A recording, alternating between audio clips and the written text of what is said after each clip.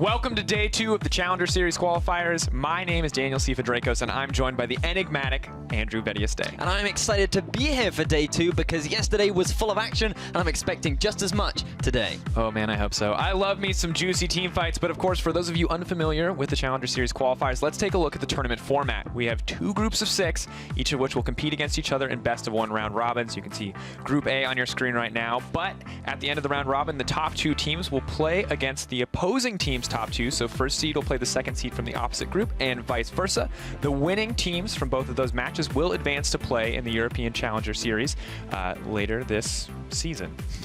And of course, we've already had one day of action, so let's take a look at how the teams in each group fared yesterday.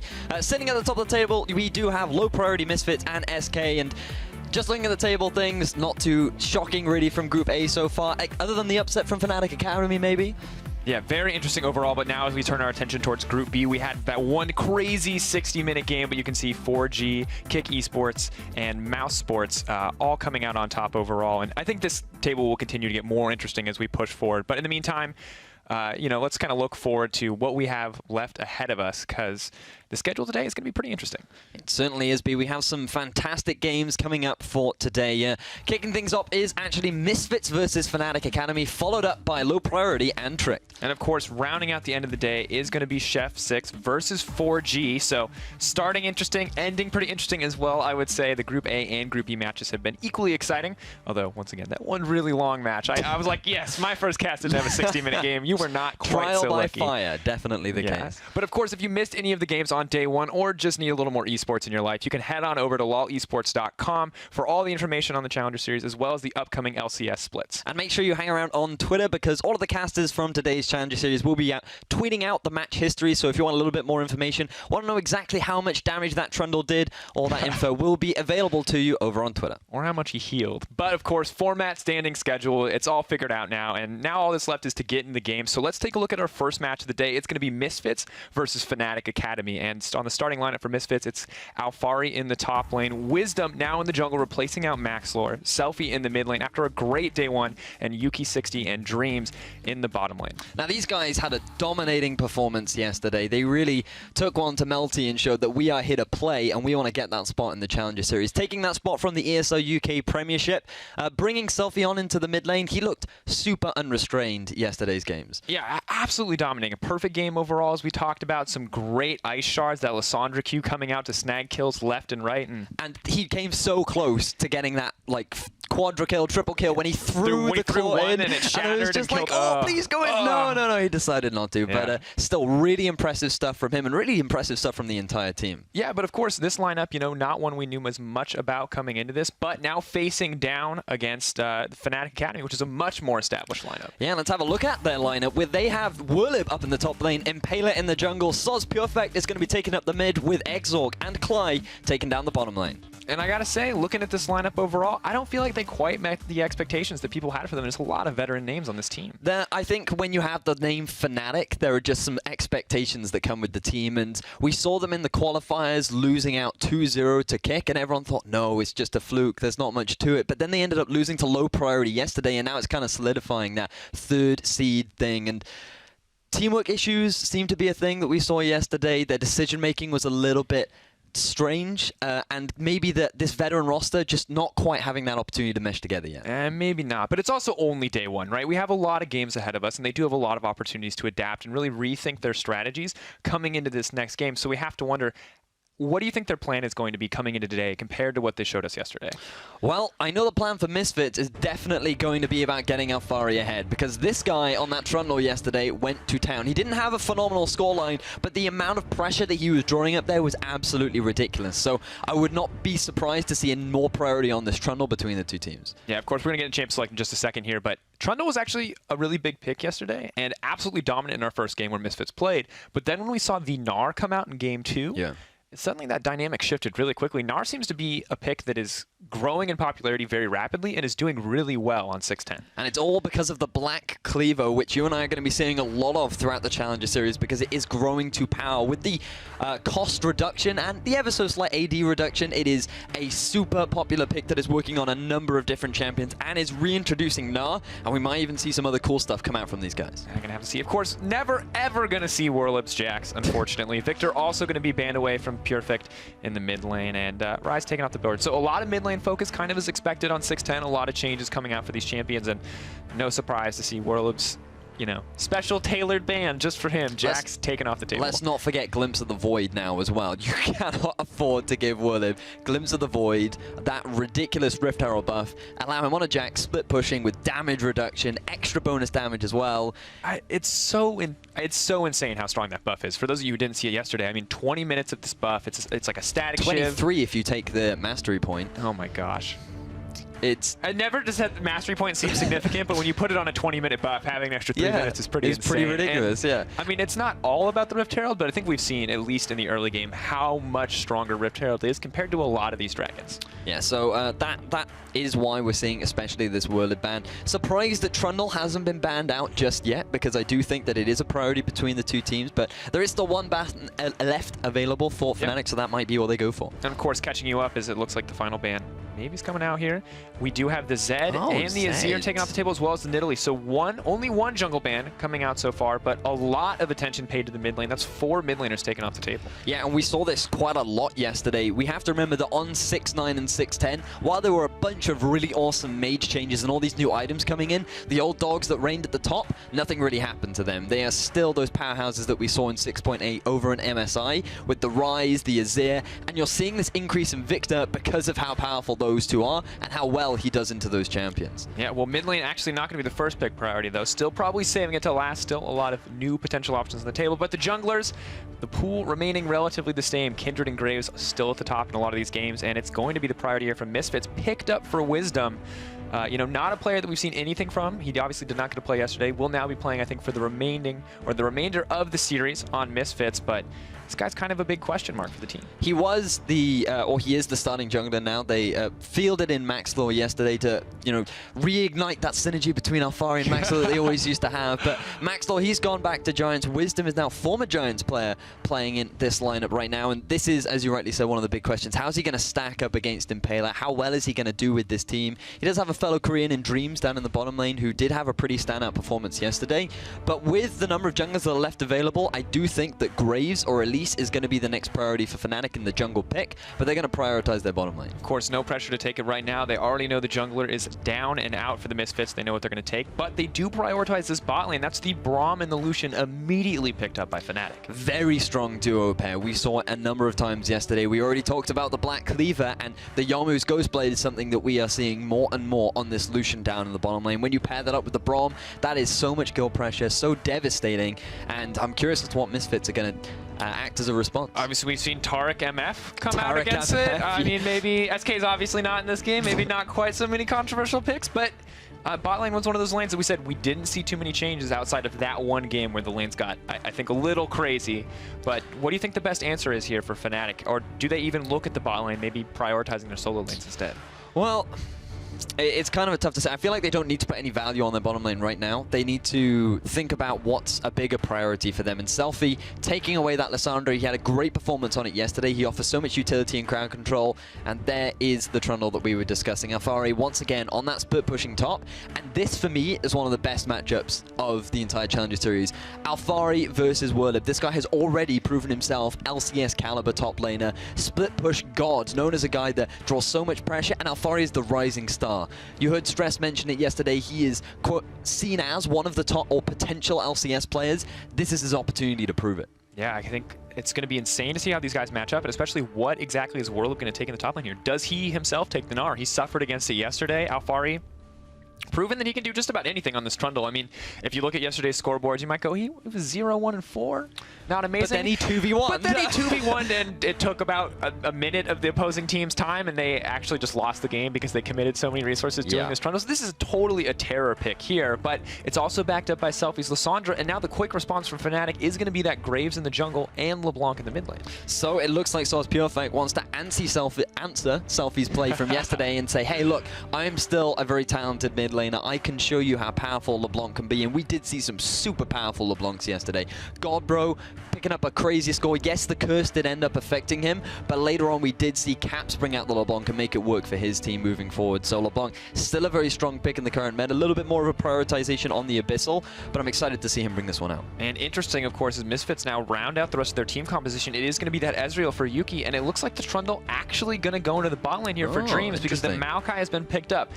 Could be a Maokai support. This is 6'10". Things have been pretty crazy, but I do think that it's probably going to be that Maokai in the top lane. I would expect it to be up in the top. Alfaro, he can play carries, but if he needs to, he can be also put on those tanks. Be that solid front line that his team needs. He always loves to make those flank engage sort of plays that you need from the Maokai to really set up those fights. And when you pair that up with a Lissandra, you're looking at a fantastic mid to late game team fight composition coming up from Misfits. Yeah, really, I think overall, Misfits seem to have gotten everything that they want. It's very similar to their previous draft. Obviously, the Maokai's under the Trundle in top lane, a little bit different in the jungle, but I mean, Wisdom, the new player, I think really the big question mark, because the draft looks absolutely excellent for them. And the final pick actually coming in here for Fnatic, it looks like Warlib, he knows power when he sees it, and Echo just as powerful as he's always been. We saw such little Echo yesterday, and he got through so many pick and bans, and just nobody picked him. Now, you and I, we were watching together the VODs of the low priority versus Kick. Game 3, that Echo with a Rod of Ages was absolutely insane. It does so much damage, especially, again, with this Glimpse of the Void buff. It's uncontrollable. You cannot deal with it. So the fact that it went by so many pick and bans, I feel like the teams know something that we don't. Maybe. I mean, obviously, there's a lot of changes coming in on 6'9" and 6'10", right? There's probably too many to adapt to at a rapid pace, but there are some things that, you know, have remained the same. And one of those things, for the most part, has been the top lane. And Echo versus Maokai, a matchup that we are not strangers to whatsoever. And really, the only question is, how does the itemization change for both of these champions?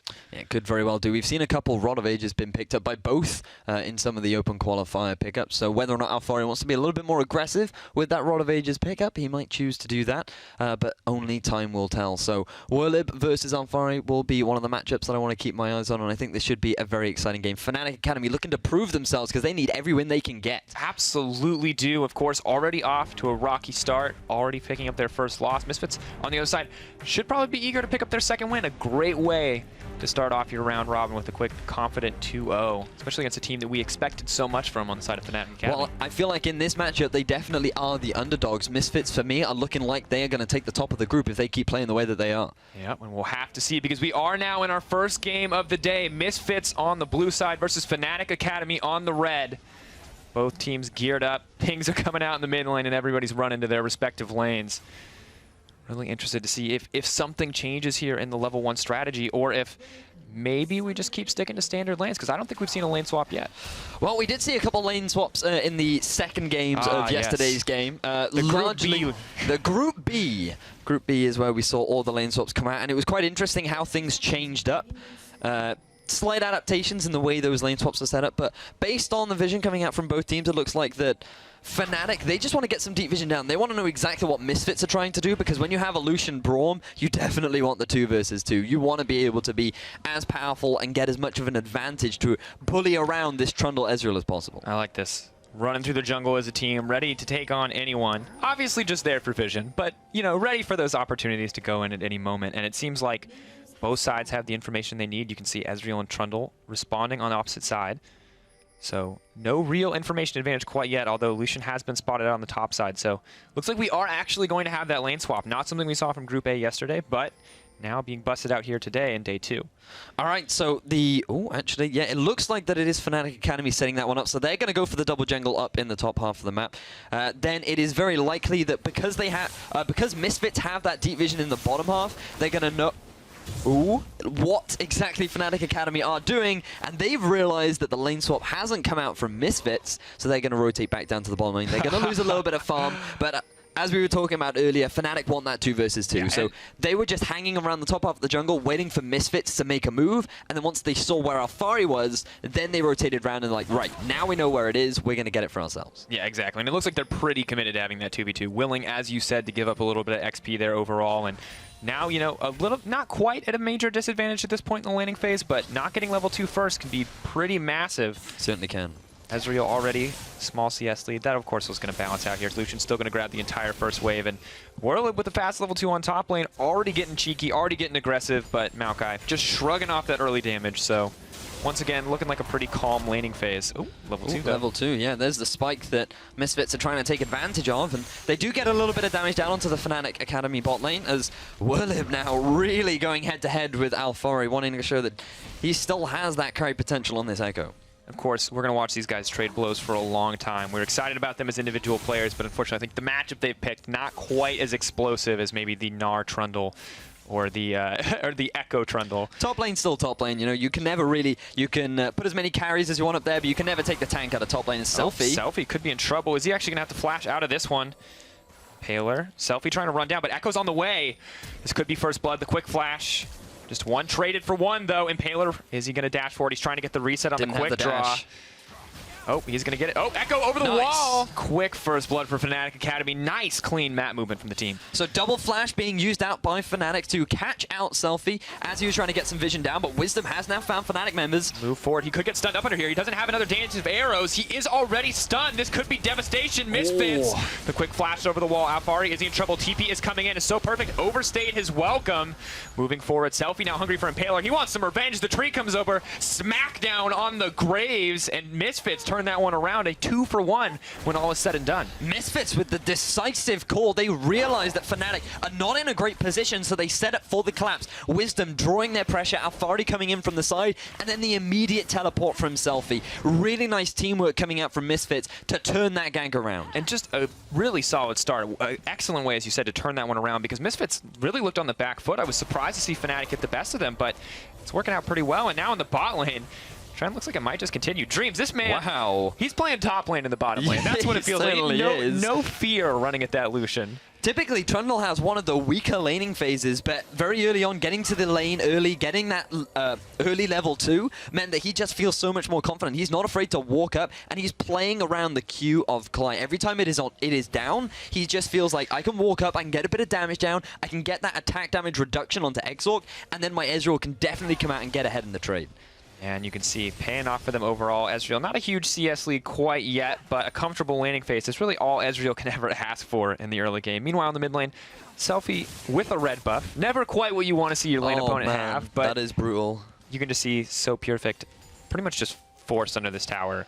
Not looking comfortable at all here on the bottom side, or in the mid lane. So Perfect on the LeBlanc. This is a matchup that we haven't talked about very much, and it's not one that we usually see. We have seen the Lissandra into the LeBlanc a couple times. Lissandra typically fairly safe because you do have decent wave clear. And every time she tries to dash in with the distortion, you can use your W to lock her in place and you can get a decent amount of damage down. So if you play the matchup properly, the Lissandra's pretty safe. And with a red buff, it's just starting to go in her favor because every time Soz Perfect's abilities are on cooldown, and they are pretty long cooldown early on, she can just throw out those basic attacks, apply that red buff, and it's just going to be extra damage that Soz Perfect can't do anything about. Yeah, and you can see how well that's paid off. It may not mean a kill quite yet, but it does mean a decent farm lead. 12 CS in the mid lane, and additionally, oddly enough, the Dark Seal coming in for Selfie once again. He built this yesterday too. So I've actually seen this a couple of times. Oh, we actually have a replay of what happened. So Selfie moving into the river, trying to get a bit of vision down. He feels he's safe because he realizes where Wisdom is, but ends up getting collapsed on by a double flash coming out from Fnatic Academy. Really like this play from Impaler as well. Ooh, as Alfari getting collapsed on. Yeah, may have overstayed. He does have a CS advantage, but what's it going to be worth? Alfari? Can he get the kill?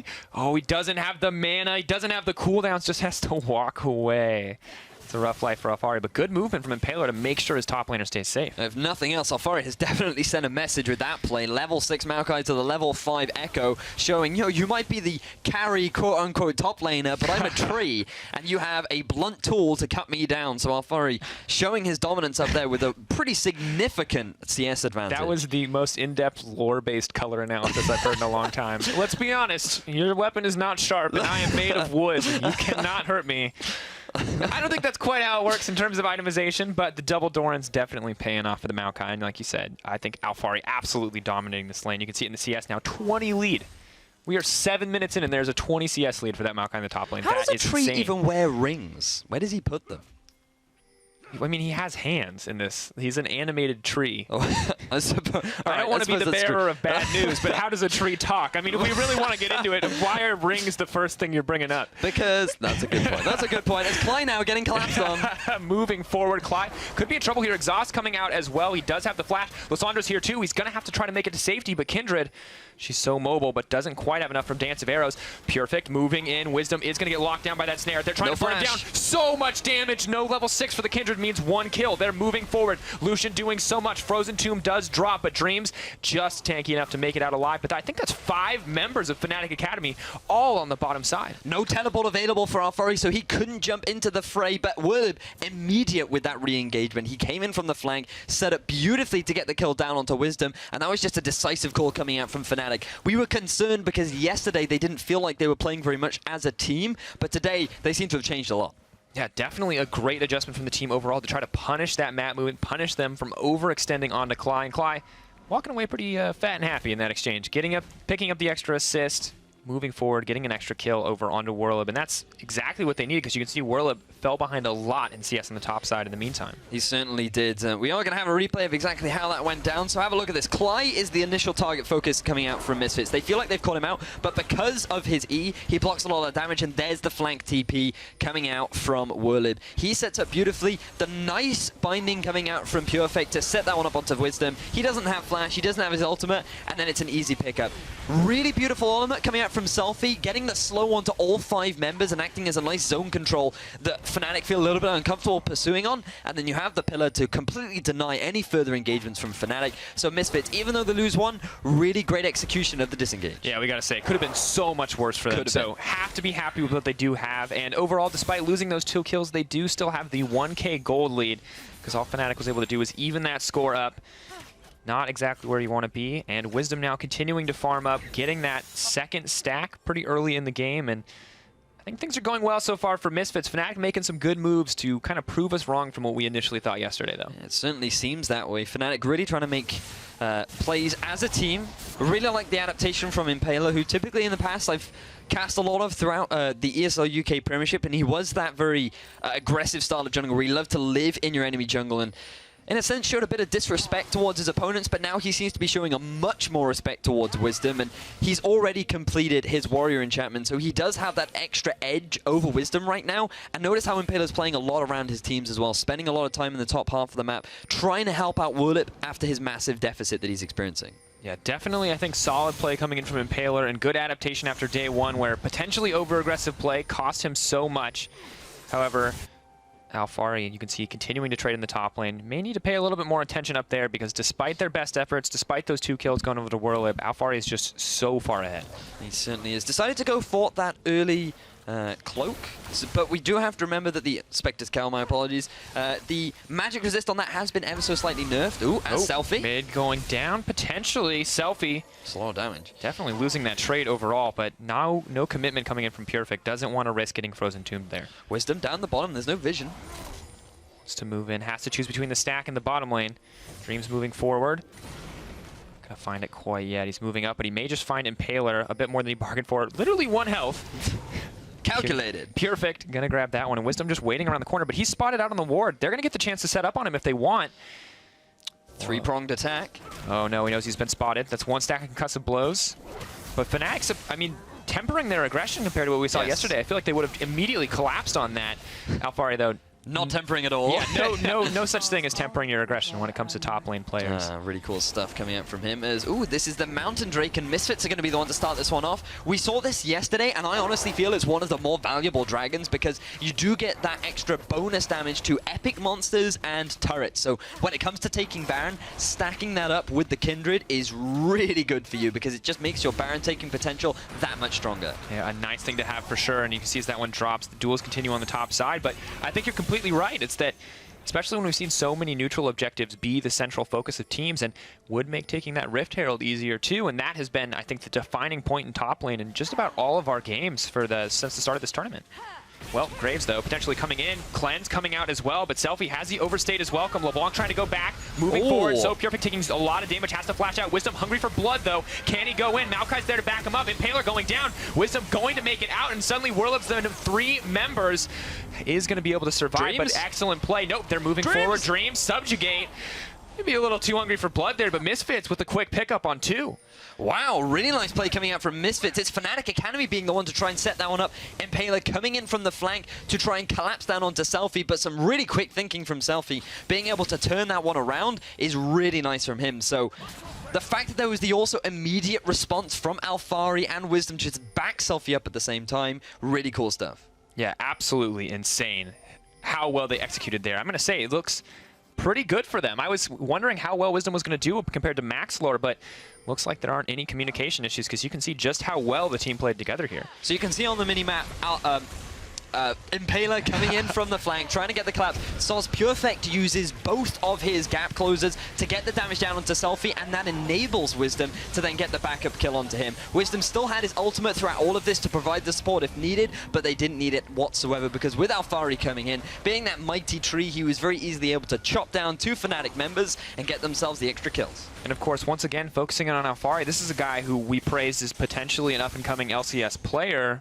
And he's TPing very well this game. Was slightly faster than Whirlib, a more experienced player, and we have to give him some props for that. That's something that usually a lot of newer players struggle with. And being quick on those TPs, man, you can see all the difference that it makes in those exchanges. It certainly can be. Alphari 1-0 and 2 right now. Decided to go for the double Doran's ring. Wants to be a little bit more aggressive as we've seen throughout the laning phase. To be fair, this guy, even though he's playing that tank, he wants to try and carry as much as possible as Selfie. Gonna eat a chains, but it's not going to even slightly bother him. So, moving forward into the mid game, I do feel that Misfits are getting to a point where their teamfight composition is really going to start to shine. They're going to look to try and play around a couple of these dragons. They've already picked one up. Yuki has to burn the heal here. Lots of damage going down, trying to respond with an ult of his own. About an even trade overall. I want to just check in on the map, though. We're about 14 minutes in. It's 4-2 in the kills, but I'm not going to get a chance because Selfie's hungry for blood. Impaler blown up in an instant. The red buff tick going to burn him down, and Perfect walking away once again with nothing for himself as another kill drops in favor of Fnatic, or Misfits, rather. Fnatic even had vision over the wall. They knew exactly where Selfie was, and they just didn't respect it. Impaler not having any flash, feeling confident enough to be able to clear out that vision, ends up getting punished for it. So, nice collapse coming out from Misfits to get themselves another kill, and so far that just seems to be the story of the game for Misfits, just finding these picks after picks, and just, as a team, doing a great job of capitalizing where they can. Yeah, 2K gold lead built up from their proactive play, and really trying to force things across the map. Wisdom and Selfie, a pretty good dynamic duo overall. You can see 100% kill participation for Wisdom here, 80% coming in as we see this trade go down. I'm always excited when I see concussive blows and the stun comes out, but that's a Trundle versus Braum. No one's going down. Yeah, and it's a support Trundle versus a support Braum as well, so just a bit of a slaps back and forth as the game has started to slow down as we approach the, well, we are at the 15-minute mark. So Dragon, second Dragon of the game, likely going to be spawning soon. I'm going to have a quick check as to what Dragon is going to be coming up, and I do believe that is the Cloud. The Cloud Drake. Yes. So you're going to get old that friend, the Cloud Drake. old friend, the Cloud Drake.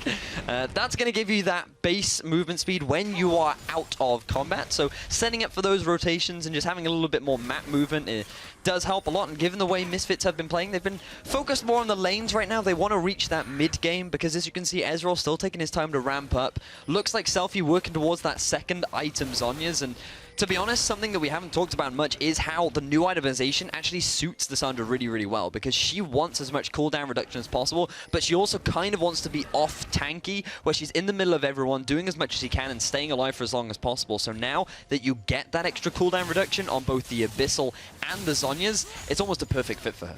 Yeah, and we've seen how well Selfie's been able to use it as well. 1-1 and 3 his score. We talked about it already, but this man, I mean, not only is he doing incredibly well in terms of individual contribution, but that's 151 CS to 106. Basically a 50 CS lead in the mid lane.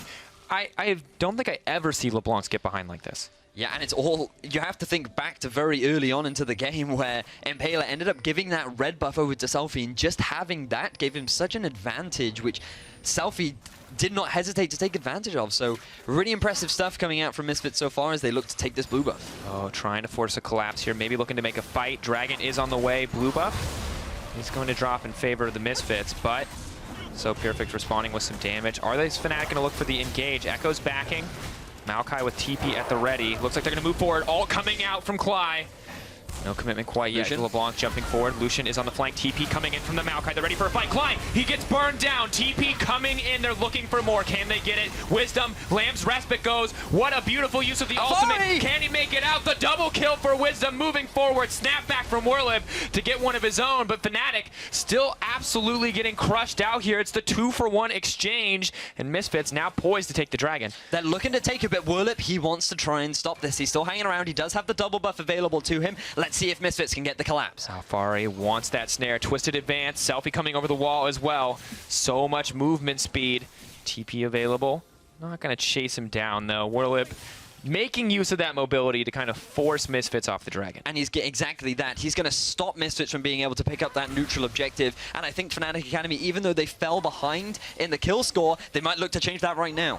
Warlib maybe looking to find the stun here. Selfie, though. Quick claw. Ready to make his way out of that one if necessary, but not going to find a kill there overall. And once again, Misfits continuing to dominate the map. 7-3 in kills, now a 3K gold lead at their disposal. So Misfits, they want to be a little bit more proactive as they have been throughout this game. They pick up the blue buff, and then here they're a little bit hesitant as to whether or not they want to go for a fight. They're a bit undecided. So Perfect bounces back, so they feel that Cly has overextended and want to try and capitalize. But because of the fantastic disengage available from Cly, Misfits start a retreat. But now, with the teleport coming in, they decide, let's go for the hard engage. They use a lot of resources to get Cly down, which makes it difficult to continue the chase. But with Wisdom on the front line and Alfari coming in from the back, it enables them to get the double kill. Warlib, with the snapback, gets himself a kill on the return, which results in Misfits getting a 2-for-1 overall. But because of Warlib being a pain in the backside, he prevents Misfits from picking up that Dragon. So overall, with the kill advantage going over in Misfits, they may look to take this turret. Yeah, moving forward, suddenly 3 members of Fnatic are in the mid lane. So Perfect looking for the re-engage. Selfie suddenly in trouble as Echo is paying all attention over there. It's just going to be the disengage here. Just a trade of cooldowns in the mid lane. Fnatic reminding Misfits that they're not out of this game just yet. Nice response from Fnatic. Basically telling Misfits, as you rightly said, yo, we've still got some kick left in the tank. We want to make sure that you can't just walk over our base, and we are going to fight for every objective that we can. So they are going to give away a turret down in the bottom lane, but it is very likely they should be able to pick this one up in the top. Actually, I just noticed full health up in the top lane. Alfari doing a pretty good job as he gets collapsed on by Fnatic. He's a brave man, but I don't know if he's 4v1 brave, and he's going to have to put it to the test here. He's running for his life, but Echo will be able to get the stun. No, he jumps back into the team, but Alfari is eventually going to drop here. It's slow, it's systematic, but with 4 members in the mid lane, Misfits are making things happen in mid. I think Alfari can be pretty pleased with that play overall, keeping 4 members of Fnatic Academy preoccupied while the rest of Misfits look to take objectives around the map. They're going to get the tier 1 in the middle lane, they're going to get the tier 2 in the bottom, and overall, Misfits are going to be the ones to come out ahead. Fnatic, Exorc, and Cly still pushing, though. The remaining members of the team grouping, but this tower will drop just as predicted, so it's 3-1 in the tower score and a 5K gold lead. Fnatic maybe trying to get something back, but Misfits completely own the map, and Lysandra is on the way, and Ezreal all to back her up. Things could not get any better for Misfits at this stage. Certainly the case. I really like that teleport out from Selfie, but hang on, Warlib. Warlib, Subjugate goes down. He's not quite as tanky as he once was. He is going to use the Chrono Break, trying to make his way out of this one. We'll have the phase dive soon enough, but the slow from Ezreal going to be enough, and another quick pickup for Misfits. Really nice snipe coming out from Yuki to guarantee that kill. So Alfari a little bit overextended, but Misfits are able to capitalize. Fnatic not able to do the same. Misfits able to catch out Warlib. They get that kill down onto him, turning his score from 3-1 to 3-2. And now they are finally able to pick up their second Dragon of the game. So Misfits, the thing with this team is every play they make, they always seem to get something off the back of it. And this is what's incredible about this team. When you look at Fnatic Academy, you think of all the resources and experience they have backing them behind, yet whenever they come out with a slight edge, they never really turn it into anything. Yeah, it hasn't been there for them. But on the opposite side, Misfits, Wisdom especially, such a monster here overall. And you can see he's participated in 100% of the kills. Wow. And Misfits, now with that Dragon, have secured both a Mountain Drake and a Cloud Drake. So not only are they faster, but taking those towers and taking that Baron will be so much easier for them. And with 5K gold, 6K gold in the lead just about, that's pretty much their next objective. Hey, you and I were talking in the break room earlier on about this jungle matchup. How is Wisdom going to do up against Impaler? How is Wisdom going to do with Alfari? Because Alfari, he likes to have a bit of support coming out from his jungler, and that's what made the synergy so great with him and Maxlaw, how Maxlaw was such a top-heavy jungle style of player. And with Wisdom coming in, it feels like that there's no difference. Wisdom is putting pressure all across the map. His vision control is absolutely spectacular. Yes, he got caught out a little bit in the early game, but he has definitely rectified that with his kill score. And you can see how ready Misfits are to make plays. Of course, Fnatic are taking a tower in the bottom side, so it will just be an even trade, but Misfits are already on top side, taking this tower, and you can see Kindred, the pings are coming out. They may be looking for a gank in the mid lane as well. Fnatic, though, they're not done. They're going to look to take the tier 2 and bottom as well. They want to try and keep this pressure up onto Misfits. Alfari does have both the flash and teleport available, but Misfits, they're a little bit divided. They have presence in the mid, they have presence in the top, but all 4 members aren't really committing to a single objective. That might change, though, as Wisdom rotates right into the mid. Selfie moving forward. Perfect. Not going to burn the ult. Is going to burn the ult in the end there. Ice Shard not going to fall through the block. Perfect jumps back, but the mid lane tower is set to fall. Alfari is teleporting in. They could look for the fight. They're behind enemy lines. Perfect, he does not go down. Wisdom, not quite enough mobility to chase that one. Werlib taking a lot of poke, but Misfits grabbing another tower and once again maintaining that gold lead. Oh, Cly, he may now be the one that's caught out of position. Oh no, this might be the story of Cly's career. Sad as it may seem. Caught once again. Will manage to walk this one out, but Misfits are going to take control of the bottom side of the map and take the blue buff as well. So you could see what Fnatic tried to do there. They took the bottom turret. They wanted to use Clyde to set up for the flank, while the rest of Fnatic pushed them into Clyde to then use his ultimate to set up for a fight. Oh, Impaler. Oh, moving forward. There goes Alfari, the engage. The ult back from Clyde. They're moving. Extork throwing down the culling. TP in as well. Lamb's Respite dropping. Misfits moving in for the heal. Wisdom is going to get stunned, is going to go down, but suddenly Werlib in the back line. Chrono Break not out yet. Is he going to use it? Yes, getting down a decent amount of damage, but Exarch is exhausted. Lissandra is moving forward. Ice Shard to grab the kill. Slow. Misfits, they're too far ahead. Perfect flashing away, running for his life. Nice. Yuki over the wall. We saw it yesterday. We're going to rinse and repeat it today as another Ezreal over the wall. Going to grab the kill, and Misfits dominate that team fight. So Misfits turn the fight around in their favor. Fnatic tried to set the flank up engage up before. They tried to do it again, but Impaler, he just walks into that brush completely unbeknownst to him that the entire Misfits lineup is just waiting for him. Misfits invest a lot of resources onto the relatively tanky Impaler. They can't bring him down, and because they've sent so much into trying to get that kill, they almost end up paying for it. So have a look at this. Impaler, he ends up dashing out. Clyde doing a great job of keeping his jungler alive, and then the flank TP comes in. Misfits are kind of divided, leaving Wisdom up on the front half of the fight, and he ends up getting dropped. So now Fnatic feel confident. They have the numbers advantage. They can keep going, but Werlib, he's been chunked out a lot, and Exorc overcommitting way too much. He uses his dash in, he gets exhaust quickly, and that's all Selfie needs to get up the kill. And following this, it's just an easy cleanup for Misfits. Yuki over the wall, pot. Perfect goes down. Moving forward, of course, I think excellent play from both teams, we have to say, to shut down Kindred, to make sure that that stun went down right before the Lamb's Respite run out. But at the end of the day, Misfits just continued to out-execute. Oh, no cleanse. And out-duel, too. Selfie moving forward. Perfect. Goodbye. He bit off a little bit more than he could chew. Goodbye is right. I have never seen a Lissandra out-duel LeBlanc. Selfie making a name for himself. Wow. He realized that LeBlanc did not have the cleanse up. He knew he could get all that free damage down. He is level 15 to the 12 of Sol's Perfect. He's well on his way to getting a Flame Horizon on his mid lane opponent. Selfie demonstrating that he definitely has what it takes to make it into the Challenger Series. And Misfits now posturing around the Baron. Yuki throwing out the poke, the red buff, the Iceborne Gauntlet doing work, and the Earth Dragon making it so much easier to burn this one down. But Fnatic, looks like they're ready for a fight, but in the meantime, Selfie has TP, and he may just have the bottom inhibitor tower as well. As Geralt comes out, nothing quite yet. He's going to grab that one too. So Misfits not only break open the base, but they split the focus of Fnatic, and now the Baron is set to go down. Sauce Perfect is in bottom lane. The teleport is on Selfie. They could force a 5v4 hit.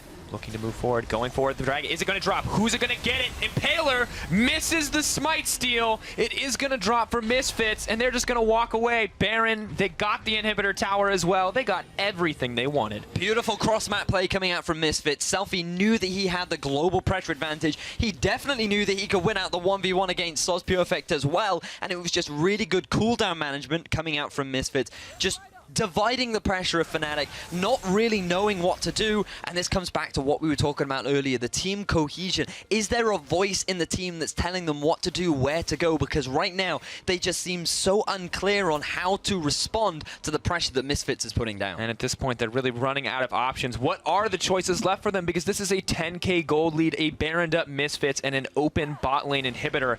Things do not get much scarier than this. Selfie 316, a completed Rabadon's death cap. One complete item ahead of LeBlanc in addition to the 10 stacked Dark Seal. I'm surprised we didn't see a Magi Soul Stealer at this point. Well, Selfie wanted to become a real wizard before completing that Magi's, because you can't become... First you need the hat and then you get the book. That's the order in which it goes. So likely going to be working towards that next, but he might not even have enough time to get it, because with this Baron buff, they could look to just push into the base. They have the teleport available on Alfari, who's just split pushing up in the top, and we talked about him playing attack, but right now he's trying to be that carry top laner that we know and love Alfari for, as he is shoving Willid back. Yeah, and Misfits clearing out the vision as well, making sure that this jungle is not safe for Fnatic, and that tier 2 will drop effortlessly. The final tier 2 for Fnatic, 7-3, now the tower score. Mid lane potentially the next objective, and Dreams getting cheeky there in the end, and Cly taking actually a lot of damage. My god, they're moving forward too. Selfie on the side. Nice footwork coming in from Purific to make it out of that one, but so much damage has already gone down, and Misfits, they're just so far ahead. They certainly are, but they aren't able to actually solidify a kill right there. So a lot of resources were invested, and Sol's Perfect, he can just go back to base. His cleanse is down, but now he's going to come back to the fray. He's at full health. His cooldowns have just come off cooldown. How well are Fnatic going to be able to deal with the siege? Looking for the stun, not going to find it there. Impaler trying to shut down Selfie. Selfie going to dodge out the ult as Warlord maybe looks to get a kill here. The flash over the wall. The rest of the team moving forward. They're hungry for blood. Ezreal's going to get it. Lamb's respite drops. Perfect dueling Alfari on the back line. Alfari, he's completely unkillable. I feel like we've seen this before. This time it's a Trundle, or this time it's a Maokai. It's not going to be the Trundle, and Yuki throwing out the Mystic shots on the backside, picking up kills left and right, and the double kill comes out. Impaler, the last man standing, but Misfits, they get the fight they want. They break the base, and now they're going to take the game. Yuki may cost him his life, though. Wow, really impressive stuff coming out from the side of Misfits. Very decisive in that play. Notice that it was Fnatic that actually tried to set that one up. They felt like that they had caught Selfie out, but with the Zhonya's, with the flash, Selfie was able to survive long enough to then turn that fight around, and Misfits just followed up. Yuki doing so much damage on the backline. 6-0-2, somewhat of the quiet carry in this game, because he has been doing so much work. Really impressive performance coming out from Misfits, solidifying that they are really looking to take that top spot in Group A. And of course, it's not over yet. They were not able to break open the Nexus. I may have been over-eager to give them that. The respawn timers moving in favor of Fnatic at this stage of the game. But Misfits now extending it to a 14k gold lead. They're looking to make it 15 here. Just about ending the game, and you can see this here is the play that did it. So have a look at this. They try to catch Selfie out of position. He's in the Zhonya's, and Fnatic think, oh, we can just try and kill Selfie right here. But they invest so much to try and get that kill that they completely ignore Yuki, who's at full health. Bit of a fail flash. We can forgive him for that, though, because Alfari is sitting on the front line, 1 versus 3, doing what we know he does best. Try to carry. He is getting so much damage down. Yuki there for the cleanup, and he's just sitting on the base, getting all these kills. Bit of an overcommitment. I feel like if they'd gone for more of the objectives, they could have gotten a double inhibitor right there, but they feel like they don't need it at this point.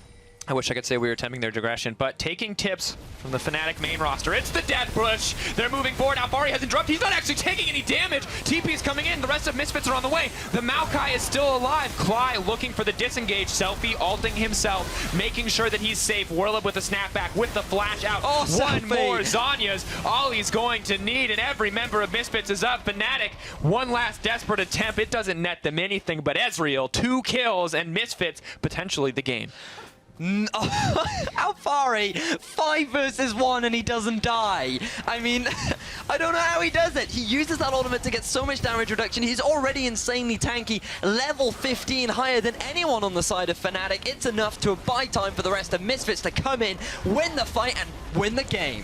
Dominating first game, a dominating second game. Misfits are looking like an incredibly strong roster. Now, almost even stronger. Max Lore doing just as good Wisdom maybe even doing better in the second game. And just stunning performance from the team. Fnatic Academy consistently looking on the back foot early game. Once again, relatively even, but I felt like that game unfolded in Misfits' favor very quickly. So there were some positives to Fnatic's play. Early on, we saw some great TPs come out from them. They did seem to make some really better decisions. And in this game, I just want to give the credit to Misfits. Rather than Fnatic misplaying, I want to say that Misfits just played really well.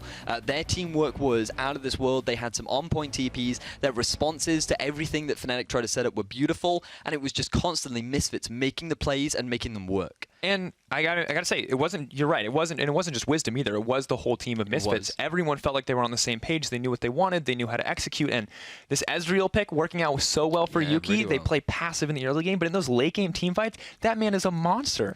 Yeah. Leaping over everyone, firing out skill shots, grabbing kills left and right. And Selfie as well. This guy, he's had a bit of a rough time throughout the LCS. Not really. It's been debatable how strong of a mid laner he is. Here, coming into the Challenger Series, he's trying to prove that he is definitely the best in this bunch. And I think, I mean, it's at this point, I think he's the best mid laner we've seen potentially. The use of Zhonya's, the use of the Frozen Tomb both on himself and on his opponents was flawless. How many ultimates did he dodge out by, or LeBlanc combos did he dodge out by ulting himself at the right time? You know, he dodged Clyde's ult in the mid lane, he dodged the LeBlanc rotation on the bottom side of the map, and in both those team fights, he walks out with his life and is able to take so much more from the side of Fnatic. Misfits are almost blowing me away. I'm really impressed at the level that they're playing at. So now they're at 2-0, sitting comfortably at the top of the group. We obviously have more games to go, so other teams will be joining them as the day progresses. But I feel like Misfits are the team to beat right now. Fnatic Academy sitting at 0-2. I mean, you have to get top 2 of the group to make it to the playoff bracket. Yeah. So things are looking a little bit rough for them right now. Yeah, and things are grim, as you said. It's going to be interesting to see how they adapt. But of course, with Fnatic Academy falling to Misfits, we are going to have to head off the rift for a brief break. Don't go anywhere. The Challenger Series qualifiers continue right after this.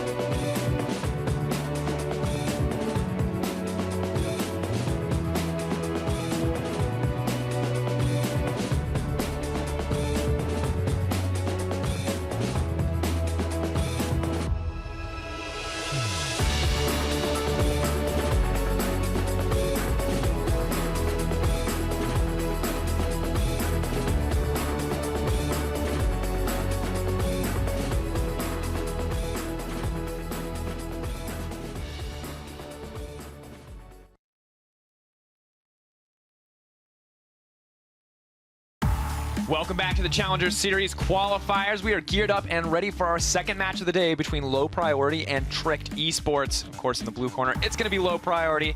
It's Kex in that top lane, Memento in the jungle, Sebix in mid, Hikyu on AD carry, and Zaitan on support. You can see we saw this lineup yesterday be pretty strong overall. They certainly did. They took a game off Fnatic Academy. A lot of people had high hopes for Fnatic Academy. We have to think back to the open qualifiers where Fnatic lost to Kick and everyone was like, you know, it was just a bad day. Fnatic weren't really performing, but then Low Priority coming in yesterday, decimating them. Really, really strong performance coming out from Low Priority and solidifying that first seed spot that they came in with from the open qualifier. Once again, one of these teams to beat here in the qualifiers so far, and of course they pick not only aggressive things to win the lane, but they also seem to just play, excuse me, so far forward and so aggressive, and it's kind of intense to watch. It feels like almost like they're not even worried about what their opponents want to do or what the opponent's jungler's doing. They play aggressive, they look to get these advantages, and it's worked out really well for them. Yeah, we've seen a lot of, in the past, we've seen things like the Caitlyn come out from their bottom lane as well as the Victor in the mid, and they do like to be as aggressive as they can be, get that edge, and it does seem to be that they play a lot around that bottom lane. So moving forward, will they be able to do the same coming into here, as their opponents on the red side are going to be Tricked Esports. Up in the top lane is Finfin, Broxah in the jungle, Kassadar in the mid with Regé and Fiddle down in the bottom lane. And Regé and Fiddle, interesting bottom lane, not quite the best performance that I'm used to seeing from those guys. Well, we have to give them a little bit of slack because they did technically play against a Misfortune Taric lane, which is, I think, a little bit odd. But despite them playing against interesting things, they're also kind of innovators themselves. They're the first team that we've seen bust out that Vladimir here on 610, and that kind of surprised me. Yeah, personally, I'm not a massive fan of the Vlad. Pulse and I were talking a little bit about it yesterday on broadcast and how having to play around charges now and having to, the new mechanics, they take a little while to get used to. And while he did have some cool highlight reels, he definitely made some plays on the Vlad. I still think that it's a pick to be desired and still needs a little bit of time before it has a massive impact in the game. And maybe a better pick against a lot of mid laners, but when we saw it faced up against that Azir, you just saw late game, you can't hold a candle to Azir. He's an insane team fighter. He's like an AP 80 carry late game. He just dishes out so much damage, has so much zone control, and Vlad, you know, despite some great initiations, despite some great team fights really falling flat, but looking away from the mid lane, we talked a little bit about this bot lane overall, a little bit about the matchups, but they're playing against Low Priority, and those guys are super aggressive. How do you think this bot lane's actually going to stack up? Well, if they pick Misfortune again, I don't think they're going to get away with it like they did yesterday. The Lucian Braum, Tricked were the one that ran the Lucian Braum into the Misfortune and the Taric, and they actually struggled quite a lot, which is not a matchup you really should be struggling, especially when you have a powerhouse Lucian Braum. I mean, you're so confident saying that, and I'm just like, I have never seen that lane pairing ever. So, except for that one period of time where Taric was never played in competitive because he was disabled. Thank you. Taric can be a little bit obnoxious now. Like, a lot of people aren't used to how his stun works, and that can catch a few people off guard. But he's actually quite easy to play around when you have a super mobile Lucian against a Misfortune who has no innate dashes. You would naturally give the lane advantage over to the Lucian and the Braum. But the bot lane will be my target focus for this matchup today. And we're going to have to see if there's bans brought out here in the bot lane, what they decide to do. But the Veigar is, of course, going to be the first ban. The Azir matching it now on the other side. So mid lane, once again, the focus here on patch 610. This Kassadar is having a lot of Veigar bans. This is the second Veigar ban against him. I mean...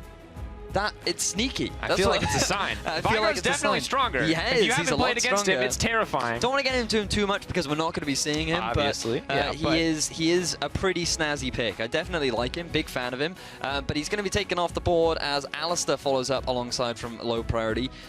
I think Alistar not as strong as he used to be ever since the nerfs that came on 610 to his ultimate, where now the 50% damage reduction. If you look at it like it's a 20% reduction from his ult, that's like, oh, 20%'s not bad. But if you look at it in terms of he used to take 30% damage, and now he takes 50% damage, that's almost double the amount of relative damage taken, and it just doesn't seem nearly as potent. But with Alistar taken off the table, with Lucian and Kindred following as well, Nidalee, a lot of jungle focus, a lot of AD carry focus, the Rise is now left open for Low Priority and locked in. It's the first time, I think. Is this the first time we've seen Rise? He's been pretty much banned every game. It's been Azir Rise have been the staple bans. Very risky from Trick to give that one away. They decided that the Lucian was a larger priority than...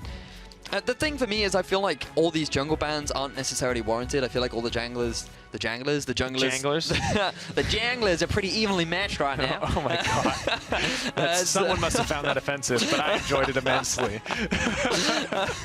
So the junglers, I feel like they're all pretty balanced right now. You have the Graves, you have the Kindred, you have the Nidalee, as well as the resurgence of Elise and Gragas. There's just plenty of options. You don't need to put that much focus on the jungle bans. So focus on these mid lanes. Yeah, but you say that, but at the same time, we saw a Kindred just run through a team. I mean, obviously, Lissandra was a pretty big factor too, but Kindred can still be pretty terrifying. She can be a nuisance, but I think there are ways to play around her, like the Gragas. Remember, low priority against the Fnatic knocked him straight out of the not out of that ultimate, and there are plenty of ways to deal with it. So looks like Tricked either way. They're going to prioritize a little bit into their bot lane. The Braum does seem to be something that we're seeing a lot more of recently. Yeah, and additionally, we talked about jungle priority in bans, but not coming out in picks. We don't see anything coming out here on the side of Tricked. They are going to opt for that Echo, once again, most likely going into the top lane, as well as the Braum support here. So, you know, this is very similar picks to what we saw from them yesterday in the form of the Braum bottom lane, but, you know, not anything around the jungle yet. I'm hoping that we do see a Roa on the Echo in the top lane this time, because I do think that it is really a good pickup, or at least the Abyssal right now, because I do think it works very nicely. But it does depend on the matchup naturally as to who he's going against. I think he could get away with it with a Trundle, because a Trundle, very item reliant, takes a little while to ramp up. But we'll have to see moving forward. And I do quite like this initial pickup. Echo Braum, you can't really go wrong with that. No, not at all. I mean, just strong picks overall, right? Regardless of what they go into, Echo has the mobility to get in and out in laning phase, and Braum, concussive blows, the shield, the unbreakable, pretty much everything you need in a support offers you that. But on the opposite side, low priority locking in their second rotation, now we see the jungle priority come out. It's going to be that Graves, and as well as the Trundle, which I feel like technically this could be the double flex pick with Ryze going either mid or top and Trundle top or support. I'd be surprised if Ryze went into the top lane, but it is definitely an option. It could always work out. We did see Swain yesterday, so I don't want to don't want to shut it down. Yeah, I don't want to shut it down. We've seen crazier things. We saw the Trundle support in the last game, so low priority. From what I've seen of them so far, they pick pretty standard stuff. But with the Graves as well, coming out from the jungle, they're going for a little bit more of a farm style of early game. They're not looking for any sort of early game plays. They're very item reliant, mostly around that 20-minute mark when they've got those two big items and say, okay, now we're good to go. And farming overall may just be the name of the game, because we see the Ezreal has now been locked in by Tricked Esports. Right here, more than happy to have that one picked up for himself. But the Gragas also being picked up, this is something we've talked about, something you've talked about especially, that he's seeing a lot more priority now on 6-10. Yeah, he certainly has. One thing I haven't been keeping track of that I'd like to moving forward is how he actually decides to itemize, whether or not he's going for the Runic Echoes or going for the Cinderhulk, because I do think that with this double tank that we're now seeing, where you have the Braum and the Gragas, the Echo could afford to go pretty heavy on the AP, and I feel like against a Trundle in the top, that would be great, but against a Fiora, I'm not entirely sure, because Fiora... Actually, in the LCK, Fiora was the answer to Echo. I saw a couple times, Rox Tigers in particular, picking that Fiora into the Echo as a nice answer. Well, and with the Black Cleaver cost reduction, I mean, maybe she's coming back, Ghostblade, right? Maybe Ghostblade Black Cleaver Fiora. Everybody built Ghostblade Black Cleaver. So if you're not building Iceborne Gauntlet Sunfire Cape, we've got another one just for you. 2 items, that's all you need. Let me tell you about it. But let's talk about the Sivir as well. It seems like low priority have put together a very strong composition based entirely around team fighting, with you know, with the power of Ryze and Fiora and Graves all sped up by the Sivir. On the opposite side, so much disengage though for Trick. So yeah, from low priority, I'm seeing a lot of we need items before we do anything. The Sivir is there to act as a bit of extra wave clear, because they are lacking a bit of that. And Ryze, not bad wave clear obviously, but he relies on his ult to get that out there. So it helps to deal with the potential siege coming out from Tricked, but very much they're relying on a couple of skirmishes in the early game. Fiora and Graves can have pretty good trade potential, and we are potentially going to be seeing a lane swap just to, oh wait, no, you do have the Ezreal into the Sivir. That should be alright. That should be a fine matchup. We should, standard lanes is something that we should see. I thought that was a Lucian initially, but then I just remembered that the Lucian was banned. No, so. you're too busy looking at the big picture. One. You need to look at the little icon. The little one, icon. right, the little and of course, one. like, I'm pointing on the screen and it's the wrong side for you guys, so bear with me. I apologize. It's all mirrored. But Trick, their composition, very much more about the team fighting. They have the zone control from the Lissandra. You have so much split up with the Gragas, and if there's a situation that they don't like, a huge amount of disengage as well. The Braum, the Gragas, the Lissandra, the Ezreal super mobile, Echo super mobile. They can just be like, we're going to pick the fights. If we don't like them, we're going to go. Yeah, and I think that's a great option to have. Of course, a lot of pressure on them, though. If you mess up that cask, if you mess up that Braum ultimate, it's pretty easy for a Sivir team, essentially, to just pile onto you, get everybody into that team fight instantly. So potentially a more difficult comp to execute. but I think maybe even stronger as they move further in the game. Well, Tricked, they have a lot to prove in this game because yesterday the Vladimir didn't work out. I was a little bit disappointed with their performance because I did actually cast them during Ragnarok and they were really strong at the time. They clean sweep that tournament. They looked really dominant. And now coming in, they felt like that they had a strong team coming in. They felt like they had a good chance. I know the coach personally, and former teammate of mine, in fact, and he was feeling really confident about this lineup. So coming into day 2, they're going up against another one of the favorites in Group A, which is low priority, and I feel like this will be a really good test to see how much they stack up against the other teams. And this we haven't seen as many games that have been very evenly matched, right? We always see these calm early games, and I feel like it doesn't always transition into like even win conditions. Like someone always gets a massive lead, whether it's in lane farm or taking the Rift Herald. Did you watch the 60-minute game yesterday? Yeah, well, okay, the 60. That was an anomaly. We take that out. It's just sample size is too small for you to make conclusions. It's the perfect size for me to make conclusions, but it's not good enough for you to contribute. Okay, but I mean, I think we've seen a lot of games snowball out of control from lane CS advantages or like single poor decisions, or in some cases even the Rift Herald, right? Rift Herald has just been so game-changing for top lane, and I'm wondering if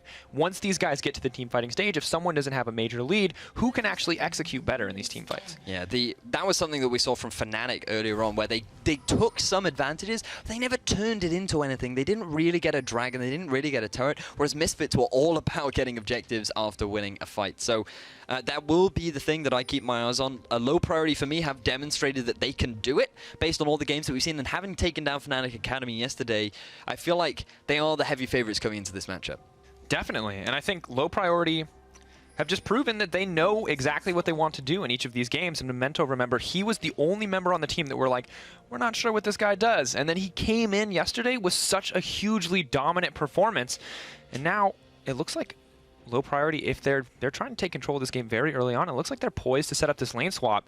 There is some vision in that river, however, and they are going to get spotted out. All right, so low priority did decide that they want to go for the lane swap. They want to avoid the 2 vs 2 matchup. They want to avoid the 1v1 as well, as they're going to be moving now in towards the red jungle, because this is now the strong side of the map for low priority, and as long as low priority can guarantee that they can get this red, it looks like the low priority are going to be able to get themselves a 3-buff start, which is a great way to kick off the momentum at the very start of the game.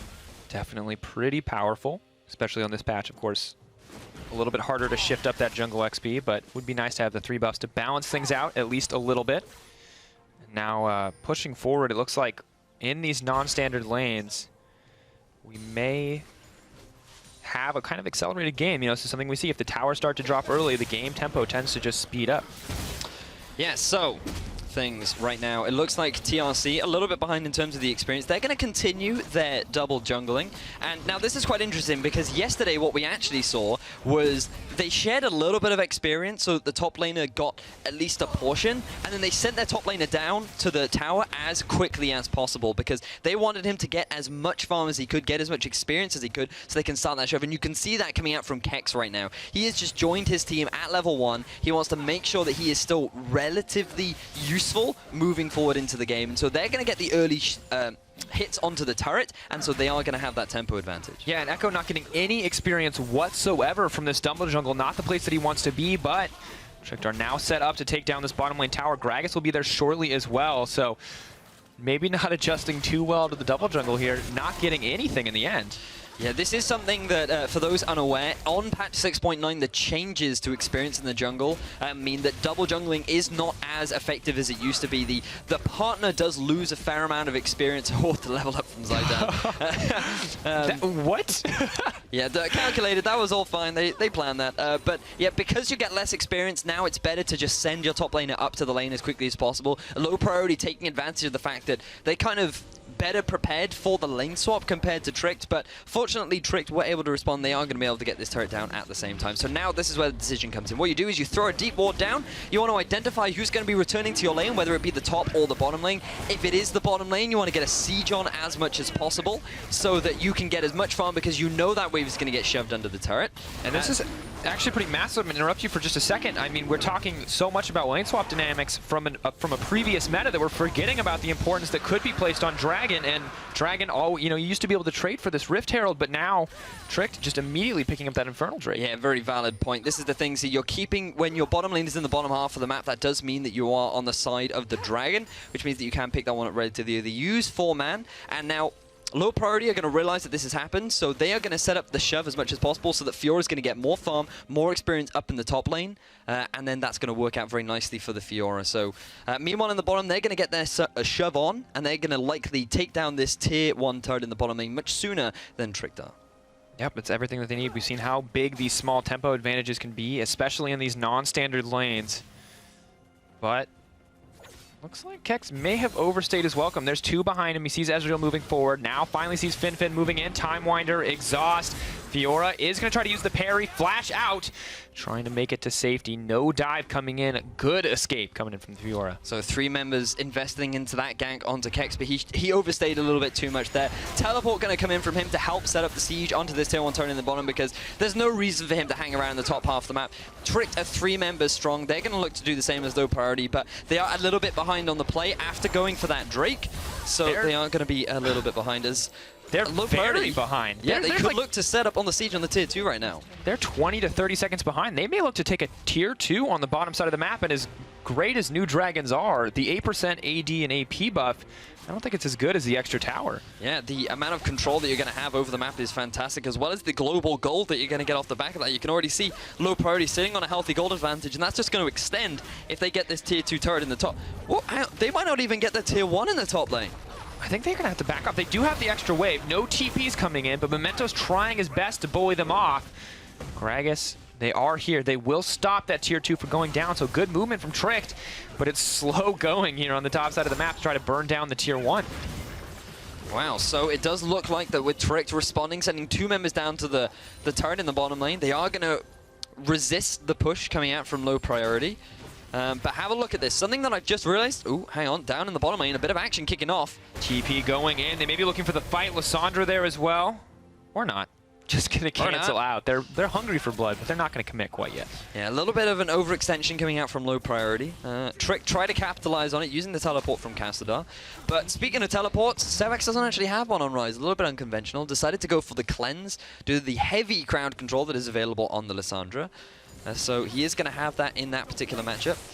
Kex, meanwhile, up in the top lane, trying to stop the back of Fin, as he has decided to go for the Tiamat. So no early Black Cleaver, as we might have suspected, which is a little bit sad, but nevertheless, still a very strong item on top of the Fiora. Of course, and does have the passive AoE at every stage of Tiamat, not just the final form now, not just the active either, so pretty strong. No longer can swap them back and forth, though. Sad life. But it looks like Low Priority now shifting their attention to the top side of the map. Sivir helping Fiora clear out these waves. Maybe they're looking to take this Rift Herald. It was pretty huge in their win yesterday. And they're very familiar with how powerful it can be. So, game 1 of the day, Misfits versus Fnatic Academy. They actually put no priority onto this Rift Herald. But Misfits versus Fnatic Academy. Low Priority now in game 2, actually putting a lot of value on it. If they take it around 8 minutes, that's going to last them up until the 28-minute mark, which is phenomenal. As Cassadar, he wants to try and stop this. Echo coming in. Can he get the stun? Oh my god, the lockdown from Rise is too much. Trying to snare him out. Does have to ult himself in Low Priority. Not only are they going to get the Rift Herald, but they may grab a couple kills as well. First Blood drops for Trundle. Rift Herald drops for Low Priority. That's it. Tricked, a little bit indecisive there. Only Cassadar to fend off 5 members of Low Priority from the Rift Herald. Definitely not what they wanted right there. As Sevex actually ended up getting collapsed upon in the middle lane. Notice that the exhaust was used by Fiddle. Sevex forced to burn both of his summoner spells, which could hurt him as the laning phase progresses. But overall, Low Priority are going to be pretty happy picking up that objective. Matching Tricked Gaming in global objectives as Rift Herald has now been traded in the long run for Dragon. And we have to look. Fiora picking that up.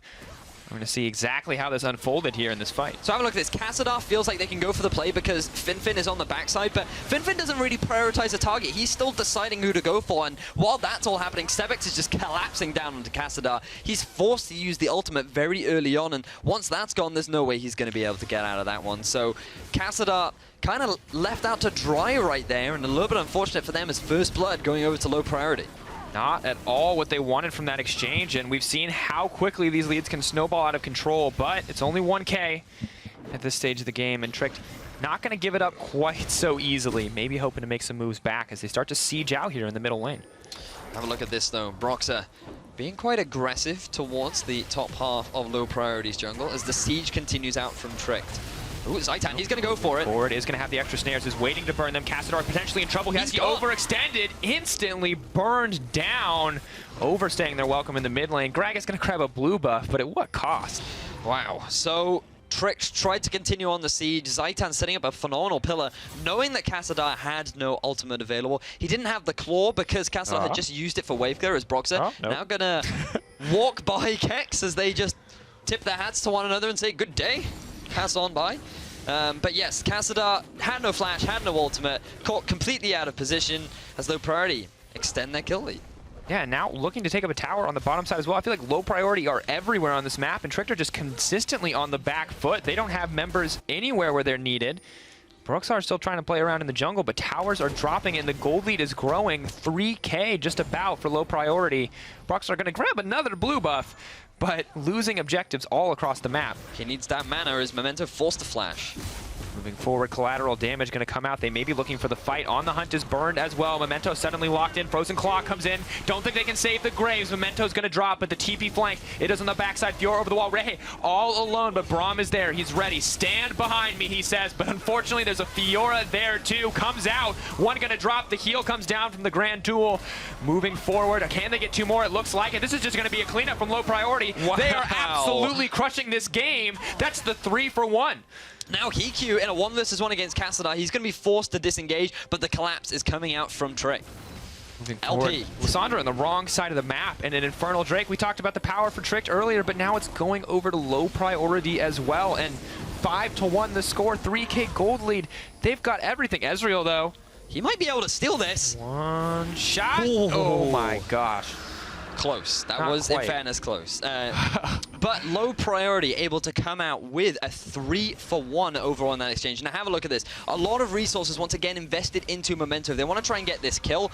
Tricked not respecting the positioning of low priority. Teleport coming in from behind. A lot of ultimates used from Tricked, and now they're 3 members stacked up against a 3-pronged attack from low priority. The first target is going to be Reggie. Sebek sitting cleanly on the backline with Kex on the front, quickly able to pick that one up, and then Kex just goes to the cleanup. Really nice pillar from Zaitan to prevent any kind of disengage. Exactly where you want it, and low priority gonna get those easy 3 kills in what was pretty much flawless execution.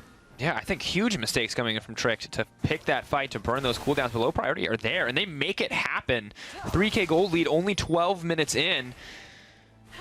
Low priority, I mean, looking like an incredibly strong team at this stage of the game, and Tricked really putting themselves in a bad position already. So remember what we talked about in Champions, like low priority, they didn't want a duel heavy early game. They might look for a couple skirmishes here and there, but they rely on these items to really have an impact. They need that 20-minute mark where Ryze has got both his tier fully stacked and the Rod of Ages fully stacked. Fiora has got her Tiamat, and potentially go for the Black Cleaver second.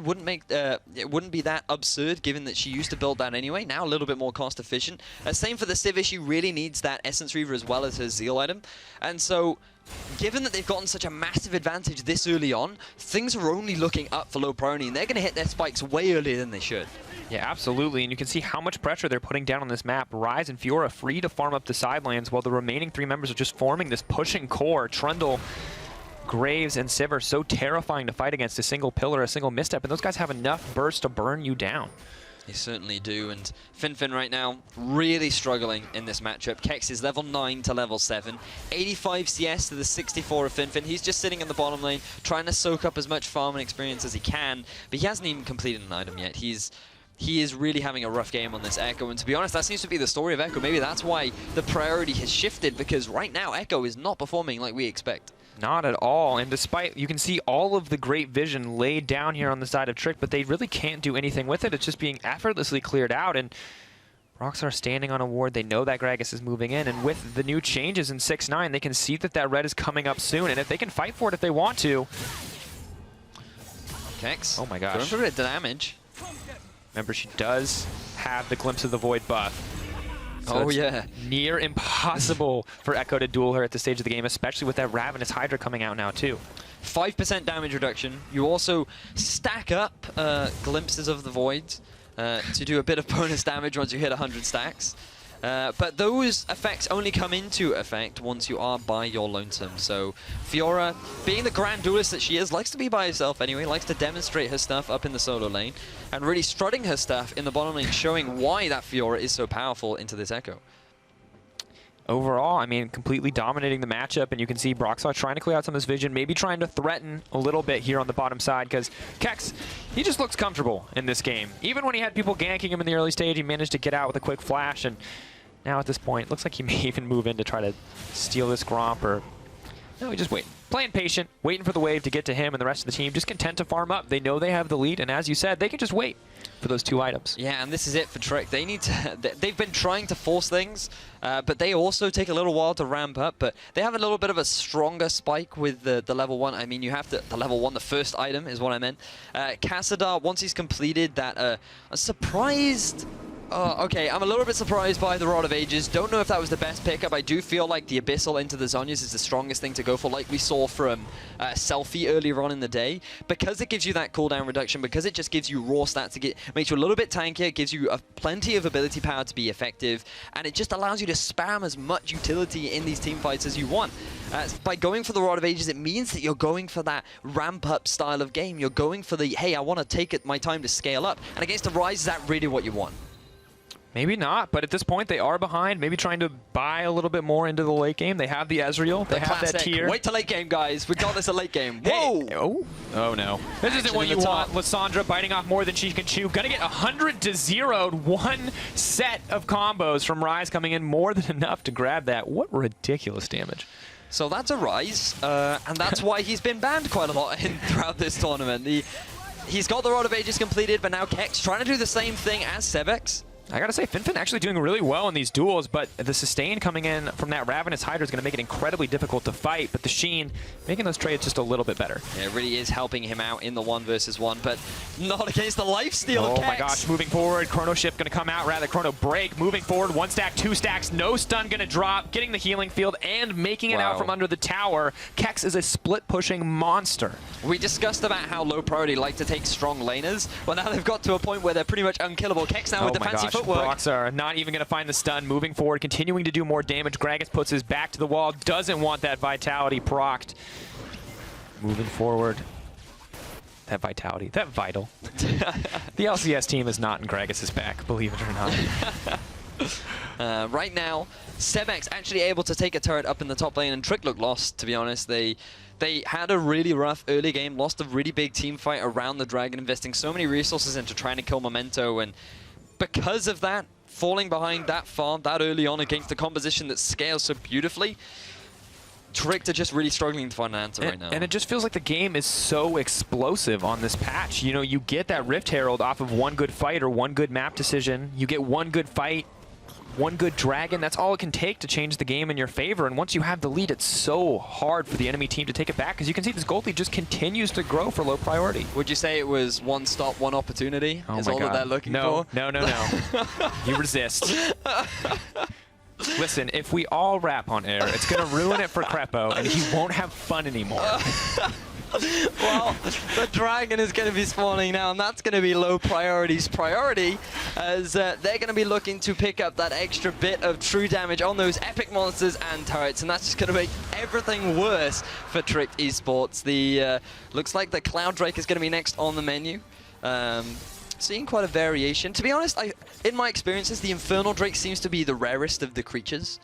I've only ever seen 2 in a single game.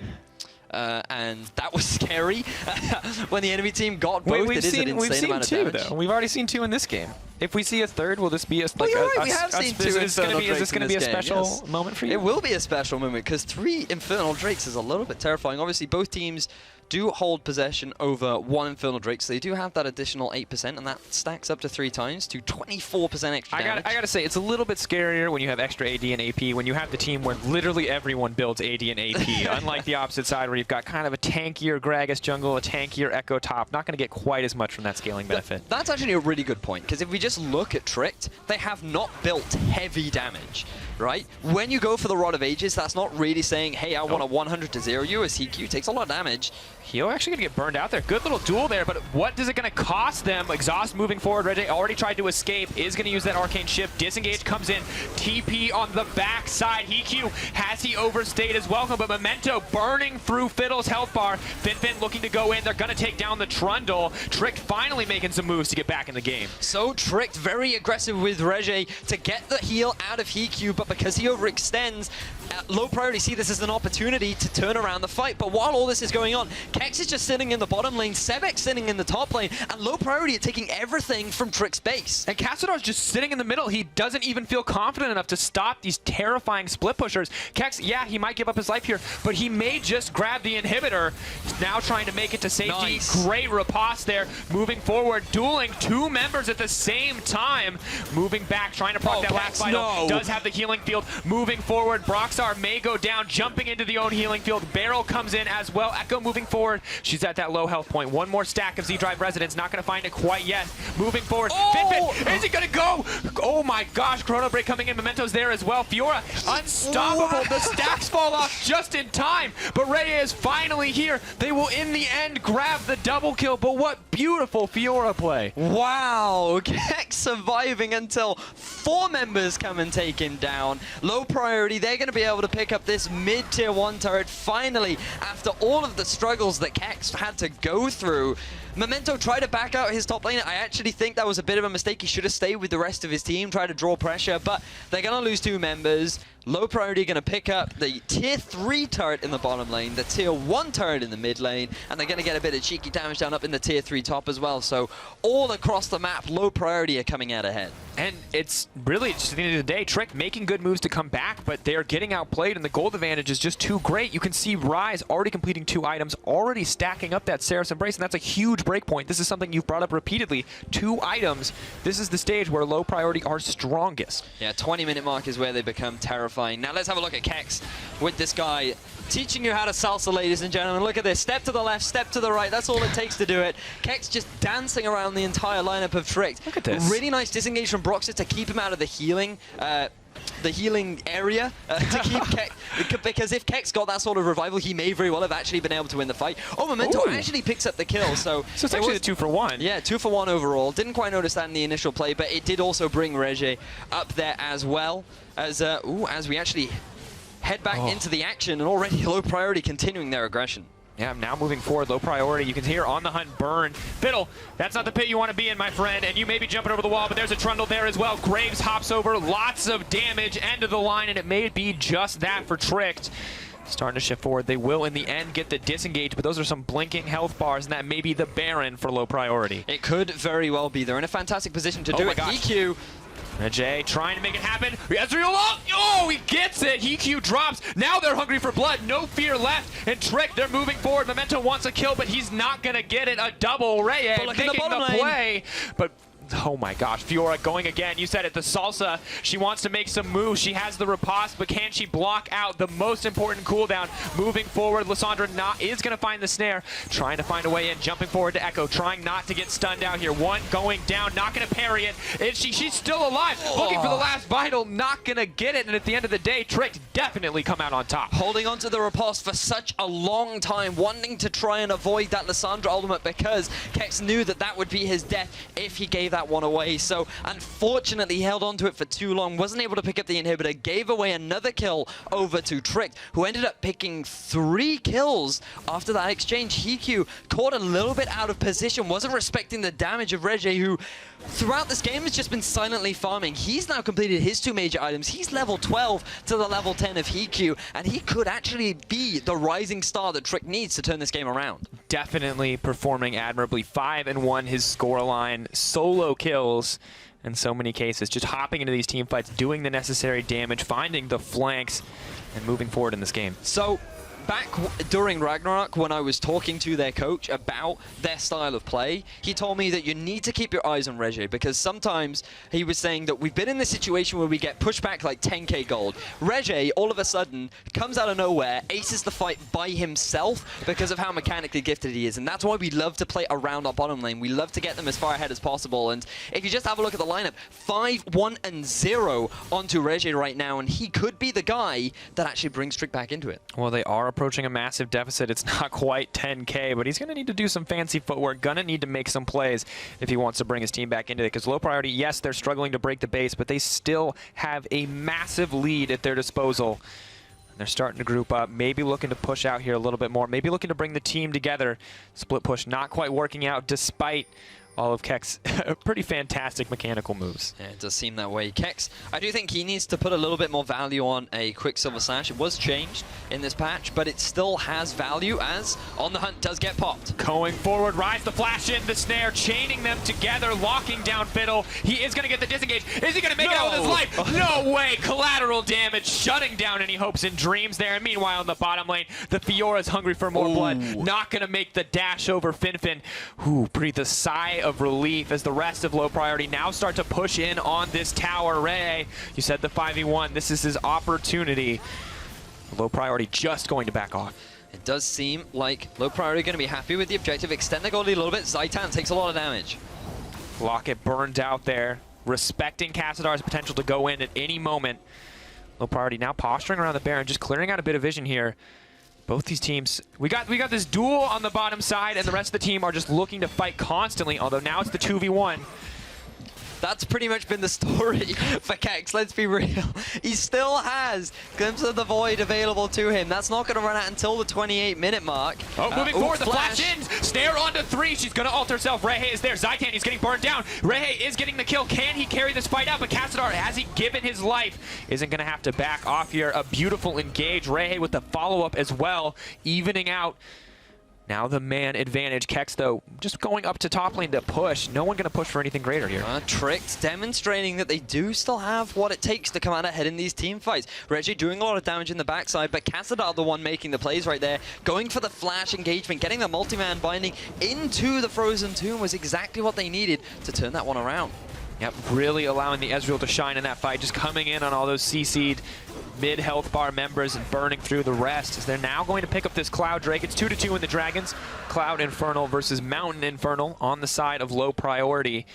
And it's Rehe continuing to just farm up, getting ready for this next fight. Can I just add, that icon does not look like a cloud. It looks like a leaf to me. That's what keeps throwing me off. It's a wing. It's like a wing. Like fly. It's a wing! Like clouds. That makes so much more sense. Right. This is why you're here. You're the guy. One doesn't look like a mountain at all, though. I don't know why you're trying to... It looks like a rock. It looks like a rock, so I think, rocks, they make up mountains. Do you know that rocks come in a lot of different shapes and sizes? And that despite the fact that they're probably not... If I'm being honest, every time I think of a rock, the first thing that comes to mind is Geodude. That is the instant thing that comes to my mind whenever someone says rock. I think, the most definitive rock. Okay, that one is actually fire. That's fire. Good job. Clearly that one is fire. Shiny and red. Even if it wasn't shiny and red, I feel like we could guess. If we had to guess which of a potential of 4 elements it could be, we would guess And the ocean one is a tidal wave. So I learned that one yesterday with Pulse. So learned to identify which one was the ocean drake. But as we've identified, this will actually be the 3rd Infernal Drake of the game, which is actually pretty cool. Which was, I already talked about, I haven't seen 3 Infernal Drakes in a game before, and so if they pick that one up, that is going to be 16% additional damage off the back of it. So, Kex in the bottom lane. Actually dishing out a lot of damage here. Cassadar, is he just going to go down? Kex, yes. That's a great 1v1 for him. Glimpse of the Void. I don't even think it was necessary. Just rips through Lissandra's health bar. They're not done yet. Fiddle moving in. This could be the fight that decides the game. On the hunt, burned out. Subjugate used Fiddle, running for his life. Rehe trying to slow down the members, but it's not enough. The disengage, the Boomerang Blade. Heq grabbing another kill. Low priority now setting their sights on the mid lane, but Kex is still pushing on the bottom side. 8k gold. The inhibitor going to fall. Low priority taking control control. Wow, low priority. All they needed was Kex to come into his own, do what he has been doing all game. For some reason, Trick send Cassadar to go and deal with him, end up paying for it. But Reggie, he's going to try and turn this one around. Oh my gosh, Ray blown up in an instant though, and suddenly they're just descending upon the base. Sebex, he's forced back by the cask, but I don't think it's going to be enough. Another tower is going to fall. Another inhibitor next on the menu. Finfin, he's throwing in the stun. The team is ready. Cassadar moving forward, ready to move into this fight.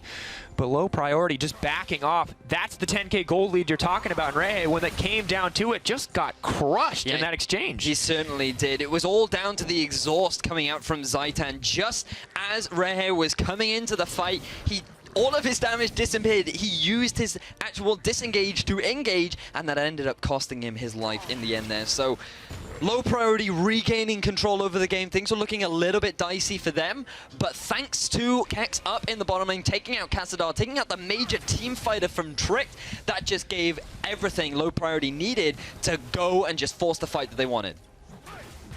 Absolutely crazy, because now we're at the point with those two inhibitors open where any fight can end the game in favor for low priority. If enough members drop on the side of Trick, they're just going to lose out here, and that's so much pressure on this lineup. You know, Ray, you said he's used to it. He wants to, he's ready to turn this game around. He's ready to carry, but it's not just on him. He's not enough anymore. The lead is so great, and the pressure is so great that they really have to respect this.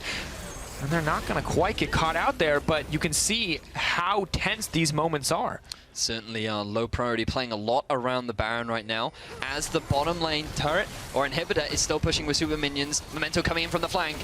Oh my gosh, moving forward, 3 stacks going down. Memento gonna get stunned up. Here comes Cassadar into the middle of the team, is gonna ult himself. The ult not gonna hit anybody from the Braum though, and they're moving forward, and suddenly Ray, he's trying to get the plays, but the Fiora, can't she outduel? He's not gonna do it, Ray. This is the moment you were talking about, but 3 kills drop in the meantime for low priority. It's one Ezreal versus the world.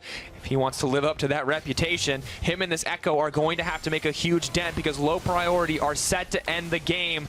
I don't think Trick can stop this. Flash. It's going to be the 2-0 coming in for low priority, and Ray, he might make it out with his life, but he's not even going to get the chance. Rune Prison locking him down and locking up the win, as Finfin grabbing a couple consolation prizes, but the Nexus is doomed to fall. Finfin may drop as well. He wants the Sivir. He's not going to get it, and low priority are going to close this one out. Low priority with what was a pretty commanding victory over Trick.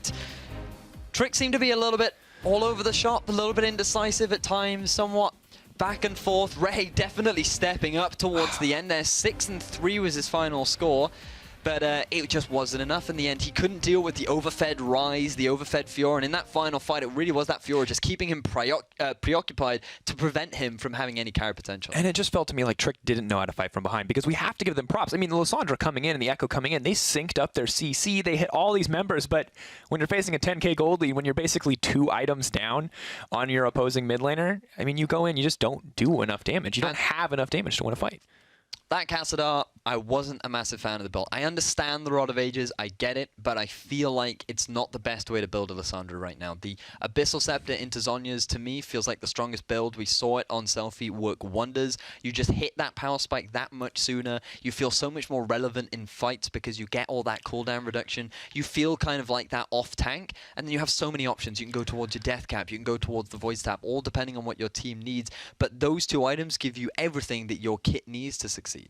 And it'll be interesting to see how the build path changes. I mean, outside of Rod of Ages, too, it just felt like they were behind from the start. Yeah, I mean, they they really made some bad decisions, and that's all it takes. That one Rift Herald fight really did swing a lot of momentum in low priority's favor as well. Cassadar trying to fend off 5 pretty much by himself. Yeah. Just a little bit indecision from Trick. And what's crazy is we've seen Rift Herald alone pretty much start snowballs that win games, right? We like in top lane. Kex. And this time, not only did Kex get that and then continue to be an insanely dominant Fiora, but they also lost the fight immediately after, or low priority rather won the fight immediately after. So, I mean, we're being, I think, very harsh on Trick, but we also have to praise low priority. We do. they didn't hesitate at all. They took that Rift Herald. Someone came in to fight them. They didn't panic. They said, we've still got good health bars. We've still got our cooldowns.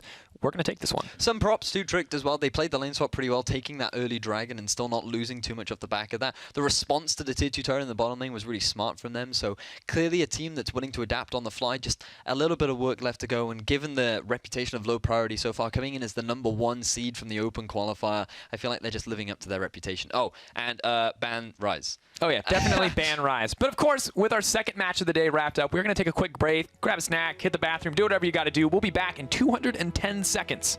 Exactly.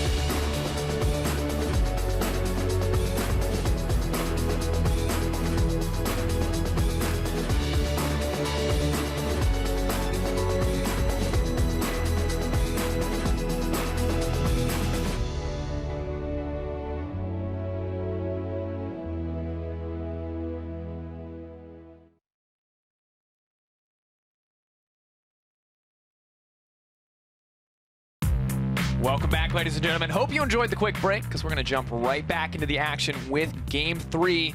The third match of the day, of course, is going to be against the storied organization of SK Gaming and against France's own Melty Esports Club. And, of course, the Melty starting roster, it's going to be Adam in the top lane, Nero in the jungle, Nizki in the mid lane, Wax on AD carry, and Kyros on support. I love Wax. That's a great name. And Melty, coming into this, they did seem to have the fan favorite.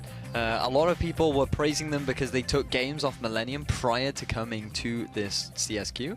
And so a lot of people thought, oh, well, if they can beat Millennium, who are looking super dominant in the last CSQ, maybe, or Challenger Series, maybe they could be one of the top contenders. And we do have to remember that, admittedly, this is they did not in the end win out. Millennium, of course, won out. We're not able to attend as they've already qualified for Challenger. So Melty are here in their stead. So while it's easy to get excited about them, maybe trading some blows there, we have to remember that there's a lot of pressure on these guys. If they want to prove themselves, they really need to step up. Yeah, they definitely do.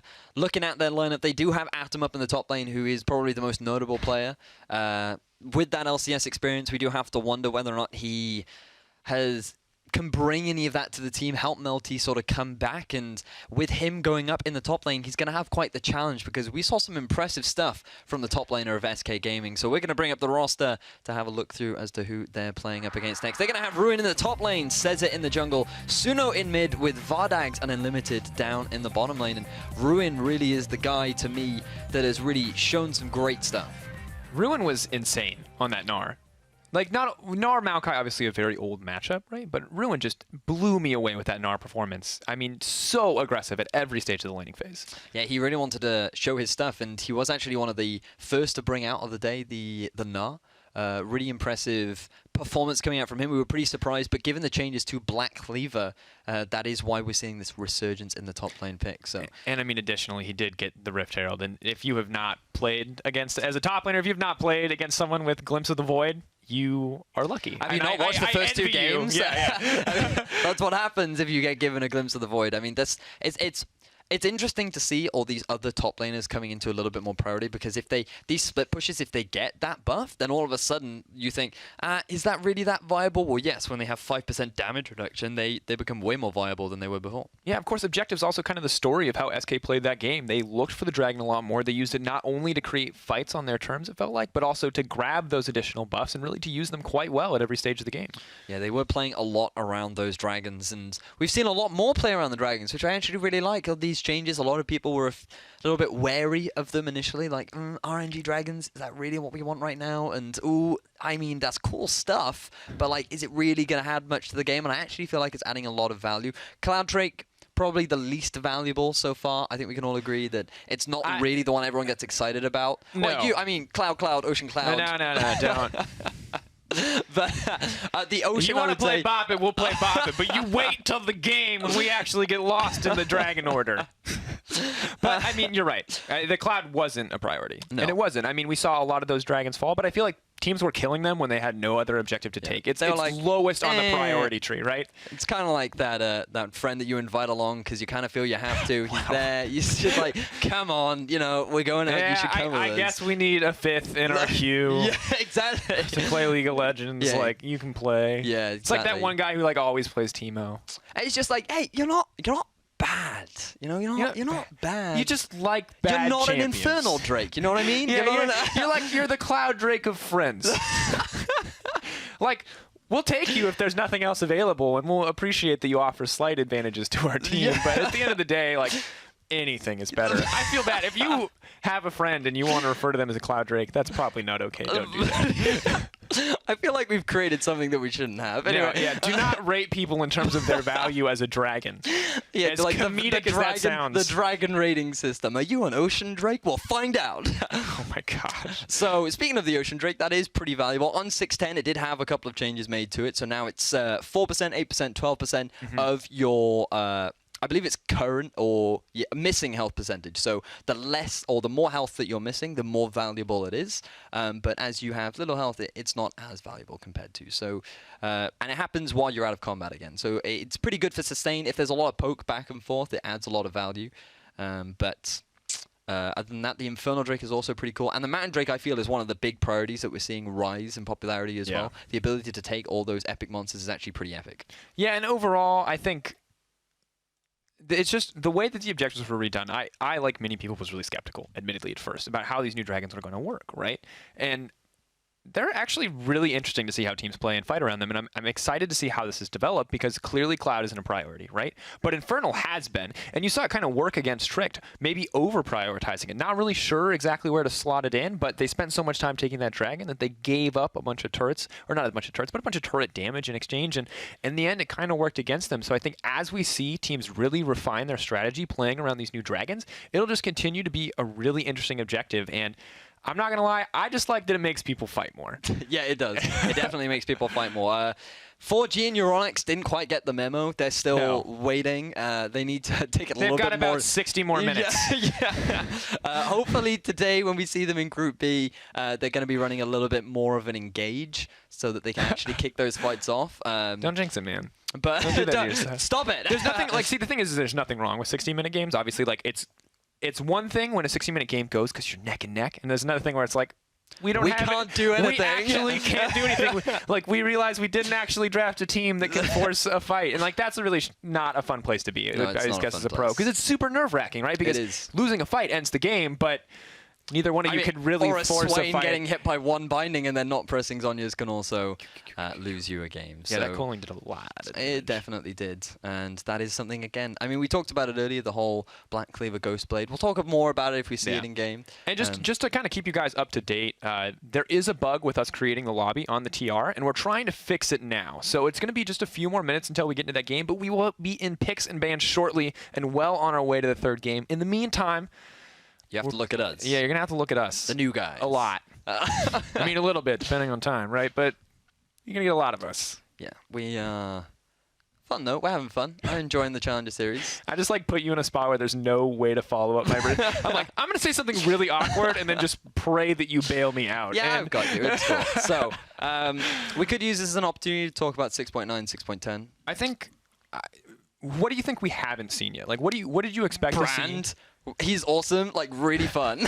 He's still escapeless, though. Do you think the changes make that much of a difference? So, right, the thing is, you can get away with that with the Proto Belt that has come in now. It gives you a little dash. It makes you can make some really flashy plays on it. It's not like optimal in terms of build itemization because it gives you a Kindle gem and it gives you a bit of ability power. So yeah, you get health and you get some damage, but it's not like there's no, where do you fit it in is kind of the question. You need some core things on, like if we think of brand, you need like the Rylai's and you need the Morellonomicon, and you kind of need these cooldown damaging abilities. So where does the Proto Belt fit in that? But if you pick something like that up, it does remedy some of the low mobility issues. But the great thing about brand, right, is it doesn't matter if you feed during the mid game, right? It just doesn't matter because when everybody groups up, and he gets a multi-man ultimate onto everyone, the percentage health damage on the Blaze is ridiculous. Blazes can proc other Blazes. The percentage health damage that it does is insane in team fights. Now, I ain't saying he's going to be top tier in competitive, but he is so much fun. All right.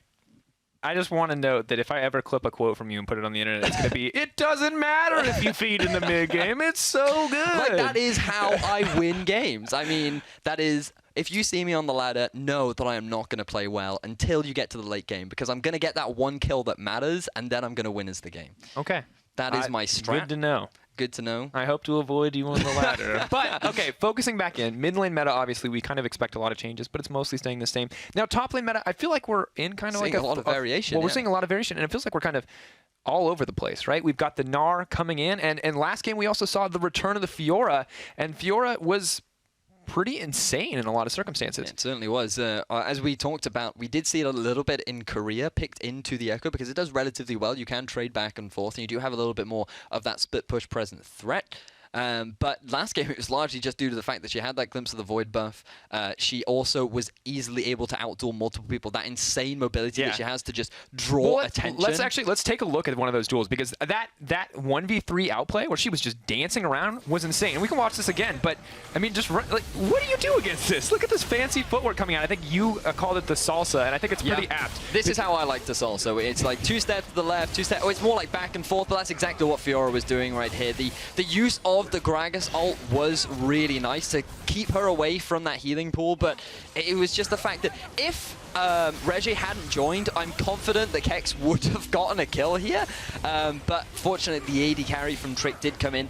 This is also what started the snowball for Reggie, and which was his sort of avenue to start carrying this game. You can see he turned to 3-1 at that point. Yeah. But unfortunately, he never really got off the ground. So. And the thing, of course, we have to remember is that every time Fiora did that, there was always something else gained by low priority on the map. And I think that's the one replay, actually, where they weren't able to take a global objective. But just look how long. Like, no, they got a tier 1 turret in the mid for the back that's right. of That's that. true. So they, They still got And plays. additionally, they did get the Gragas. Memento came out of nowhere, sniped that Yeah. Gragas kill out. So really good play overall. And you can see when we pull up this last replay from later in the game, like how this started to stack up, this continuous, strong mechanical play and advantage is Fiora's just buying so much time for the team while everyone else is at Baron. She's still pushing out here. Yeah, so this Fiora in the side is quite interesting. It's a 25 minutes in. Oh, this is the multi-man play coming out from... Here comes the Fiora TP, though. Keep your eyes on the Fiora, because that's really what this is all about. Cassadar, he thinks he makes it out. Fiora. No. No. But it was really nice from Cassadar because he was struggling throughout the game. Gets the flash in with the multi-man route, and then you follow up with the ultimate. That's the best way you can engage with Alessandra. And then you have so much damage coming out from the backline with the Ezreal as well. But Tricked, they are struggling right now. But I don't want to talk more about Tricked. I want to talk about more of this matchup, Melty versus SK, because we touched on it earlier on about the matchup. I want to talk about Taric Misfortune bot lane from SK, and if this is the thing.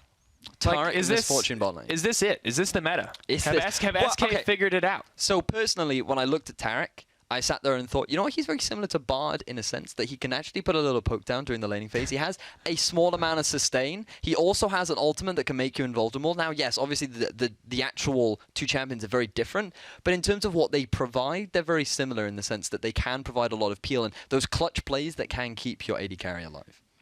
I agree with everything you said, but I do not see how that makes him close to Bard. That said, I'm an avid Bard fan, so I'm like, what?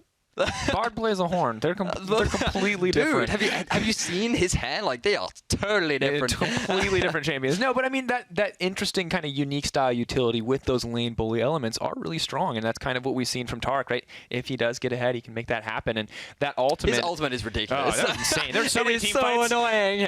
Where you just... The team fights that we saw yesterday with the Vladimir, where Vladimir's like, I can't Hemoplague, I can't Hemoplague. Okay, now I can Hemoplague. Like, now I can throw down this ultimate, and it's really tough to deal with in so many of those circumstances. You got to wonder, like, how do you do you ban this out? Is it worth playing around? Don't ban Taric. I mean, Taric is majestic and all that, but he is not ban-worthy. I feel like we haven't seen enough of him to consider him ban-worthy. His fabulousness is not ban-worthy? No, you need to allow that fabulousness as much onto the Rift as possible. But let's move on to Misfortune, because that is a strong pick. I was having a chat with a couple people yesterday about how, excuse me, with the, again, it's this Blackfear, the Ghostblade, with now more of the caster AD carry styles of play, because it gives you that penetration, it stacks up really nicely. There was this fantastic article about when you compare it to the Essence Reaver and the Zeal build, how it actually gives you more AD early on. So for those caster types looking to play towards the early and mid game, it works really, really well. And with the amount of shred that you have on the bullet time, you provide such a huge amount of AoE damage that when you pair that up with attack, it's quite good because he can provide a lot of utility and peel for that as well. Which is insane. Super really good build. It does, I mean, it does have its weaknesses, right? But like we've seen how terrifying that can be at 2 items. Yeah, so it's really cool. I'm looking forward to seeing more of it. And I mean, the funny thing is that we have a big mid-mage change, and the mid stays very much the same, whereas everything around the mid is what we see so much variation around. You know, it's still Rise, like Lissandra we've seen, LeBlanc we've seen, but we've got Gnar on the top lane, we've got Fiora, we've got MF, we've got Taric. I mean, we have seen Fizz bans towards Caps, and we have also seen Vigar bans earlier on in the day towards the mid laner of Tricked. Yeah. So there are some pocket picks in there that people are respecting, but we're yet to see anything come out. And maybe as the group start to split up and people are desperate for those wins to make it into the top 2 of the group, that could be where we start to see things come into their own. I would love to see Cassadar's Vigar. I mean, we've seen where his Lissandra's not great. He has some good like multi-target moments, and he's got those good moments, but I mean, I want to see why people ban this. Because it's not like Warlip's Jax. I mean, we've seen Warlip's Jax. We know why that is banned all the time, but for us, at least, it's just not something that we're used to from Cassadar. So obviously, different game, though. So we're going to have to see what the mid laners in this game decide to do, because the bot lane was insanely different yesterday. The jungle relatively the same, but the top lane as well, seeing that Gnar. And I wonder if we're going to see what's going to be the brand priority here, because we saw a lot of interesting kind of unique picks from SK, and I wonder, we don't think that Taric is ban-worthy, but is the Gnar ban-worthy?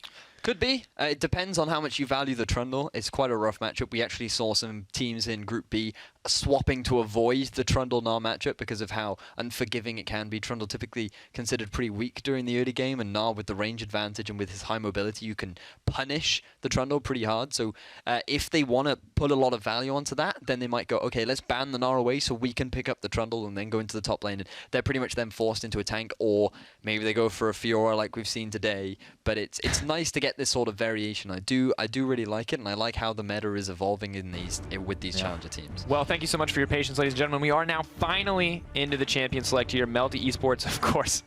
Love it. Melty Esports on the blue side. SK Gaming now on the red.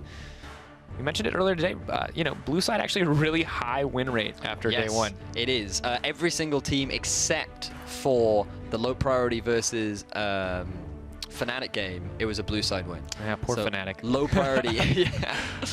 Oh, great for low priority. Oh my gosh, look at these picks. These are fast picks and bans. We didn't even get to see, I think, the final ban there. We're gonna jump back into that in a second, but Ryze, Graves immediately taken off the table. I think no surprises. We've seen what Ryze can do now. You don't want to mess with that guy. Not only is his team fighting insane, he can just blow you up 1v1. Ryze is forbidden from playing. I feel like he just needs to be the super priority taken away. You can't afford to give him any sort of leg room. I wouldn't be surprised to see maybe a little bit more jungle focus. Cesar and Nero, not junglers that to me really stand out as super massive playmakers. Maybe they'll move back towards something like the tanks, like the Gragas or maybe the Elise that we have seen more, or maybe they'll go more towards the Nidalee and the Kindred, depending on their styles of play. It very much revolves around how aggressive you want to be as a jungler and how much you want to set up your lanes in the early game. Yeah, I'm really curious to see what they want to do bot lane especially, but I think you're right, is that the jungle is it's not relatively the same, right? We've seen Elise and Gragas be a much higher priority, but the overall pool, we're not seeing anything like Sejuani or anything crazy new quite yet, but it still feels like it's way more high impact than people are giving it credit for. So I have actually seen quite a few volley bears come out of nowhere, and they've actually been surprisingly successful, especially with the changes to Righteous Glory. You can make that volley bear work quite nicely. All right.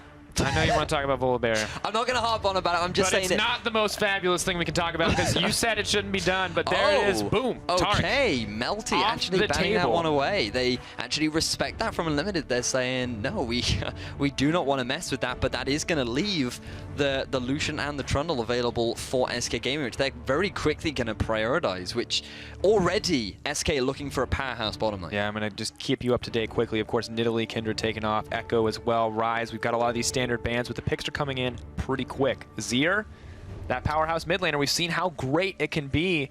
Wondering if Niski can step up, but on the opposite side, you said Trundle, Lucian, strong picks. Seem to work in just about every circumstance. With the Azir picked up for Melty, that to me spells SK have to go Victor here. It's the best pick that you can go. It's a matchup that we have seen for a long time, and with the changes made to him now, he is still relatively strong. He can keep himself up. So I expect to see a bit more of a farm matchup, but it's nice to see the Emperor back in action, as he is going to be able to provide a lot of control, a lot of mid-game damage, and a lot of teamfight potential for Melty. So what do you think SK's next move is? Do you think that they keep the Trundle top lane to face off during the Maokai, or against the Maokai, or do they look for something else here? They could go for the Gnar, like we've been discussing throughout this series. The Gnar into the Maokai, a nice advantage for the Gnar. Going for the early Black Cleaver will be able to shove that Maokai around.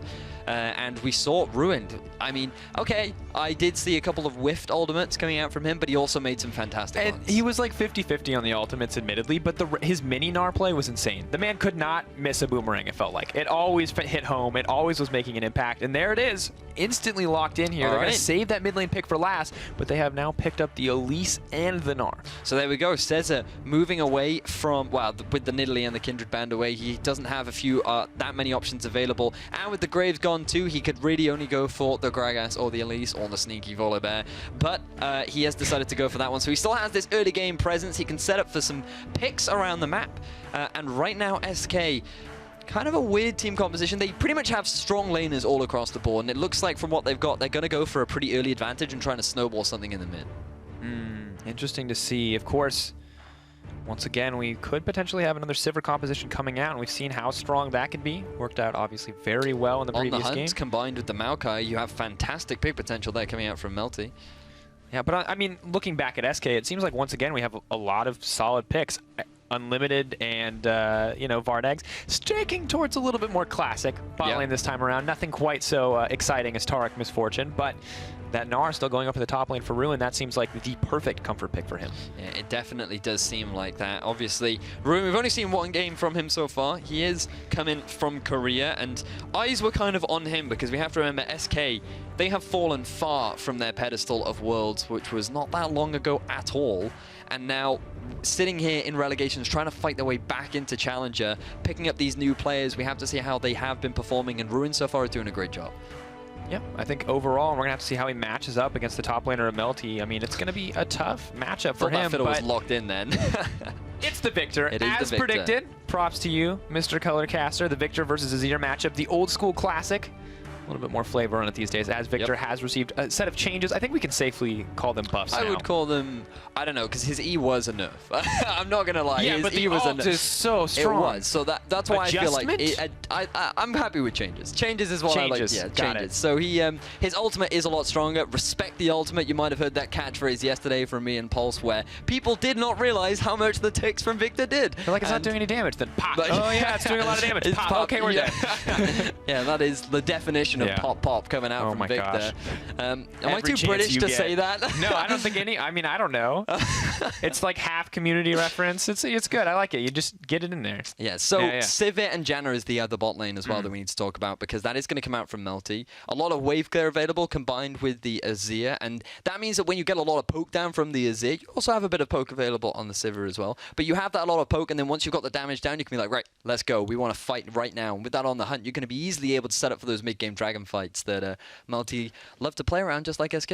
Yeah, and I really love that they picked up the Janna too, because it not only is it going to make it easier for Sivir to push in those waves, but it does give them that disengage opportunity if Ruin is going off and manages to get in that backline. Because like we said, his Gnar ults aren't always great, but he's late game, he's pretty much always trying to fight 3 or 4 people at the same time. And having that disengage tool seems really crucial for Melty to be able to come out on top. The thing about his ultimate is he seems to always throw it out. When he has it, he just uses it, and he doesn't really care if it's good or bad. If anything, he's just trying to send a message, and he's basically telling you that if you overstep even slightly, I'm gonna ult you into the wall, and you have to respect that all the time. And I feel like yesterday they did not respect the potential of Ruin to make those sort of plays, so perhaps Melty will respect it a little bit more, and I'm hoping that we do see a little bit more, because there is a lot of fan support behind them. They do have they are expected to perform well, and a lot of fans thought that they would be somewhere contesting the top of the group. So SK will be a great win for them to pick up if they can.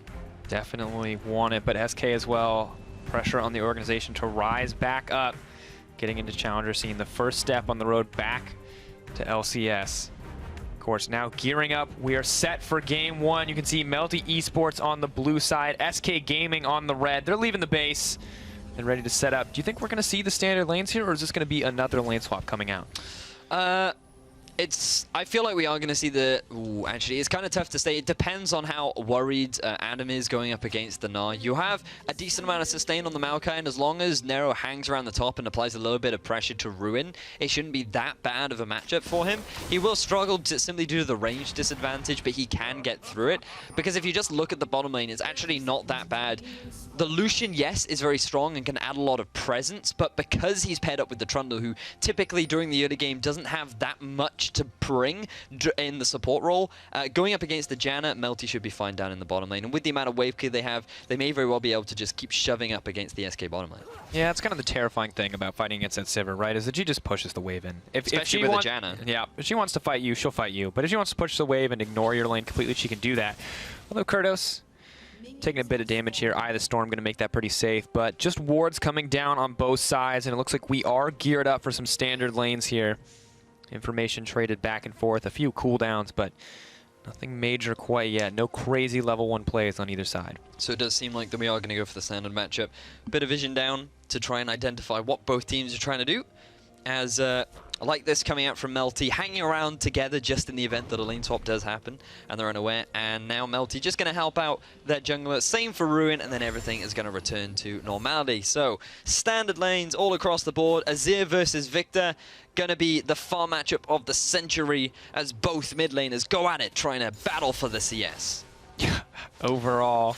Try to make that sound as hype as possible. Yeah, I mean, We got a lot of matchups like that, right? Except the good news is that we get to watch Ruin play Gnar into Maokai one more time. And if Are you a big Ruin Gnar fan? I'm not really a big... I don't know much about Ruin. I don't know much about the new top lane meta, but I know I love Gnar. And watching Gnar versus Maokai, I feel so bad for Adam because all he does is proc his passive on creeps and back away. Because that boomerang, it just keeps procking. Once Gnar hits that level 2, the hyper comes out, although bot lane hits this level 2, and they're already getting so aggressive. Walks, taking a lot of damage. Vardag's Unlimited getting so aggro here. Ooh. They are going to trade the Summoner spell for just a fat chunk of health off Wax. So SK played that really well, getting the ever so slight advantage, controlling the minion wave so that they knew they'd get the level 2, using the pillar as well as the bite coming out from Unlimited to set up. Pairing it up with the exhaust as well now is going to force Wax back very far behind in this lane, but with the wave kit that he does have and the Janus support, he should be able to work his way back in as, they go for another trade. Vardag's in Unlimited so aggressive. It's not the Tarakem map, but the Lucian Trundle even more powerful here in this exchange. Kurdos and Wax now already on the back foot. We thought Sivir was just going to push this wave out, but they've really taken control here on the bottom side of the map. They certainly have, and it's all thanks to that early level 2. SK realized that they didn't want to get pushed under their turret. They wanted to take as much of an advantage as possible, and so they did just that. Really impressive stuff. Have a look at this from Suno. I really actually like this. He's sort of, because he realizes the minion wave is pushed towards him, he's being very aggressive in his stance, and he's almost saying, if you overstep ever so slightly, my jungler could be here, and that's forcing Niski to play a little bit more defensively, and he's losing a bit of farm from that. So quite nice mind games coming out from Suno, and just really good positioning overall in the mid. Yeah, standing aggressively on the back half of the creep wave, making sure that he can trade aggressively there if the opportunity comes up. Ready to punish Azir, but Azir with the quick Q in there, the shifting sands. Piercing sands, rather. Going to get a decent amount of damage down on that Victor, and Cesar already looking for that gank, as you predicted. Cesar rotating around to the middle lane. He could very well be able to set that one up, but given that the minion wave just arrived at the worst possible time, that does mean that the gank will be avoided. So Cesar just going to be prioritizing. Have a look at the overextended bottom lane, though. This could be exactly what SK are looking for to get themselves an early lead. Yeah, moving back, though, on the bottom lane. They are going to get that ward into the Tri-Brush, and things are going to calm down. But I think we've seen this before on the top side of the map. Ruin, always aggressive, but Nero, he's here. He's ready to punish, and Elise about 20 seconds away. They have an opportunity, but it's a small window. I don't know if they're going to take it. Ooh, it does look like it. Nero moving up, but he notices Adam is being aggressive. He's read this. Oh, smoke screen comes out. No sight for Ruin. He's going to take the risk. He's going to jump across the creep wave, hitting red buff, ticking down. The Gnar flashing to safety. Are they going to go for it? Elise comes over. First blood goes down, but it's going to be the 1-for-1. Cesar there just in time. Hungry for more blood. Adam running for his life. That's red buff for Elise ticking down. The autos coming out. The flash burned as well, and SK come out on top. So Melty are able to get themselves the first blood, but notice that Nero, he had to burn his flash to get the kill onto Ruin, and if Cesar had not been there, then it would have been a clean first blood for Melty, but because Cesar turned up, he did miss the cocoon, which a little bit unfortunate. That might have been enough to save Ruin, but he still gets a kill off the back of that. Not quite able to get the follow-up kill onto Adam, but he does burn his flash, and now by hanging around the top half of Melty's jungle, they could look for a potential dive. Yeah, but of course, Wolf Spirit going to come out, spot out the Elise in the jungle, so they should be safe for now. But Gnar just continues to press forward as Azir is getting crushed in these trades in the mid lane. Suno posturing aggressively. We talked about his only expertise being on that TF, but he is looking pretty comfortable on that Victor. He certainly is, demonstrating that the Death Ray still has what it takes to put a bit of poke down in the laning phase, and Niski really not having an answer for it, really struggling to know how to trade back. And this is one of the problems that you may have on the new patch. In the top Ruin lane. Going in, has that level 6 before Adam, getting incredibly aggressive, but Adam's healing up. Grasp of the Undying, sap magic. Giving enough to win that one out. Ruin just going to take the one trade. So this is what we were talking about. When Ruin has that ultimate, he just throws it out. No hesitation. He didn't even think that he had much of a kill pressure. He just wanted to say, I'm going to get a lot of damage down onto you. I know that my Mega Gnar isn't going to be up for a while, so I can afford not to have the cooldown. I'm just going to keep poking you. Niski, that's not at all what you want. Graves coming in hoping for the follow-up, but one missed step. Going to mean that that's not going to go through at all. Unfortunate. Very unfortunate coming out from Niski. Now Melty in the bottom lane. Going back to a little bit more of what we expected, just getting their shove on. I feel like that should be a song. As Cesar now rotating around to the mid. Yeah, creeping his way in there, starting to put down some damage on this tower. They know they can bully out the Azir. Just trying to find some small advantages here, although Nero comes in. End of the line for that tower push. They now shift their sights. The blue buff, though, pinged out, and it doesn't look like the SK are going to opt to take it. Instead, trying to use this time to back out in the mid lane. I now have stuck in my head, get your shove on, get your shove on. And Why? I don't know. Did you make up your own song and then get it stuck in your head? That's exactly what happened, and now I can't listen back to it to get it out of my head. I take it back. It's not feeding in the mid lane. Or feeding doesn't matter. That is the quote I will remember. It is the you making your own song. I love it. Right, now the blue buff being contested from Melty. Taking this away from Nisqy is actually absolutely massive because it'll remove a lot of presence that Azir potentially has, but it does look like Nisqy read that, and he's going to force them away as the exhaust comes down. Going forward, looking to get aggressive, Unlimited burning that every chance he gets, but the trade back, that's a lot of damage coming in from the Sivir Janna, and they look so comfortable in this lane, and they too are getting their shove on. They certainly are, as the exhaust being used by Unlimited means that if an all-in happens in the bottom lane, there's not going to be able to do it. Oh, Nisqy, you ate the second proc of that E. That is painful. Remember now that the damage reduction has been taken off that, so it does a lot of damage if you get hit by it, and it is obviously a lot harder to hit as a result, but especially in these big team fights, it can catch you off guard sometimes. He never stops. The man just keeps getting aggressive here. Unlimited, no fear, burning that ultimate as soon as he hits level 6, throwing down some damage onto Walks, and the bot lane, despite all these aggressive trades, nothing really happening yet. Does seem that way. Cesar continuing his vision control around the Rift Herald as Nero, I do believe he knows that he is there. Azir also posturing around to try and look for that sort of a play. Not going to be able to find anything. And now, in the early game, 1-1 so far. SK currently sitting with the gold advantage, but still very even as far as games go. And looking across the farm, the big discrepancy is up in the top lane, as we expected. Ruin, the Gnar against the Maokai, a bit of a rough matchup, but Melty's feeling like, hey, it's not a big problem. He's Maokai. He can still have an impact with that ultimate in the mid-game, so it's not that big of an issue. Maybe feeling a little bit more comfortable here than Ruin's previous opponent. And of course, Adam, much more experienced top laner, hasn't shown us too much yet, but despite falling behind in CS, is not falling prey to all the kill pressure that Gnar has been trying to put out. Bottom side of the map, continuing to be a push fest. You saw Elise pick up the blue, and things are unfolding. This is what we've seen from the majority of games in this tournament so far. Calm, early games. Both teams look for little advantages, and despite all the aggression in the top lane, they haven't quite seen it yet. Ooh, have a look, Ping's coming down onto the red buff. Says that he wants to try and contest this. Azir's coming down, though. Victor's not on the way. Elise has to be careful. She could get collapsed on. He's going in, knocking him back. Elise, flash, up in the air, down for the dragon. Good escape, trying to aggro the dragon. Mountain Drake, ooh, not enough damage, burning through the spiderlings, but Elise will make it to safety. Really nice play coming out from Cesar. I do feel like he realized what was happening, and he was quite patient with how he actually decided to play that. So a lot of respect going out towards Cesar, realizing that, okay, if I panic flash here, I'm going to lose my life. So he just calmly waits to make sure that he's flashing within range to repel onto the dragon, and he's then able to escape. So great execution, but he was a little bit too overextended in the first place. Yeah, definitely getting caught out in the jungle, but starting to make those aggressive moves. And you can see Nisqy actually getting a lot more confident in these trades. May not have a blue buff of his own, but looking a little bit more comfortable now that he's hit a few more levels under his belt. Yeah, picking up that Stinger is what's giving him a lot more confidence. Those Sand Soldiers hitting a lot more regularly and putting out a lot more damage results in him quite comfortably being able to trade back with Suno. And speaking of Suno, just noticed that he has actually decided to pick up the Barrier. Now, Barrier actually had some pretty cool changes on the 610. The cooldown has been reduced from 210 to 180, so you're going to have that up a little bit more regularly, which is fantastic for Victor because sometimes he gets a little bit too close for comfort, and having that Barrier does give you that extra bit of protection. Yeah, definitely a solid option. Gnar, though, getting caught out here. Elise coming in on the backside. Victor's there as well. Ruin, though, may have overstayed his welcome. Elise suddenly in the midst of the team. They're moving forward. They're trying to get damage down. Victor has to flash over the wall. SK, chaos here as they try to force a dive, but it's not working for them. Nisqy, he could come over. Shifting Sands, conquering Sands. He's got everything. Adam gonna grab a kill. SK, overstep.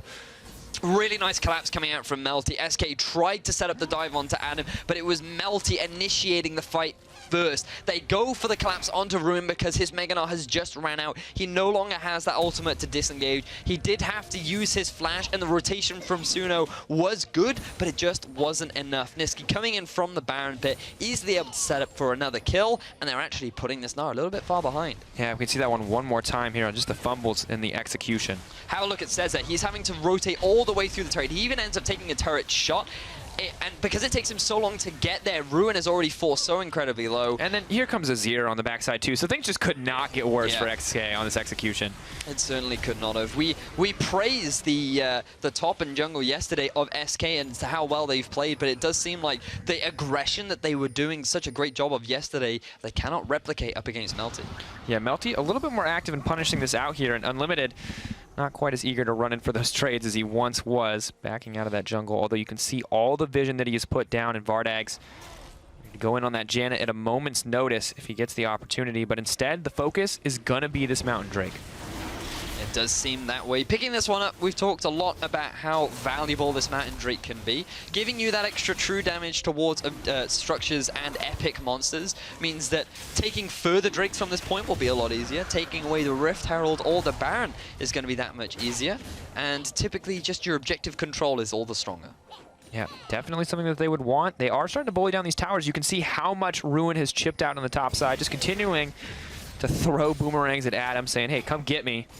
Just going to keep throwing this damage out. But Niski looks more and more comfortable each time we check in on those mid lanes, making plays on the top side, grabbing that assist. Things looking pretty good for him. But Ruin, he's got the ultimate. He's got Mega Gnar. Just trying to make it to safety. Nero, though, has he overstayed his welcome? Or does Ruin stay too long, too? There's just a lot of trading going down here. Suddenly the culling comes out. Spell Shield going to block one shot, but it's not a ton of damage. Unlimited forced off the tower there. Wow, so aggression coming out from all sides of the map, and now more aggression in the mid. What a cocoon! Moving forward, they're not going to be able to get anything else as the TP comes in and Adam is zoned out, but great predict coming in from Cesar. Yeah, really good play. He realized what Niski was trying to do. He manages to get that cocoon successfully. Unfortunately, because of the teleport, it denied any further follow-up. So Adam expending that summoner spell to keep his mid laner alive while all this action is going on. We saw that aggressive play from Vardags. That's going to force the bottom lane of Melty back, and SK are going to take the first turret of the game. Exactly where they want to be. They may be down in kills, but they are ahead in gold, 20k to 22, just about. They move into approaching the 15-minute mark. A Dragon in SK's favor as well, and these small objectives are starting to add up. Melty making some good moves. Adam, of course, with the 2-kill lead on the top side, and Ruin potentially going to get caught out here. Here comes Graves. No Mega Gnar, no extra resistances. The bounce, the hop over the head. Gonna try to Goomba his way out of this one. The red buff ticking. Health pot.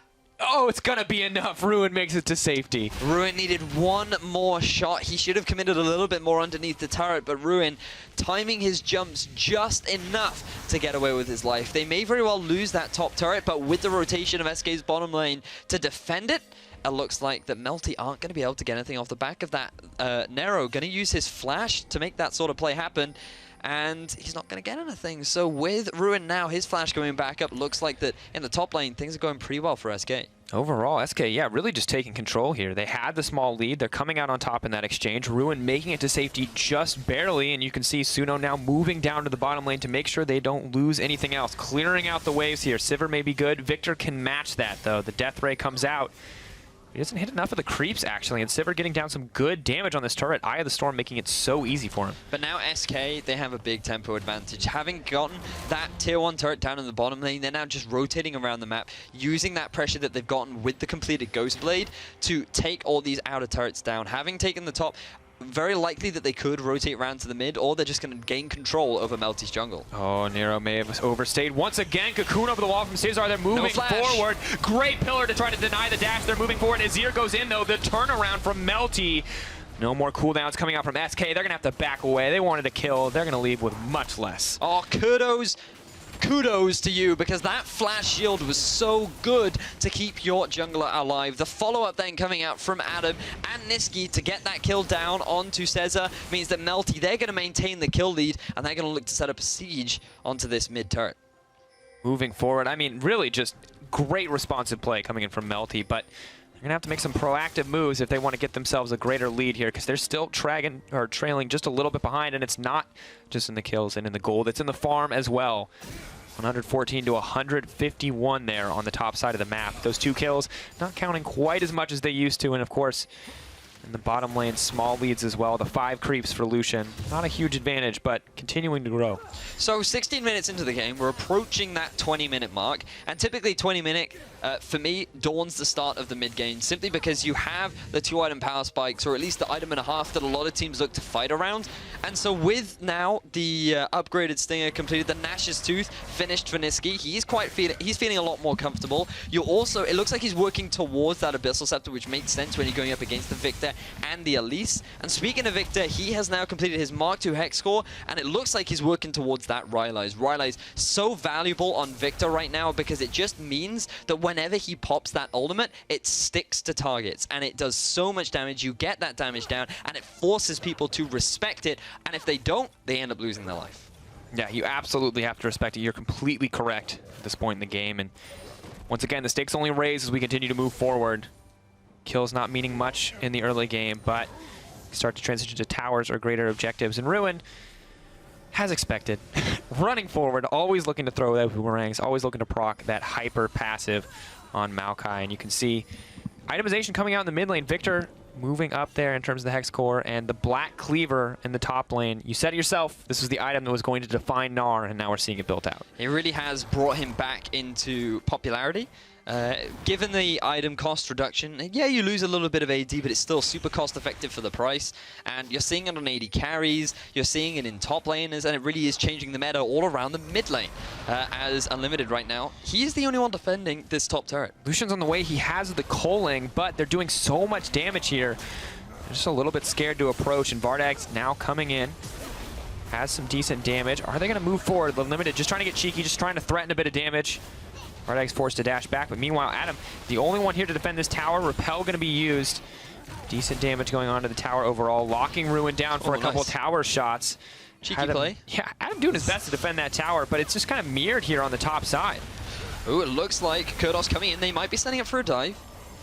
To have that option. TP coming in on the backside. Here comes Adam. Vardag's potentially all alone. Flashing out, trying to make it to safety. Unlimited, though he's so tanky with the Subjugate. Suddenly Adam's all alone among 2 members. TP coming in on the opposite side. The cone slowing him down. Lucian on the way, hungry for blood. Azir, one more play to make the day, and Walk's going to grab that kill, as they're now surely going to pick up this top lane tower. Yeah, that was Melty just buying enough time for Niski to come in with the Shurima Shuffle and finally get that kill down onto Vardags. But while all that was happening, SK were making plays all across the map. They pick up the Infernal Drake, giving them 2 dragons overall, both the Marin and the Infernal, as well as picking up the tier 1 turret in the mid lane. But Ruin, he's not done yet. This is not someone you can run away from. The Gnar just going to rip through him. Unlimited going to grab the assist with the pillar and not much else. These little duels, not at all what Melty needed. It certainly is not. And now SK, with that kill, they should be able to rotate round to the Rift Herald. Unfortunate for Wax right there, burning his flash and his heal just to try and get away from Ruin to no avail, and giving away such a massive objective as well. Really not what you'd expect from the Melty bot lane. Glimpse of the Void at 20 minutes means that they're going to have that buff until 40 minutes. They're going to just barely complete this one out before Baron takes it back to the Void. Rift efficiency, that's what that is right there. That is optimal efficiency. Really like that. But now SK, they might be stuck in the pit. No, potentially looking for the fight, but Ruin's going in. You once again throwing out the ultimate. Getting hype about that every time, but it's not quite going to work out. You do love your Gnar, don't you, sir? You have to respect that the Gnar ultimate can come out every time. I'm like, ah! You know, you gotta be ready. Like, at any moment, that dude can push R and an entire team fight can blow up in front of you. It certainly can be, and now he's going to be even more devastating, having picked up that glimpse of the Void. Now all I'm thinking of is Gnar being all Void-like. And Void being Gnar? all like, yeah, Void Gnar being all like, blah, blah, blah. You know, in the sense that, except that's what a Void creature sounds like to me. Anyway. I respect that you never hesitate to go deep. Like, ever. You're just in there. You're like, Rabbidan's Death Cap, why would he build it? Lore. Gnar with Void buff, let's talk about it. So now, Siege coming out from Melty. A lot of wave clear on the side of SK. Oh, Victor! There's that damage, unfortunately, that cannot follow Azir over the wall, so Niski is going to make it to safety.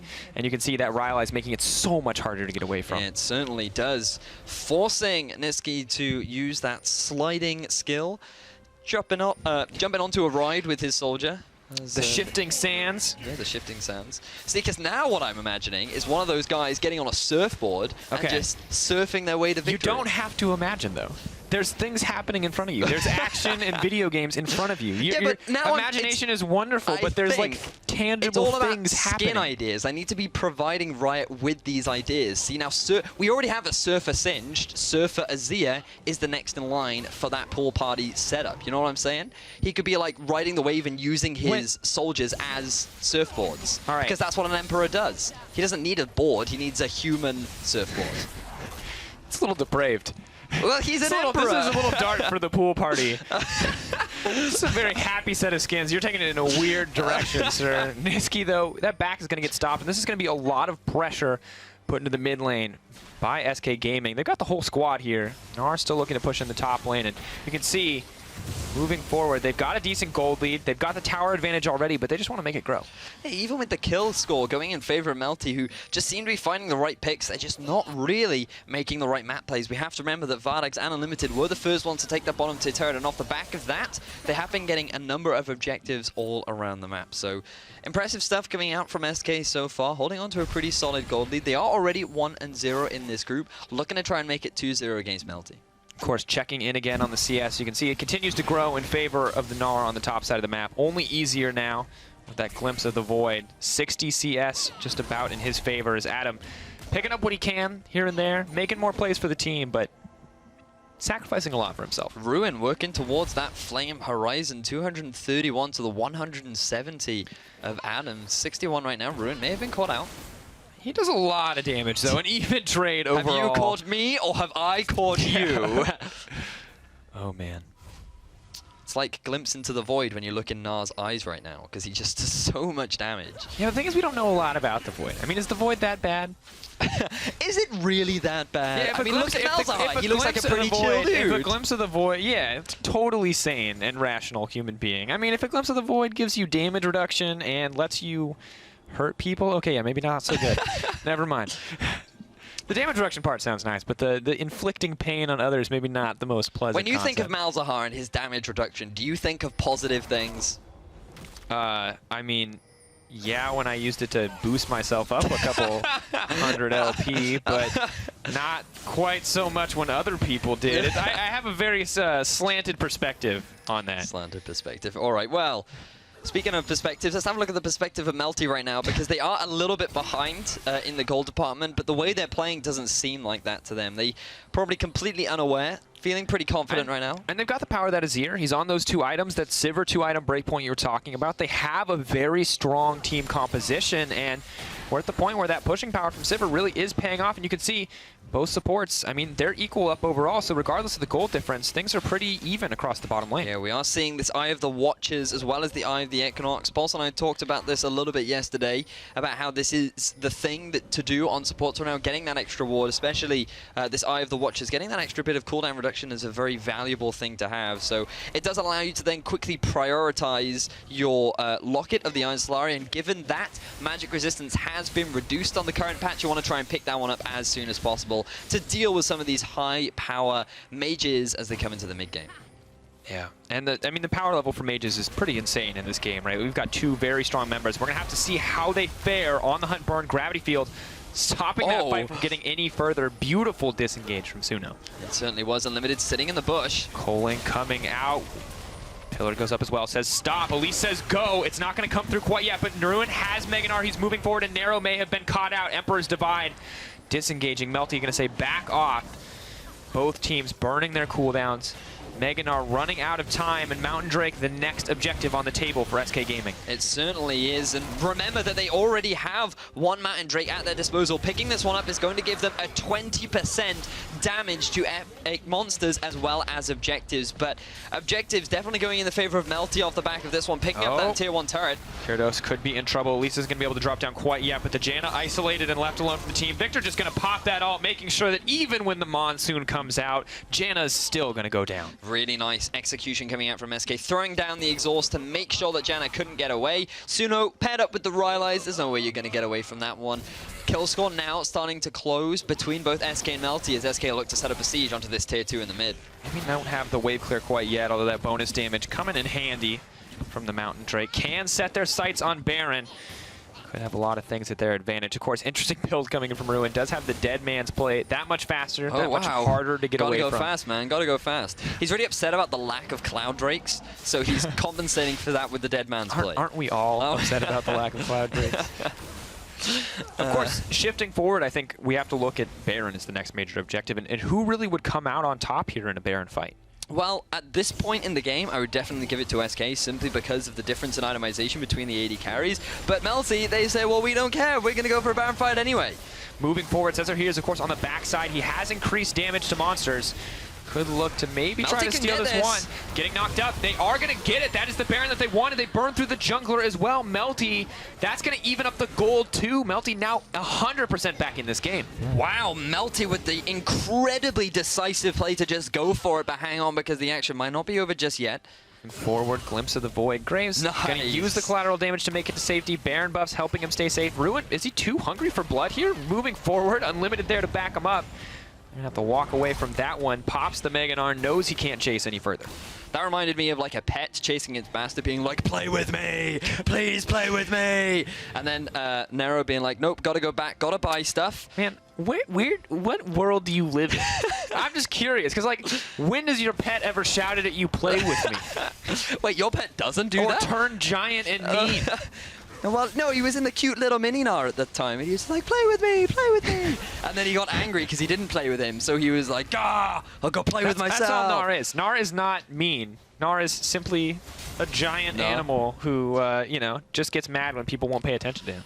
Right, well, let's remember what Melty got off the back of that. That Baron was absolutely massive for them. Going to bring them comfortably back into the game. The gold is now perfectly even, and the decisiveness coming out from Melty was spot on right there. They needed that sort of play to find an avenue back in because they were struggling under the pressure of SK, and if nothing else, this is going to buy them time because we were talking about the itemization from the 280 carries, and going for this Lucian build, it does start to fall off compared to the heavy crit build that Sivir is going for. So the later this game goes, Sivir is going to start to outscale this Lucian, and this Baron is going to buy them enough time to get there.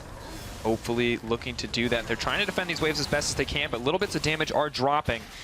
Double Mountain Drake's not helping them clear the waves out, and you know, really just Azir, the perfect champion to kind of set up a siege here onto this tier 2. Yeah, definitely the champion. He has a lot of poke available. Decided to go for the Abyssal Scepter second, working towards that Rylai's so that he has a little bit more utility in his kit.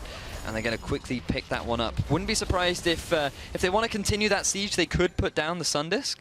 But they are just going to back away from that one. Already used it behind themselves. Yes, set up for that initial siege, but now they're going to set their sights on the top lane. Trundle, Lucian, Elise moving up to try to defend this one. Going to hopefully siege it out.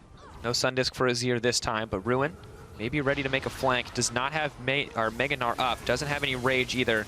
The Culling not going to rip through those minions. Ruin dishing a lot of damage out. Red buff ticking. Glimpse of the Void proccing. He's not quite close enough to those teammates. Mega Gnar coming in. He may look to start the fight. Mega Gnar 3 into the wall. Ruin making the play. His team needs to disengage from Janna, but the Chaos Storm is on the rest of the team. Niski cannot get comfortable to set up this fight, but SK are just going to have to back off.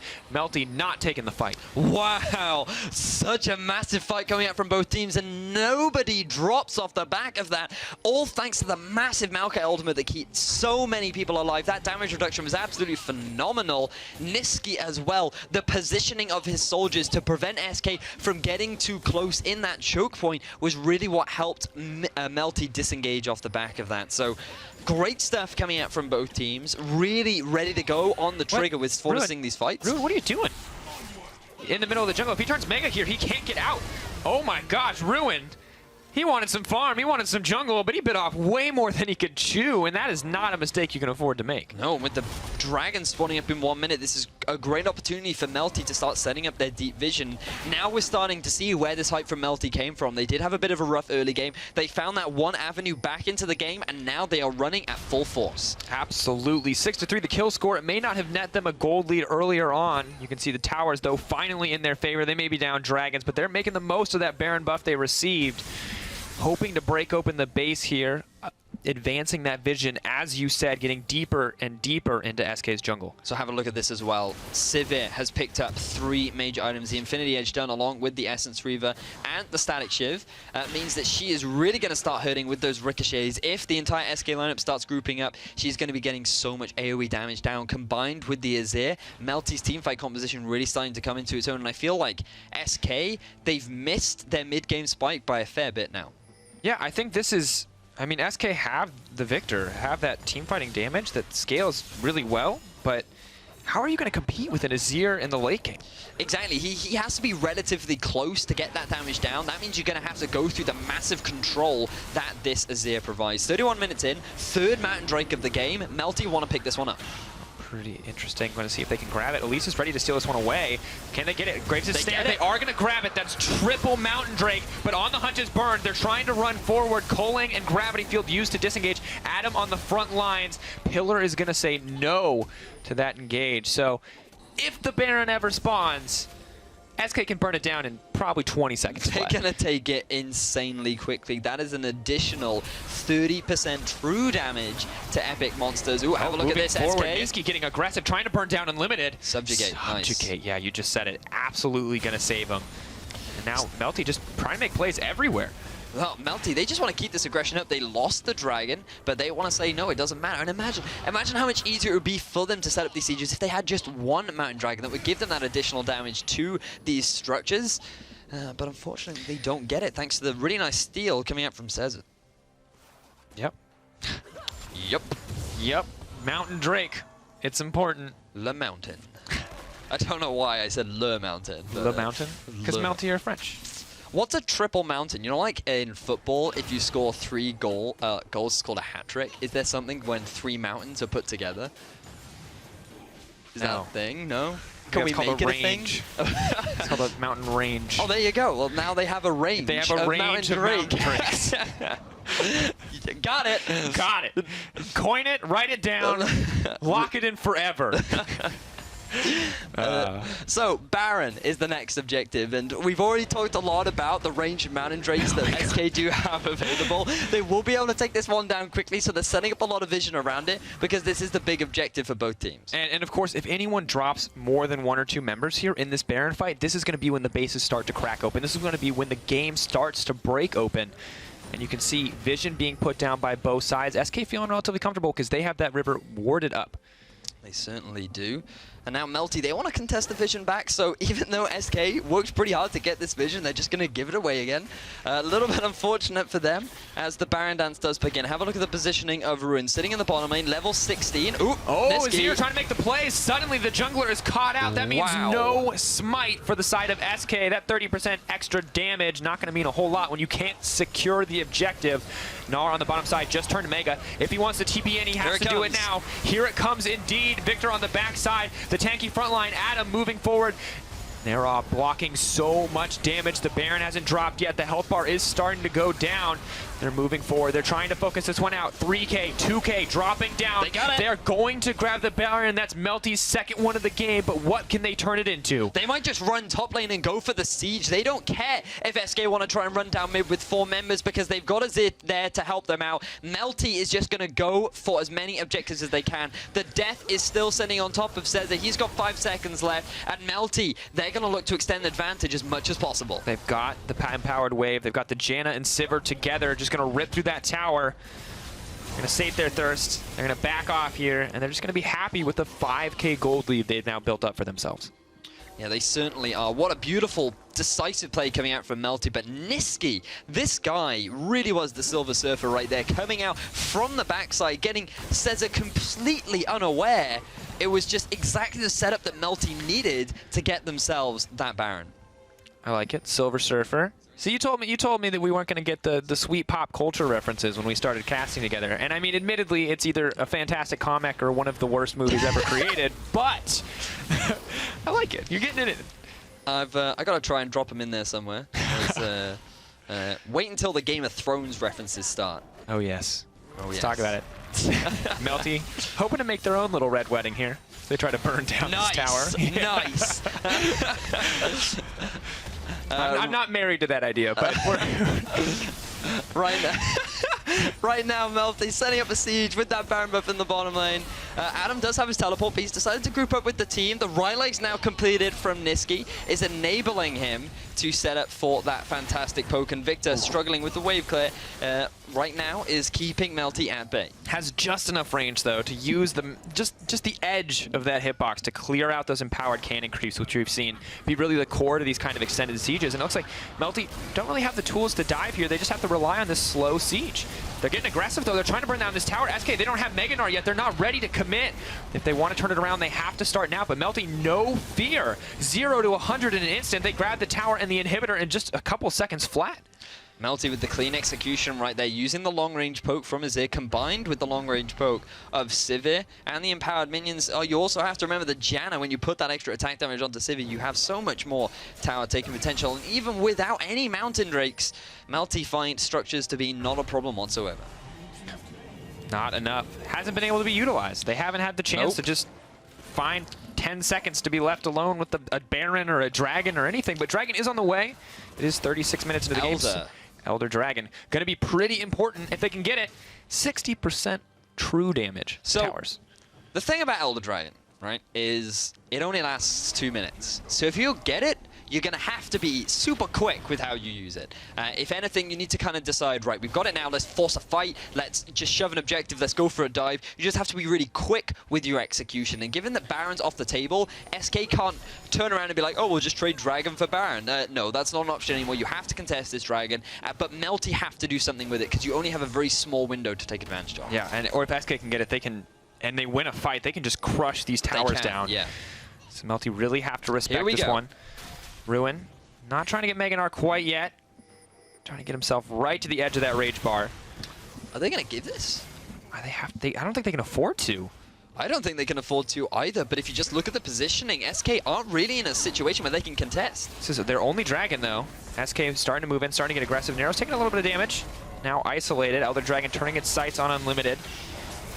Pushing forward. Victor trying to get down some damage. Kurdos taking a bit on the backside. Here comes Adam, though. They have to respond to this quickly. On the hunt is burned. Rest of the team is all alone. Adam running towards Vardex, trying to catch this Lucian out, but he's the only one over the wall. They're getting the damage now, but Vardex is living. Ruin is there. Mega Gnar finally comes through. He's not going to hit anyone quite yet. He's jumping in. The damage is coming out. Azir isn't hitting anyone, though. Ruin popping the GA. Shut down onto Adam, and suddenly SK have the momentum. They're pushing forward. Niski dishing out damage back. The soldiers are coming in. Conquering Sands comes out. He's getting down some damage, but at the end of the day, it's the 1-for-0. SK have to temper their aggression, though, because the Azir is just so strong. So both tanks ended up going down. Notice that Ruin does not have his GA available, but because of that, he doesn't give a kill away over to Melty. So still sitting at 7 and 4. Poke coming out from Niski. He still has his ultimate, remember.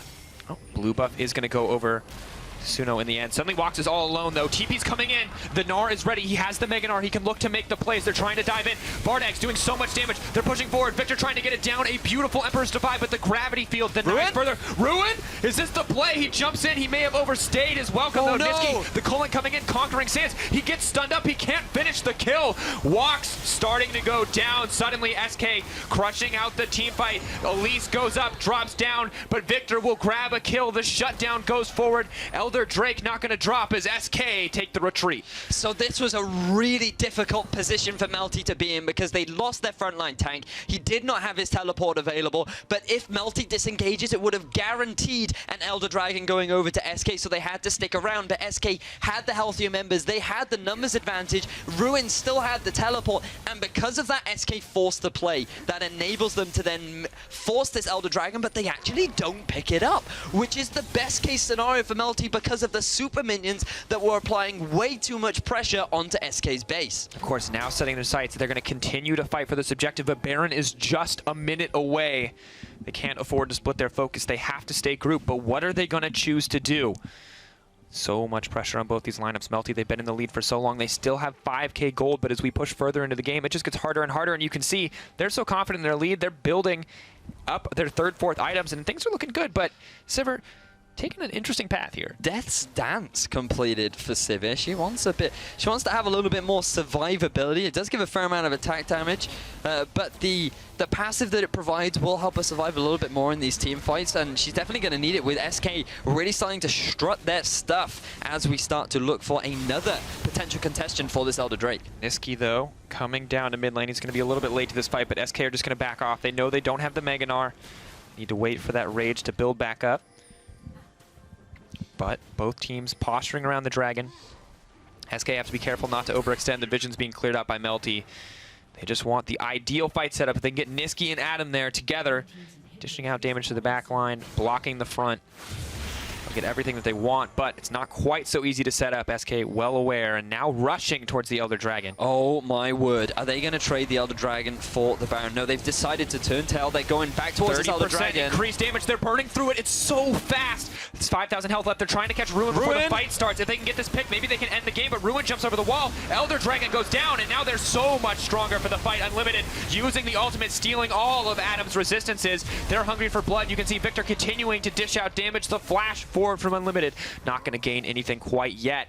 And SK get the Elder Dragon, but Melty, they're on the Baron. But have a look at the bottom lane. There's a lot of minions pushing onto that inhibitor, so SK have to make a decision. Do they be happy with the Elder Dragon and back off, potentially giving away the Baron to Melty, or do they look to contest this Baron? It looks like they're just going to give it away. Well, they're moving forward, though. Maybe they want to contest, but it's burning down so quickly. Azir and Sivir simply do too much damage. Baron goes down.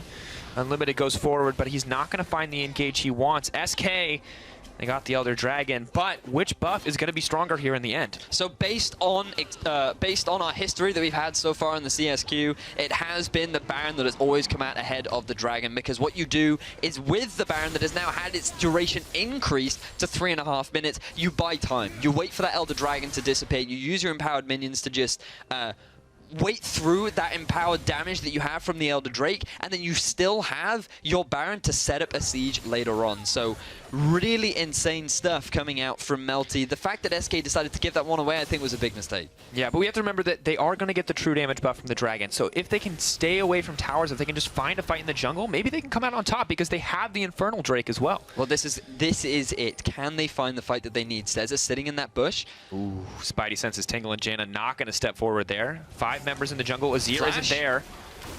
Not going to find the pick quite yet. How much time do they have left on this Elder Dragon? It is running out very quickly. It looks like that they've only got about 20 seconds left on it. They're not going to be able to take advantage of this. And so Melty have managed to buy enough time to get themselves through this dangerous phase where SK could have looked to come back. 5k gold lead maintained, but the further we get in the game, the less relevant that gold will be. You can see Lucian finishing up his 4th item as well. Not needing to pick up the Last Whisper. Has the armor reduction from the Black Cleaver and the armor penetration from the Yomus. Feeling pretty comfortable at this stage. Approaching that 6-item breakpoint for just about every character in the game already. So much gold traded back and forth. Yeah, these mid laners are really going to start to hit hard. Just have a look at some of the items they've completed. Void Staff now finished for Niski. On the other side, Void Staff finished for Suno as well. And they just want to be shredding through whatever magic resist is available on top of Melty. And even after the nerfs, Adam is saying, I don't care, I need all the MR I can get. He's got Merc Treads, Banshee's Veil, and Spirit's Visage just to try and deal with all of this damage coming out from the side of SK. The multiple threat composition that they have as Ruin, picking up that Black Cleaver very early on, is really starting to be a threat towards that backline. He did have a pretty good Gnar ult in that last Dragon fight. The question is, can he do it? Because I do feel that Gnar ult could be what SK need to turn this game around. The Sun Disc is set up, and the siege is coming out. SK doing their best to defend this tower. Really not in the greatest position here, as the inhibitor's still up, but the tower is open on the bottom side of the map, and Melty not relenting even for a moment here in terms of mid lane pressure. We're approaching the 45-minute mark, another long game, but both these teams definitely want this win on the board. Melty currently sitting at 0-1, SK 1-0. If SK can pick this one up, they'll be in a good position moving forward as the turret almost goes down. Oh, it is going to drop, I think, in the end. Maokai moving forward for the auto attack. SK, they don't have the rage on Gnar. He's trying to charge it up with the boomerangs, but he's just a little tired at this point in the game. And of course, now with the inhibitor dropping, there's a wave pushing the top side, and Melty are setting their sights on the second inhibitor. Breaking this open would make it a slow and systematic close, but SK, this is one of their last shots. They've got to find a way to get in, and Baron buff is still up, but it's about to fall off. Limited moving forward. Coling coming forward. Niski taking a lot of damage.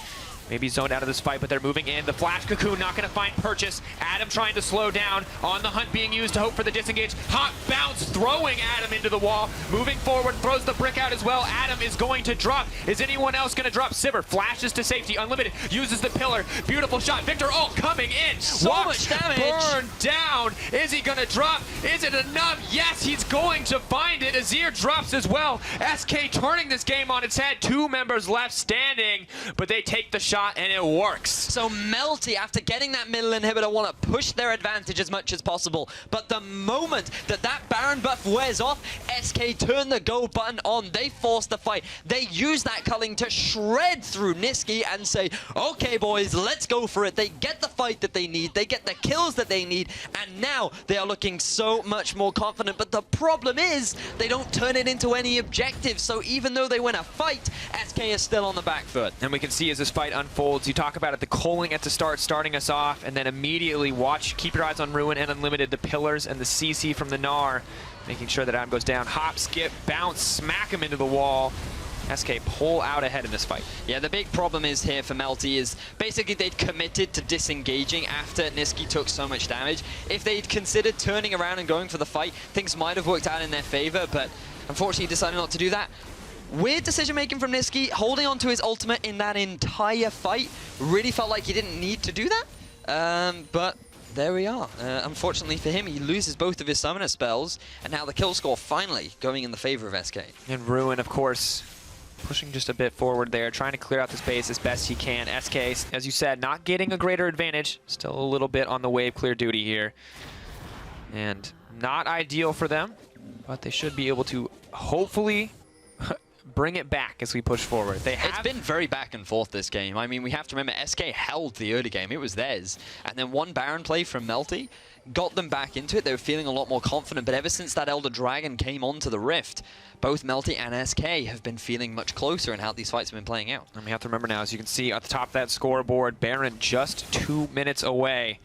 The gold essentially evened up at this point in the game, and it's anybody's fight. It's about who can get the better setup, who can put down more pressure or vision to eke out those little advantages. Wow, okay, I just realized something, that Unlimited actually sitting at a 0-0-8 score on this Trundle. Really impressive, considering how much on the front line this guy has been. Yeah, not dropping at all. I didn't notice that either. I'm so surprised. But, you know, it makes a lot of sense. And additionally, Suno 5-1-2, despite all these crazy team fights and everything considered, some good score lines. But SK just barreling down that tower, 30% extra true damage. Niski in the top lane for some easy. reason. Strange positioning coming out from him. Not sure why he decided to go up there, but even with the Baron empowered minions pushing down the mid, he has decided to just get themselves a turret. Yeah, of course, now starting to set their sights on putting down some of that Baron vision. Tower will go down, maybe a little bit misplaced attention coming in. Melty. Single outer tower, not going to mean that much, or inner tower rather. Moving in as we go forward. Of course, one more play. We're at that point in the game. 50 minutes. Long death timers. Oh, Kurdos. Only Elise going to be there. Not too much damage. Even the Channa has enough MR to block out those bases. What is it with me and attracting long games, Sifa? Maybe it's all of the side story time. Oh, they're giving me room to tell my stories? Maybe the like team owners are like, oh yeah, this Vedius guy is casting. He's gonna tell us all about the lore of the items. We're really all about that. So what I need you to do is not end the game. I need you to not do that. But the TP, oh man, I got so excited. I was like, here it goes, flank. No, not gonna find it quite yet. But we have to remember that this is, you know, a game that like is been so back and forth as you said. This is not one team absolutely dominating. That's kind of what we were wondering if we would see that more here in Group A, because yesterday was pretty much all stomps, and today it's been pretty back and forth here, at least in this game. Okay, so the big thing about this game in particular and why it's so tense, oh, hang on a second, Unlimited. He's going to throw down the pillar. Moving forward.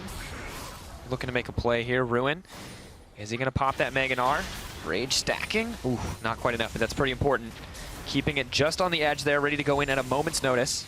All right, so we have to remember that Melty, they've already played Misfits, who are considered the strongest in Group A right now. If they want to come second, realistically, they need to beat everyone else in this group to hold on to that second place spot, which is why this game is so massive. But SK, they're in a very similar position where if they want to try and contest with Misfits, they can't afford to drop a game anywhere, considering how strong Misfits look. So this is an incredibly important game for both these teams to keep their Challenger Series hopes alive. Absolutely, you need to pull ahead in this round robin. You only have 5 games to make it count to get that near perfect record as close as you can get. Melty already starting off with a loss. SK already finding the win. A lot of pressure on both these sides to pull ahead, maybe get a little bit more wiggle room, a little bit more comfort in this group stage. But you can see Melty positioned to take the Baron. Gnar is on the bottom side, starting to stack up that rage. Could look for the fight here. I think it's going to come down to this. It could very well do. There is a ward from SK. They're going to start off the Baron. Pillar goes in. TP coming into the backside of the Baron pit, but I think Gnar may be too late. Unlimited knocked up, he flashes into the Tornado at him in the back line, dishing out so much damage. Unlimited is going to drop. The Victor ult does so much in the end, though. Melty, Ruin out of nowhere, comes in from the pit. The triple kill from Lucian. SK, can they end the game? At the end of the day, Suno trying to find another kill, but 3 members of Melty die in an instant. They have the 30% damage from Mountain Drake, and they're pushing down the mid lane while Suno buys them time. Melty, oh my word, this looked so good for them, but they invested way too many resources onto ruining Unlimited's kill score. Things were just looking so good for Melty. They fought so hard, but this could very well be the game-ending push from SK. I think it's going to be just that. 40-second death timers on the Graves. The Azir and Maokai are counting down, but with the Mountain Drakes backing them up, that range, if you will, they're going to move forward. They're going to break down these Nexus towers. Mega Gnar coming out as well. Sivir popping on the hunt, trying to get something back. That's a lot of low health bars. Wait a second, are they going to be able to end this? They're moving forward. Ruin's going to drop. Suno, Bardags, they're burning through. Can they close the game? They're going to get it. SK Gaming take down Melty Esports. Wow, so in a 52-minute slugfest between these two teams, it is SK that came out ahead in what was a final team fight to finally close things out. And it was all Ruin.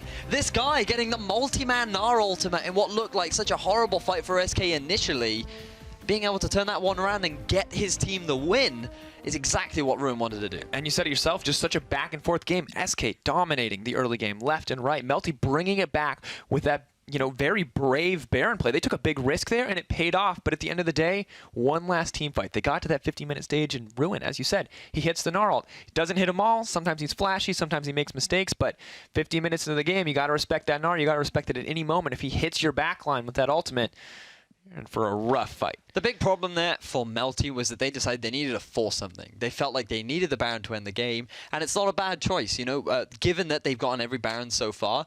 I think they wanted to rely on that decisiveness where they said, if we just go for it, we take it, we're going to catch them off guard again, and we're going to be able to just close the game off the back of that. So, unfortunately, SK read them. They had the vision ready, and when you have a two-pronged attack coming out from SK, what the Gnar from the back and everyone else from the front, it forces Melty into a weird situation where who do we focus? Do we go onto the Gnar? Do we go onto the tank? Or do we try and engage onto the Elise, the Trundle, the Victor, the Lucian, who are so good at disengaging that you're kind of chasing your tail, and that just provides enough time for Gnar to finally come in, get the ultimate that he needs, and it's just SK's easy, clean fight to take. So it was simply SK playing the Baron fight as well as they should, and I don't think anyone could argue that was a well-deserved victory. Absolutely. I mean, really just a stunning performance overall, and we got to give a lot of props to the team. SK at the end of the day, more decisive in the end, and Ruin, maybe a little bit of a hit or miss player overall, but, you know, really has what it takes to show up in the late game, and that's really when it matters. He's clearly copying my strategy of not do well, but then you get that one play that literally wins you the game. I think he copied part of the strategy, but I don't think he was a huge advocate for feeding in the mid-game, sir. Feeding's just a byproduct. It's about the end result. As long as you achieve that point, nothing else matters. And see, if we don't have context here, you just sound like a jerk. Oh my gosh. But Ruin definitely did make that massive play at the end, and with the positioning of the Azir wall cutting off everyone else, I just thought Azir's going to go to town right now. He's in a great position. He can clean up this fight. But then with that Gnar flashing in, getting the stun up, perfect execution. Yeah, and at the end of the day, I think that's all that it took. But, of course, with our final match in Group A for the day now complete, Vedius and I are going to be stepping away from the desk and handing the reins over to Stress and Pulse to bring you the best of Group B.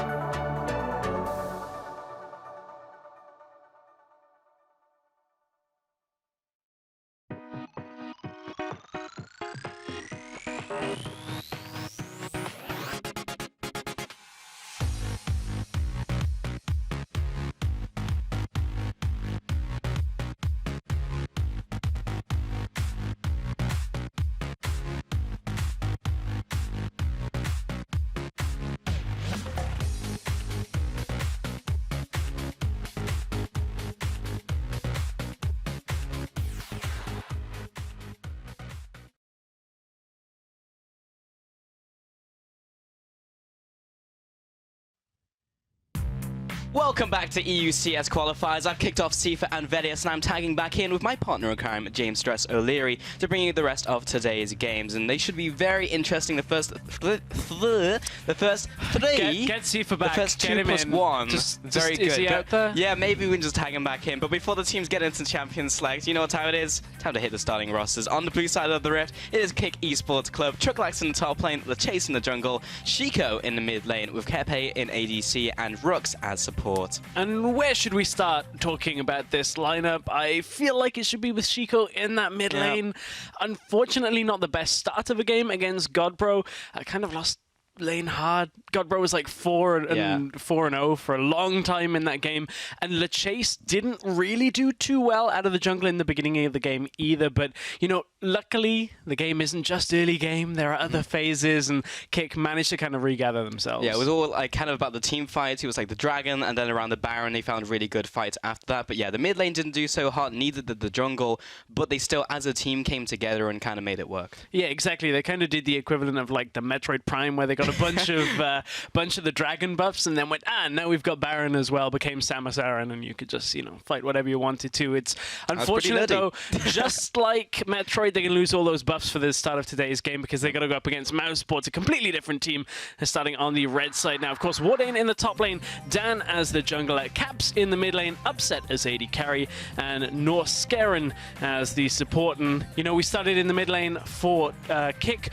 Here for this lineup, it's not crazy Caps, but Caps looked pretty awesome in that mid lane yesterday as well. Very impressed by his performance. Awesome Caps in the mid lane. Yeah, he got triple banned out and still did fantastically well as LeBlanc, I believe. Yeah, so super good from him. And it was just the team played really well.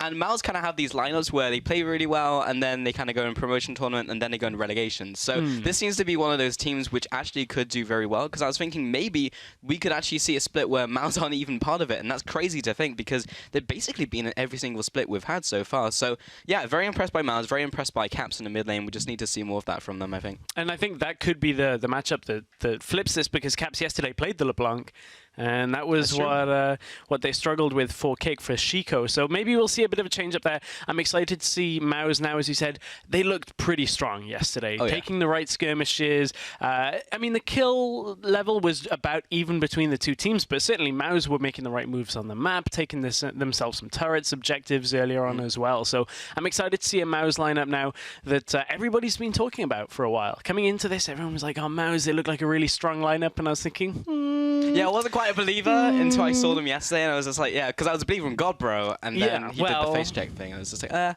but we have Godbro later today, so maybe he'll redeem himself. But it's funny because you guys don't know this, but there's just the running joke off camera how it's like, believer in Godbro, believer in Godbro. It was on camera as well. I was very adamant with Vedius. I was like, is it going to work out? Early game was fine. He was like, LeBlanc curse, nah, that's not real. And then literally LeBlanc curse like rang true, and then kind of got wrecked. The thing is, it just starts regressing throughout like a bunch of, not only the broadcast team, but, you know, as we're watching the games, they're like, look at what Godbro can do. And then it just, you know, I feel almost the same with Mouse right now. Is I feel like, oh yeah, they're looking strong start, strong basis, but their issue that they've had has been, ironically, consistency, because we always used to say they were super consistent. They'd always place like 4th, and unfortunately now they've either been like 2nd or like it was like Reason Gaming and Mouse Sports always had like 3rd and 4th, but we'll be changing up now as we are in CSQ, and we have the first bans coming out. Will be Lucian coming in from Kick and Azir out from Mouse Sports. We've seen a lot of Azir over CSQ, honestly, and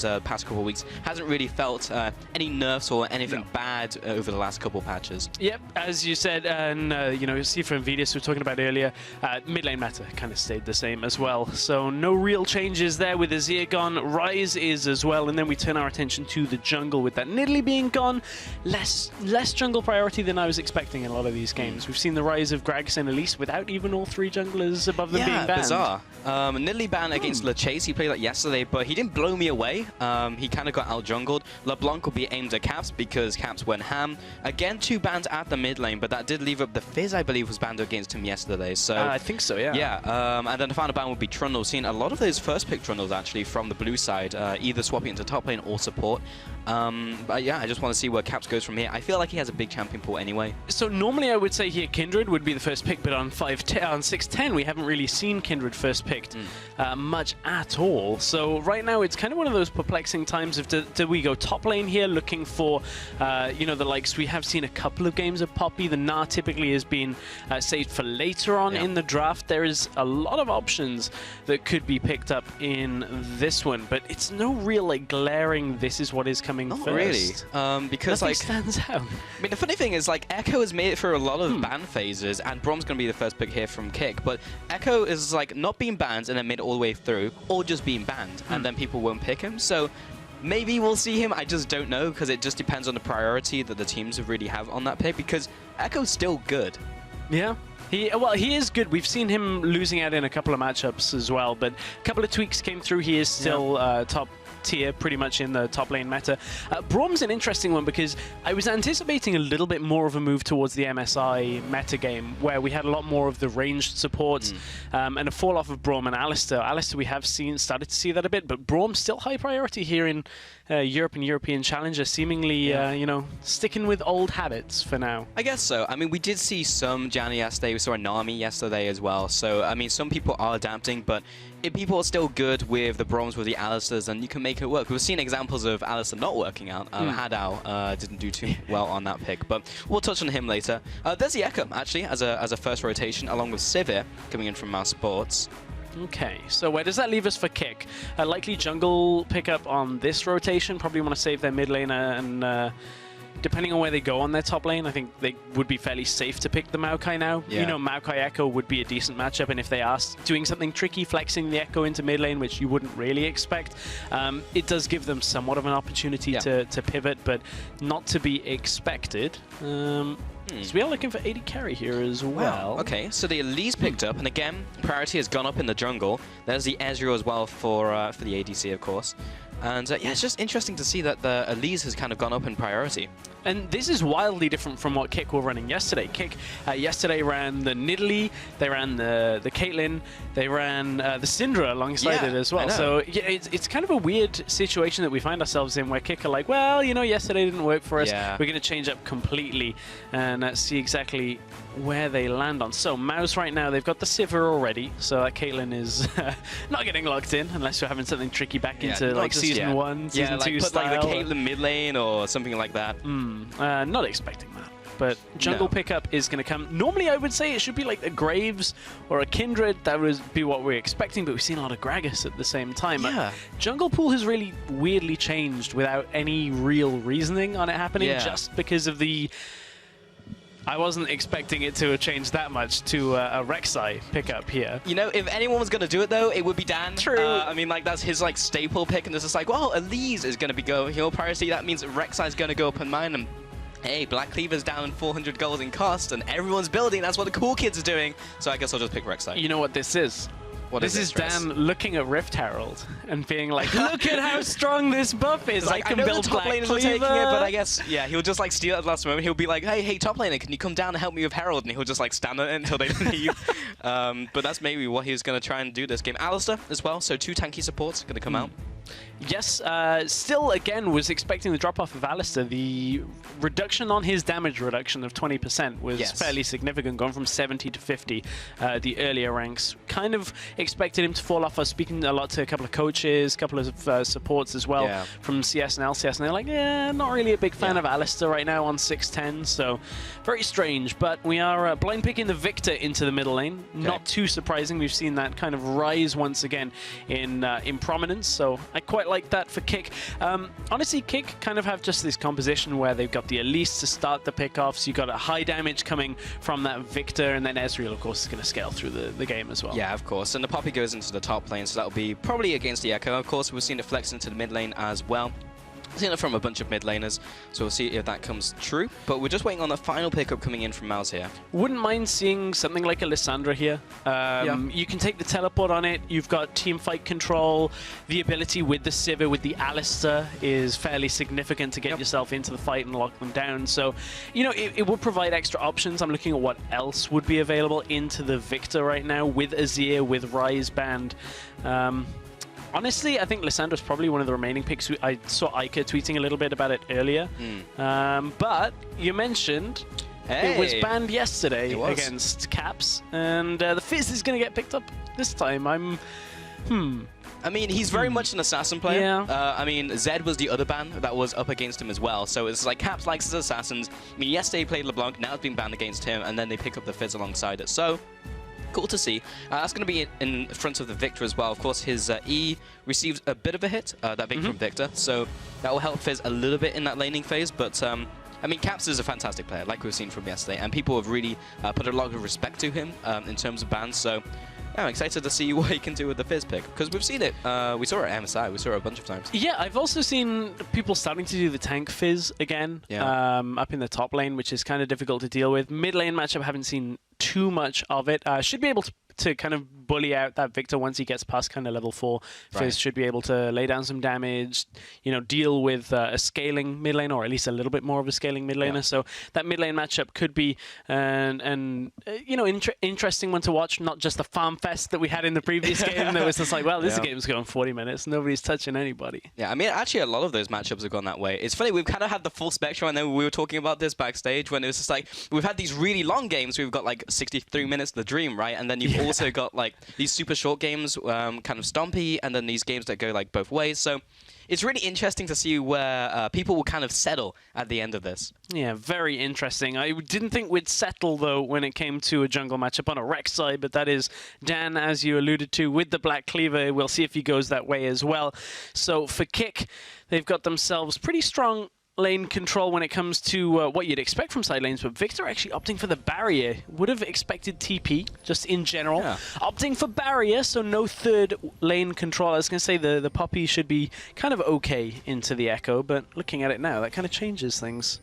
That does, and he's against Caps on Fizz as well, so I guess he just more respect. It's just like, yeah, didn't do too well against Godbro yesterday. Don't want to be another game where I'm just bleeding out kills. The other thing is like the rock, paper, scissors, right? It's like, is he taking Ignite?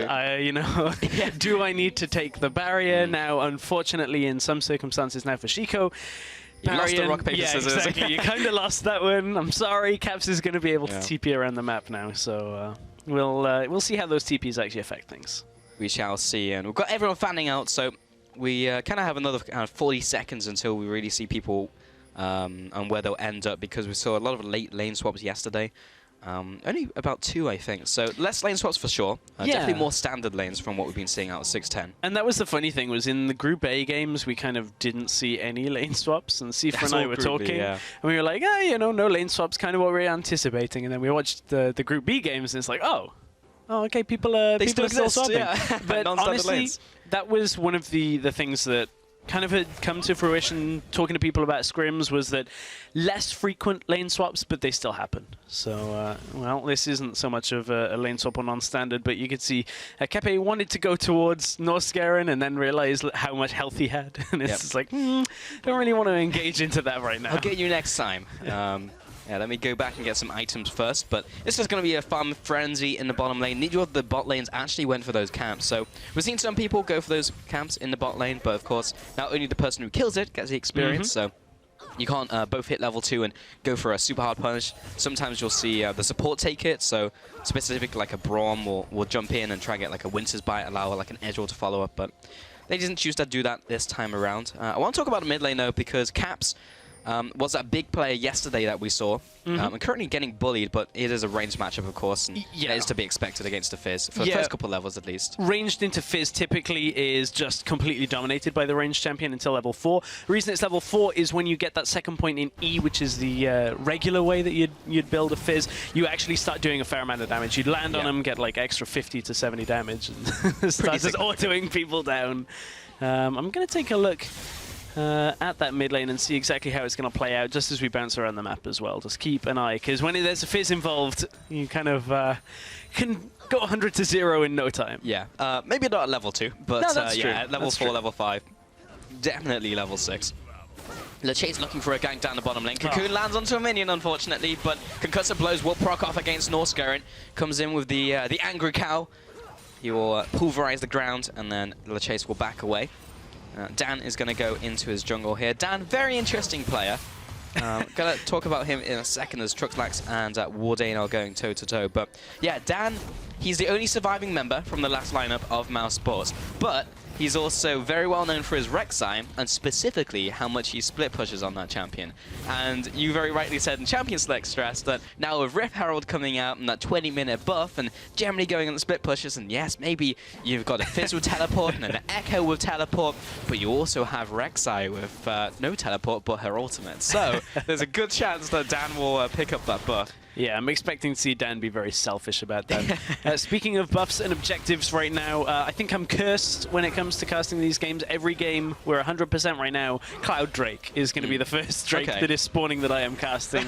So unfortunately, we won't have teams scrambling to take that very early on. Really, the only option when it comes to Cloud Drake that we've seen is if you take it as part of a trade. It's like the loser prize of losing Rift Herald. Because that's the thing is, as we see a couple of trades, bot and mid, is it's not just about how valuable the objective is on its own, it's how valuable is it compared to the other objectives on the map. Cloud Drake is a nice boost, but compared to everything else that could possibly be taken at that time, not worth it. Well, Dan's going to come in for a bot lane gank. Flash from Kepe, but a follow-up from Dan as well for the knockup. Upset's not going to get the damage down as he was exhausted out from Rook, so they're good to go. Couple summoners burnt. Looks like 3 over from Kick and just 1 from Mouse, but up 2, that was a flash from Dan as well. Yeah, so that bottom lane matchup, though, still will have 3 for Mouse. You can see Wardane up in the top lane, trying to deal with Truxlax in the early game. Has himself just about a wave advantage on minions, but he's got to be careful of LeChase coming in behind. Woodin actually kind of just feels like it could be that sort of time that LeChase could be top. And we didn't really see much out of LeChase yesterday. A little disappointing. Yeah.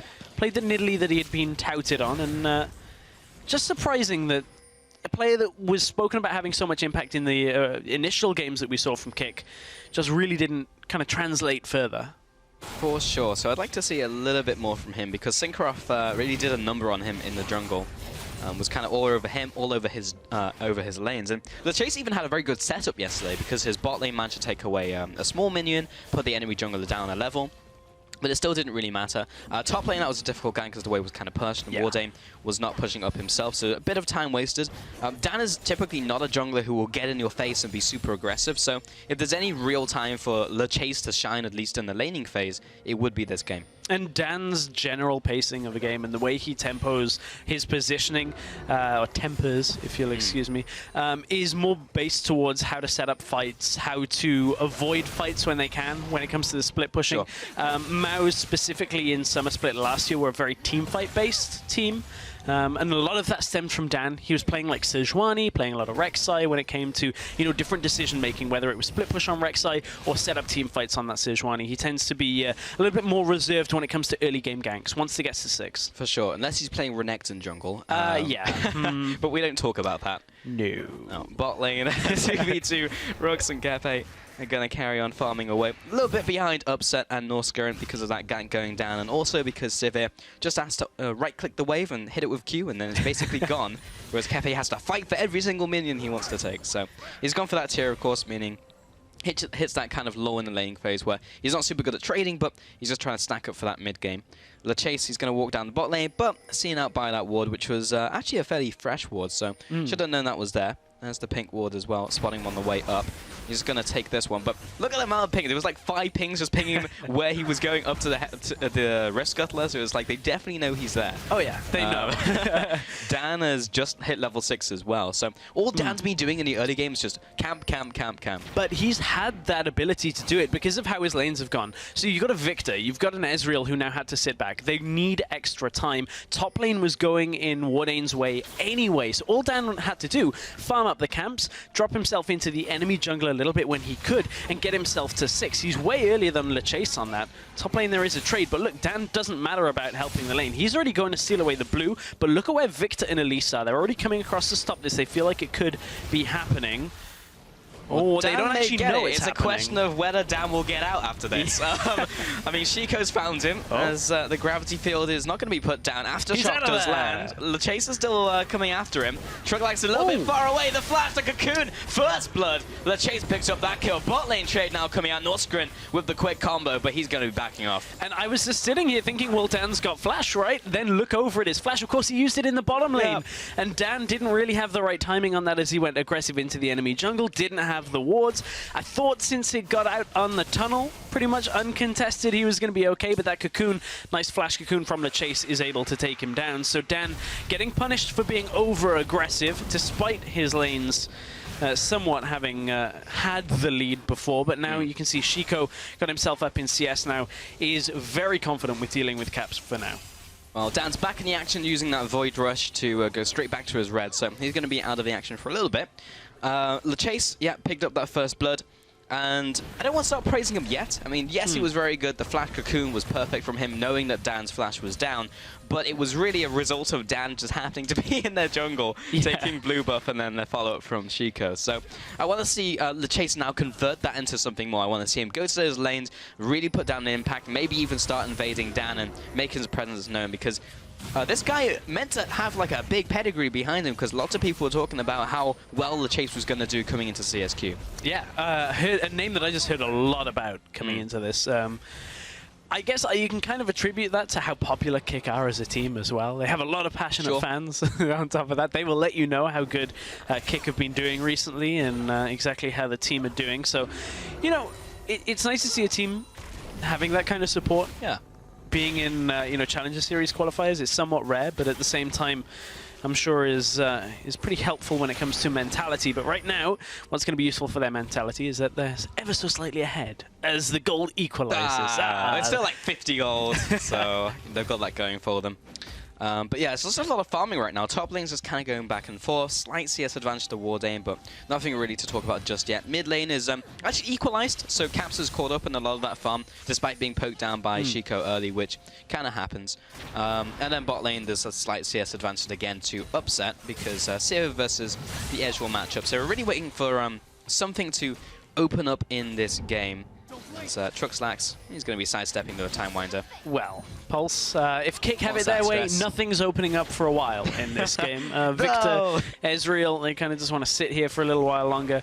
Interesting start on the Cloud Drake, not committing to it. There you go. That tells you exactly how how useful, or at least how valuable to Kick right now that is. It was well, let's test it. Let's see. It's not that difficult to take. Oh no, okay, we don't really have a read on Dan, so let's not commit to it. Not the likes of just rushing it down. Caps wants to go in. A little bit scary for Chico, but maybe it was scary for Caps because LeChase was waiting in the wings. And he's immediately going to bounce out. So there's a couple more seconds where LeChase has that window. He's going to spot Dan as he walks into the bush. Gets a lot of damage actually with the Neurotoxin into Venomous Bite combo. He's got to follow after Dan as well. Now Caps is starting to react. Here's the TP. Maybe LeChase has got a little bit too deep. The fish has landed on top of him. Rux comes in for the bot lane. That's going to be a fast 2 kills, a 2 for 1. And now Truxlax, he's going to get involved. Upset from the bot lane. They're starting to back away. Norscarin is being caught out. He does have that ultimate on top of him, but it's just a matter of time before he goes down. Oh, is it? The flash over the wall. Kepe, he's looking for the Q. Oh, Upset looks for the block, but doesn't really find it. 3 for 1. Kick coming up big. Going massive for Kick in that setup. Caps even managed to stay alive. One of the early fighters in that little skirmish there manages to get himself out alive. Did use his flash to do it, but overall, that couldn't have gone a whole lot better for Kick when you look at that kind of positioning on that fight. That was exactly where they wanted to fight this early on. They actually regress back to their lanes, don't commit for the dragon after it either. But Kick right now are in a good position, and that mid lane matchup seems to be comfortable for Chico, and it's Chico that really turns this. Yeah. Watch as this fight continues. They start onto Dan, fairly straightforward here. They know that they've at least got the flash from Dan coming out here, and LeChase is safe. Caps thinks he can get extra damage down because Kick started to stack, but this ultimate that comes out from Victor just shreds, or I thought it was the ultimate that came out from Victor. It was actually a death ray, and then the ultimate comes out later as is able to shred through in that fight and take a bunch of Mao's health bars off at this point. And this was just a tidy up at the end. Yeah. The funny thing is, if Alistair just kind of carried on walking one direction instead of trying to Duke, then Upset would have gotten in front of him, Duke rather. But yeah, I believe it was the aftershock damage that came out, coming out after the death ray, because that thing does a lot of damage now, because it's basically the same amount as the initial death ray, but has a longer delay now. So it just hit multiple targets, and when you're in a choke point, in a bottleneck, does a lot of damage. Yeah, the ultimate was laid on top. I second-guessed myself. I was like, I thought it was there. So yeah, it actually was on top. Of course, it does just damage at larger steps now. It's every 2 seconds rather than like every as it used to be. 0.25, I believe it was. Yeah. So it just deals a lot of damage when it does hit. Yeah, it's not we saw very that yesterday. Yeah. Respect that ultimate. LeChase, E over the wall. Knows that there isn't a camp there, so he can defer that Dan is going to infer that Dan is in the bottom jungle or maybe going into the top side now. They just see him go over a ward, so LeChase is tracking Dan. Now the red buff spawns, and Dan immediately finds him with the Q. Is like, I'm just going to shoot this out. I mean, Prey Seeker is pretty easy just to shoot out there, but there's no one to respond because Wardane's tied up in the top lane as he goes up against Truxlax. Mid lane is tied up because he went to the bot side of the map. So LeChase, even though that Dan knew he was there was nothing that he could do about it. And he just took the buff. Bot lane. Upset's going to be returning a bit of damage onto Rux. We've got Dan coming down for the counterplay. Here's the TP coming into the north side of the fight. This is going to have to be a tower dive. Norscarin, he's got the ultimate. This is going to be pretty easy. 4 versus 1. Rux against the wall. Kepe, he's down. Rux is down as well. 2 easy kills for Caps. Very clean, and the fact that both kills go on to Fizz is pretty huge in that situation. Already has that Abyssal Scepter completed. Now he's going to be well on the way to carrying this game, potentially now 6 stacks on that Dark Seal. And I was just about to say that the last fight where Kick fought around that mid lane was not really beneficial because of their team setup. Utilizing their TPs, obviously having a fight right next to mid lane means there's no point in TPing to it from Caps. So they had that TP overlap when it came to being able to TP into the fight. Caps goes to the bottom lane, picks himself up too, and as you said, it was going to be a very easy dive. As soon as Northscarin just has tower aggro, it was just like, and well, is we're just dead. walking in. Yep. Kick didn't really have too much he could do in that situation. Top lane did go down to Trucklax, however, against Wardane, so that was tower equalized because the bot one went down over 2 miles after they picked up those 2 kills. Tenses are hard in English, I'm finding. Yeah, as he said, is Sifa? Yeah. Yeah, I'm sure he's here somewhere, but he deserved the rest after those 3 games. They were pretty long as well. Yeah, the first especially couple that games last of the one. day. Yeah. Not quite as long as yesterday's 63-minute game. That's true, that's true. I think my birthday present was getting at least The just to 60-minute watch game, that or- one. Oh, okay.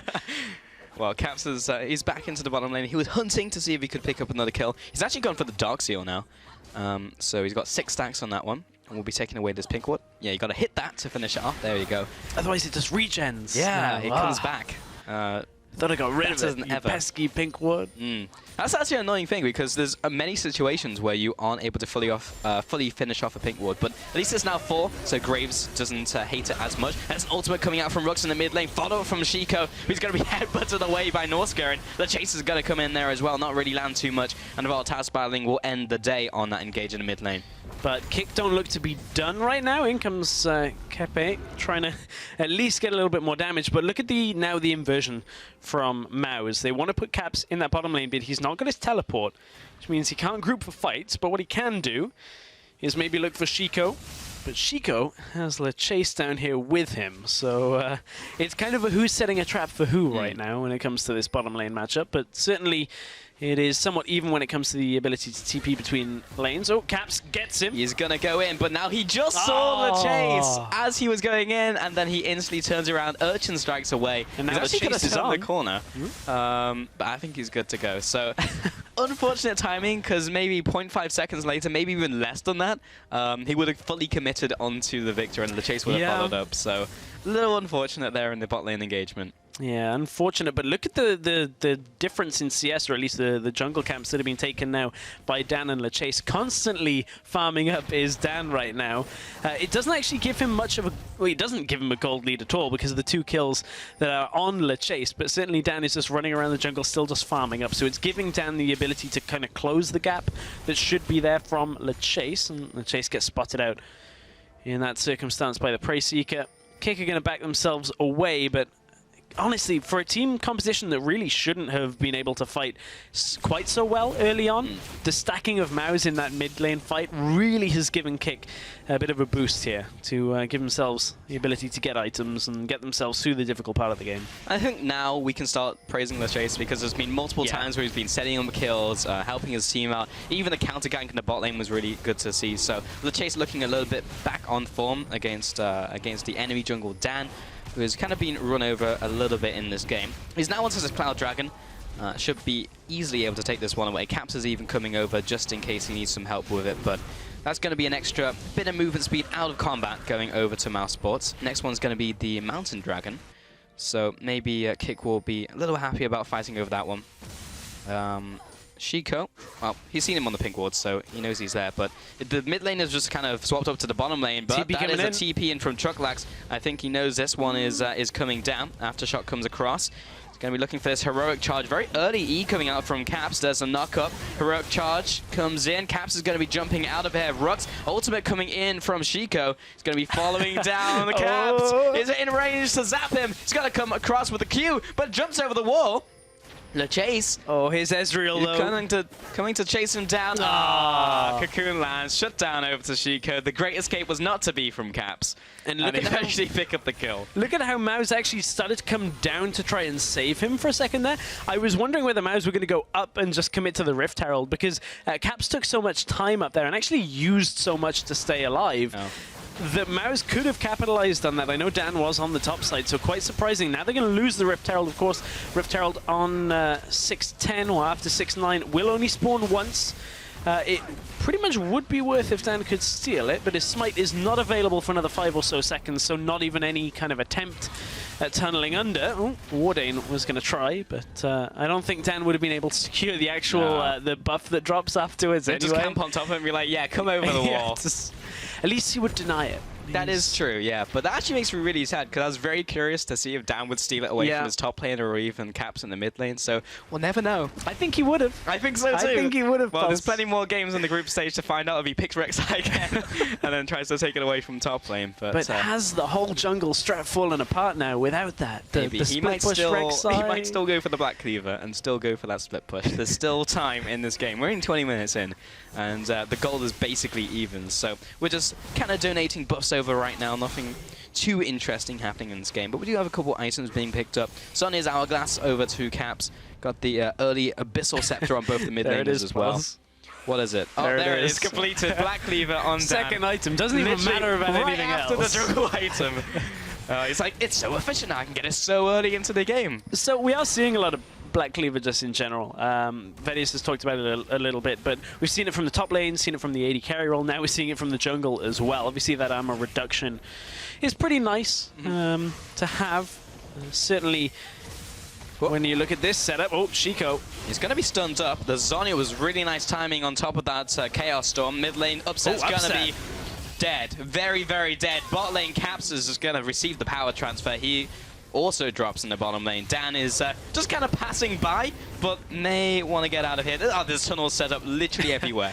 He's out. He's literally going to Raptors. The problem is, MOUZ with their team composition really don't have many answers here, because what are they looking to do? Try and hold the side lanes? Well, the Victor just 1v1 the Fizz. And Yakko's getting 1v1 by the Poppy. Yeah, I mean, Victor did have to use the barrier. Well, I mean, didn't even drop that low from it. He used the barrier to stay alive. And now the Poppy is starting to take control and has kind of been winning the trades against Echo for the entire game. So what are you going to do? Try and put your Rek'Sai over in the side lane and hope he can deal with things? That would be the MOUZ special. But you generally need more to be going well than you than just Rek'Sai has a Black Cleaver. Mid lane, at least, Caps is in a decent place. When you give Fizz a couple kills, he can start nuking the squishy targets, but he wasn't able to 1v1 the Victor. That's a problem. Can he do the same against Ezreal? Probably, but Ezreal has an E, so he's just going to jump away to his allies. So it's very difficult for MOUZ's composition, as you just said, to make anything happen in this game. Yeah, Caps has lost his stacks as well, so the Dark Seal stacks. Yeah, it's all going wrong then. Yeah, everything's going wrong. I mean, you look at it, you look at an Alistar and say, well, normally that would be the answer, and sure enough, he still has the ability to land those engages. Nothing like that changed in Alistar's kit. Right. Just certainly the opportunities have been few and far between for MOUZ. Maybe if they can get that Sivir ultimate into the Alistar ult chase, but it's kind of a situation that you have to drag the enemy into, and I don't really know whether you want to fight against this Victor right now, because he is pretty strong on the Abyssal Zhonyas. Well, good luck with this, Wardane. He's going to E to Rux, going to flash away, and Laser does not land on top of him, so he makes it out. But Kick are already pushing this turret now. They're already looking for the top side. Caps is looking to equal it on the bottom, and Sivir is pushing in the mid. But this tower's already gone. So Kick have already got what they wanted from this, and Poppy recall to try and save the bot tower from Caps. Here comes the Ezreal ult to clear out mid. I'm not going to hit bot lane at the same time, but that would have been incredible. Angle, yeah. Just clears both through. So Sivir did get the mid lane despite the Ezreal ult, but bot lane, let's watch the fight. Yeah, this is usually fights with a Fizz in don't go on very long, but against a Poppy, you're going to be here for quite a while. And Caps has realized that in the war of attrition, he does not win. Trucklax actually going to flash after him, looking for the charge against the wall, doesn't find it. Caps is going to continue to waddle away, I guess, as Fizz does. He's going to Urchin Strike through Trucklax. He's being a bit of a playful trickster right now. There comes the Q. He's going to TP out. Oh, he actually can't do it. He doesn't have the health. Yeah, so he interrupts the TP. Playful trickster, Urchin Strike. He's going to take a tower shot. Nope, he's going to Zhonya's. Trucklax is going to taunt real quick, then follow up for the kill. That was a weird sequence of events. That was the stupidest sequence I think I've watched all week so far. Caps TPing, trying to TP out when he knew he realistically couldn't. I mean, there wasn't a whole lot he could do against Spirit Visage Poppy at this point. A little too strong. when it came to that 1 versus 1, and Caps right now has gone from being 3 and I think 3-0, 3-1 now to 3-3. Really has had no impact on the game outside of negative impact when it came to losing you know, a couple of pushes down in the bottom lane, over pushing twice now and getting punished for it. Kick Mountain Drake's going to take a while to get, but that's going to enhance their ability to push towers, push objectives, and look to close this game out, because honestly Kick are in a good position too. Next one's going to be Ocean as well. Most likely Kick are going to have the priority over the area. Chucklaxy's still got the glimpse of the Void buff, so he's pushing down the bot lane with the rest of the team coming in. And Kick are just playing so well in this game. I mean, it's just been incremental leads that have been built up over this game. Wardane's going to pick up this top tower at least. But 3 towers ahead Kick are now. And they have arguably a more useful dragon that they just picked up because Caps just went down in the bottom lane. So everything seems to be going really well for them. I do think 3,000 gold really tells the tale of how far ahead in this game they are. I mean, watching this, I feel quite frustrated at the Rek'Sai pick from Dan. I don't think, when you look at what Dan has been doing, he's had pretty much any effect out of the jungle. He farmed up, didn't really get anything done. Now has himself a Black Cleaver, which means he can't survive long enough when it comes to most fights. And this is one of the difficulties when we've been watching teams go down the jungle tier lists while the big picks were still available. This game had Graves, Kindred available, and if you wanted a utility jungler, Gragas, which we have seen come back into fruition. Even the likes of like a Lee Sin, if you wanted it, not that I feel like it's, you know, a particularly great pick right now, but when you look at what he had offers in the early game, and Dan defaults to a Rek'Sai, which is like a C-tier jungler right now. It's comfort for him, don't get me wrong, but when you look at what he's actually achieved in the game, it is very little. And you look at like what a Rek'Sai can do in this game, and it's not like he's just missed opportunities. It's like Rek'Sai can't do the same things that those other junglers do in the phases of the game. The chase has just kind of walked all over him. So yeah, I definitely agree. It's been a rough game for Dan, and maybe it was all on the glimpse of the void. He was just like, "This is our game plan." If your game plan, you know, balances on getting Rift Herald to your jungler to split push, I think maybe the game plan is a especially little in this current offset. meta as well, because like there's so many beefy top laners like Poppy who are just gonna beat you into a pulp anyway. It's hard, but yeah. I don't think it was all on the pick though, because the rest of the team as well, like top lane has been gradually going in Chucklax's favor. Bot lane did go over to Upset, but wasn't really able to capitalize on it. And mid lane is getting 1v1'd. Shot comes up onto Kepe, but can't really get on top of him with the rest of the members there. I mean, Mouse has still done a good job farming up on Sivir, farming up in the top lane. Even though Wardane has, you know, kind of not had the same presence, he's still been able to out-farm Chucklax. Here comes a TP from Chucklax into the enemy jungle, but the rest of his team started Baron. So they're not choosing to fight off this. Wardane does have his TP, as does Caps. Here's the zone. Hammer goes down. Is it enough? Baron at a 3rd health. I think it's just going to go down here. Upset is going to get tagged by the Ezreal ultimate. Nice. Glacial Fissure will stop Northscore's engage. Wardane pops over the wall. He's going to be chrono breaking back to bot lane. 4 versus 5 now in this fight. Mousesports against Kick. Caps is going to chase down LeChase. Picks up that kill. Rux is going to come in. Caps goes into the Zhonya's Hourglass. Kepe's going to finish him up. Oh, will he? He's going to flash away, and he will take him down in the end. Northscore is going to be falling here. Upset and Dan are now running for their lives as Chucklax and Chico want blood. It's going to be a 1-4-2, and Mousesports come out behind, massively behind, with Baron Buff also over to Kick Esports Club. It just keeps getting better for Kick. They managed to get the Baron pretty much uncontested. Wardane goes into the fight and has to ult himself back out of the fight down to bottom lane. So ultimately for Kick, I mean, they come out with the Baron buff, they come out with extra kills. All they really lost there was a whole bunch of summoners, and they lost LeChase, but the Baron buff remains on everybody else. So right now, Kick can just go back to pushing multiple lanes right now. They've been grouping somewhat in the bottom lane just to push one through. So they'll probably look to do that now and split over across the two. But Chucklax doesn't actually have his TP, so they may just remain as 5. Not quite the same options with the double TP that you'd expect. Still got to keep remembering that Victor has barrier. Yes, he does. It's still available. Actually hasn't affected the game in all that much at all. We were saying at least, we were saying that Caps would be able to TP across. That happened once.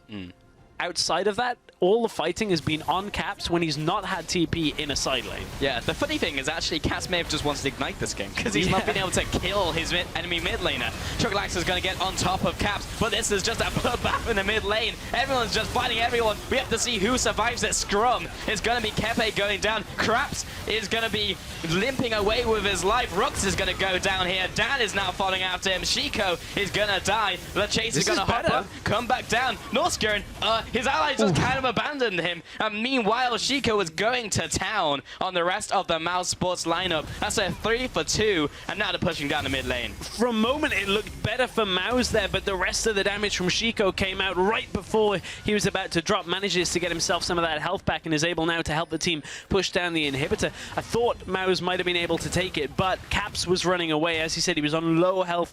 The rest of Mouse Upset couldn't get himself into the fight, and FLICKR able to again take another good fight. Dan wants to come in. It's not quite done.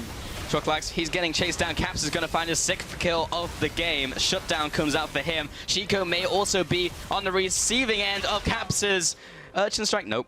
Nope. Chase gets his fangs in, is able to take him down. I mean, man, this has just gone from strength to strength from Kick. We're going to go all the way back to the beginning of that fight. So this is where it looked like Kepe was in a little bit of trouble here. And this stun does lock down 2 people here on Kick. And for now, Mouse, as soon as they get Caps out, look at how Kick's health bars start to drop. Rux drops fairly low here as well, as Wardane is managing to get the damage down. Shiko looks to be out of it, but the damage that comes out, he keeps himself alive with that shield that comes from the Q, and is able to run back and readjust into that fight to take out another couple of people. So it ends up going Kick's way, and another dragon goes over to them.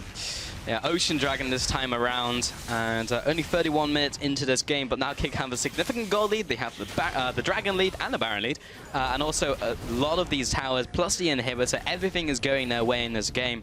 It just feels like Mouse Sports, if they had a game plan, it's definitely not here anymore. They just need to find a pick. They just need to wait for Kick Esports to make a mistake now. This is just a situation in the game where they're just going to be shoved into their base. The funny thing is for Caps is you look at his scoreline and you're like, well, he got 6 kills. Yeah. Surely it's, you know, Fizz gets 6 kills. This is the solo queue scoreline where he was like, right. well, I did really well. That's the thing. It's I did really well. Yeah. And it's the player that's pushing bottom lane or looking to get engages and that kind of thing, regardless of the rest of the team. But honestly, the rest of Mouse haven't been looking to do anything either. So it really has only been Caps that's been attempting to make plays, and the rest of the team are like, I don't know whether we can make this fight happen. There was a good stun out by Wardane in the last fight, but we'll see whether we can get that again. This seems like a very different Mouse to yesterday, from the draft and from the execution, and I'm not as big a fan of this Mouse as we saw in that game from yesterday. Oh, here's the fight. Well, they're going to pull the trigger. Truglax is dropping low, but it looks like Mouse who are going to crack first. Rux is going to get hit up by the Fizz ultimate coming out. Upset's just trying to get in range to put out the damage in return. Shiko, he's gone into the Zhonya's hourglass, and maybe Mouse Sports have started to run over Kick Esports Club. Rux goes down, Shiko's gonna fall, so is LeChase Truglax, and just like that, Kick Esports are dropping like flies. 3 members remain, the ace out for Mouse Sports. Much better out of Mouse. Upset got so much damage out, as did Caps before Caps ultimately fell, and it just meant that Kick were reaching a little too far in that bottom lane as they set up that fight. I want to take a look all the way back at how that fight actually started. I want to see whether Wardane got himself right into the mix as well, as we will take a look back at that fight very shortly. But for Mao's sake,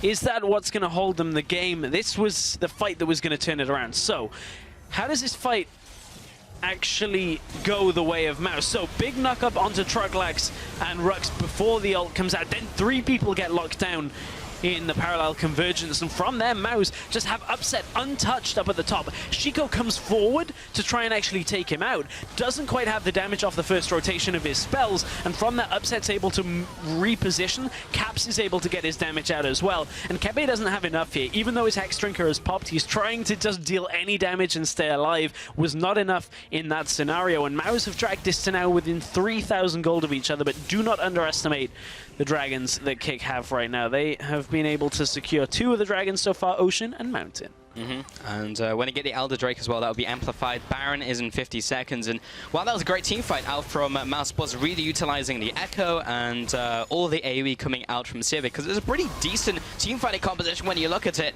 But looking to find a pick here onto the chase. That could be big as the Baron is happening. Rux is actually just going to somehow find himself in the middle of everyone, but Upset gets deleted from the fight. He was what was really keeping them in this game. Now Northgrunt is going to get chased down. He's going to have to turn tail, go back into the team, try and keep Wardane alive, but that chase did not go as planned. Trucklax is going to keep the recalls from happening, and this actually just might be the end of the game, even though it was this uphill struggle. Dan, he's trying to shake off this Poppy. The flash over the wall to interrupt the Void Rush. You're not getting back to base to help your allies. Wardane and Caps are going to have to go 2 versus 4 here. Wardane already used the Kona break. Next time he goes in, it's a one-way ticket. Comes in with a parallel convergence. Kepe's trying to put down the damage. Caps is coming back in to try and chunk them down.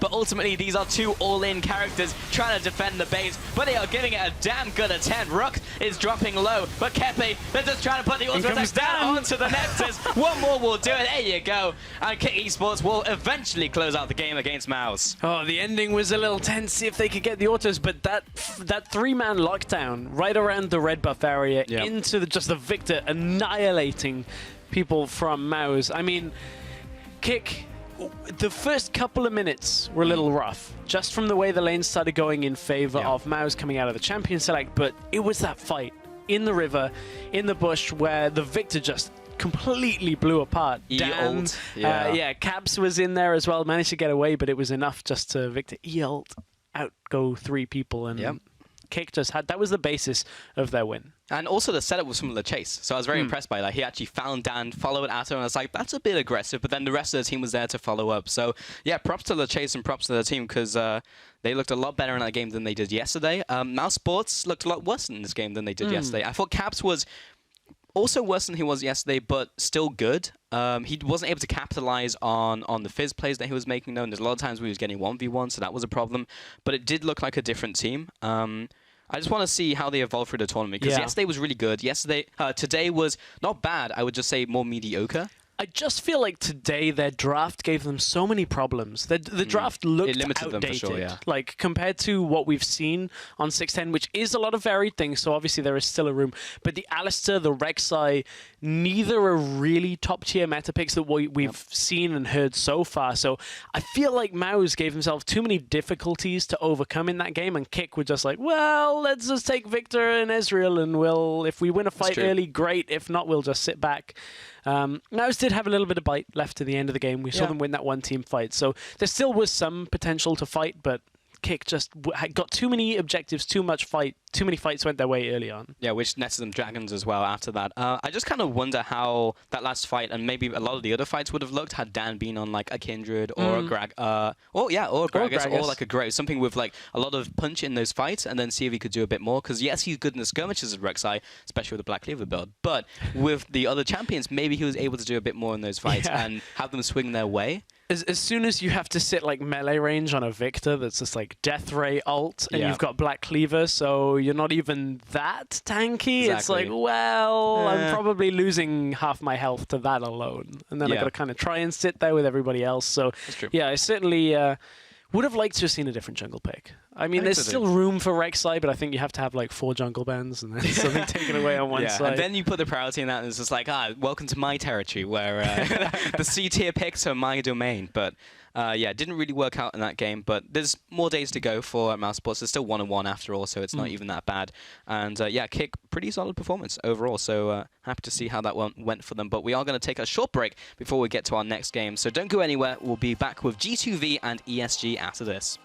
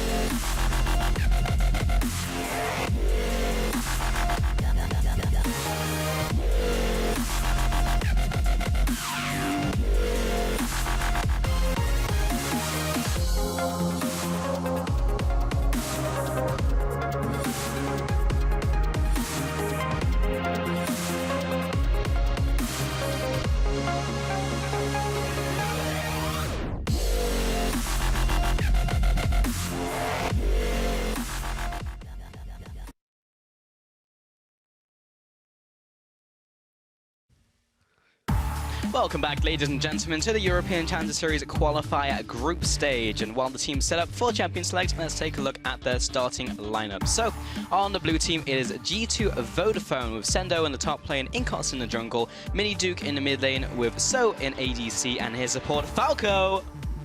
And I'm going to try I'm so not to. happy. I'm so happy his name is Falco. But this team, despite having a great support name, had really good team fighting yesterday. So it was good to watch them kind of more focus on not only team fighting, but also around the dragons. Unfortunately, that didn't lead to a win. Yes, they couldn't deal with Maus and how Maus was skirmishing early and how Maus were trying to push down objectives, get towers.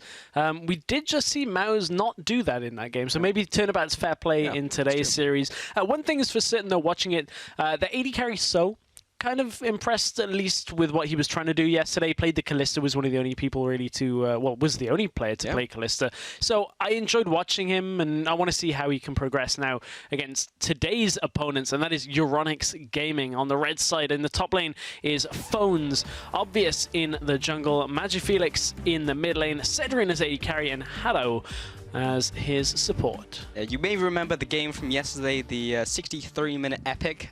Very slow game, very slow game. But they had a champion who benefited from that, which was Phone Swain. Unfortunately, he kind of ate a binding and then got hit by the culling 30 times and then keeled over and died. And that was kind of all their chances gone. It was funny because he had the Zhonya's as well. Just didn't choose to click it, which, I'll be honest, you don't expect to get 100-0'd by a culling, but that really did cost them the game from there. Yeah, I mean, the problem is that the armor reduction means that by the end of it, if you don't have any armor to begin with, it's just like tick, tick, tick, tick. Oh no, I'm dead.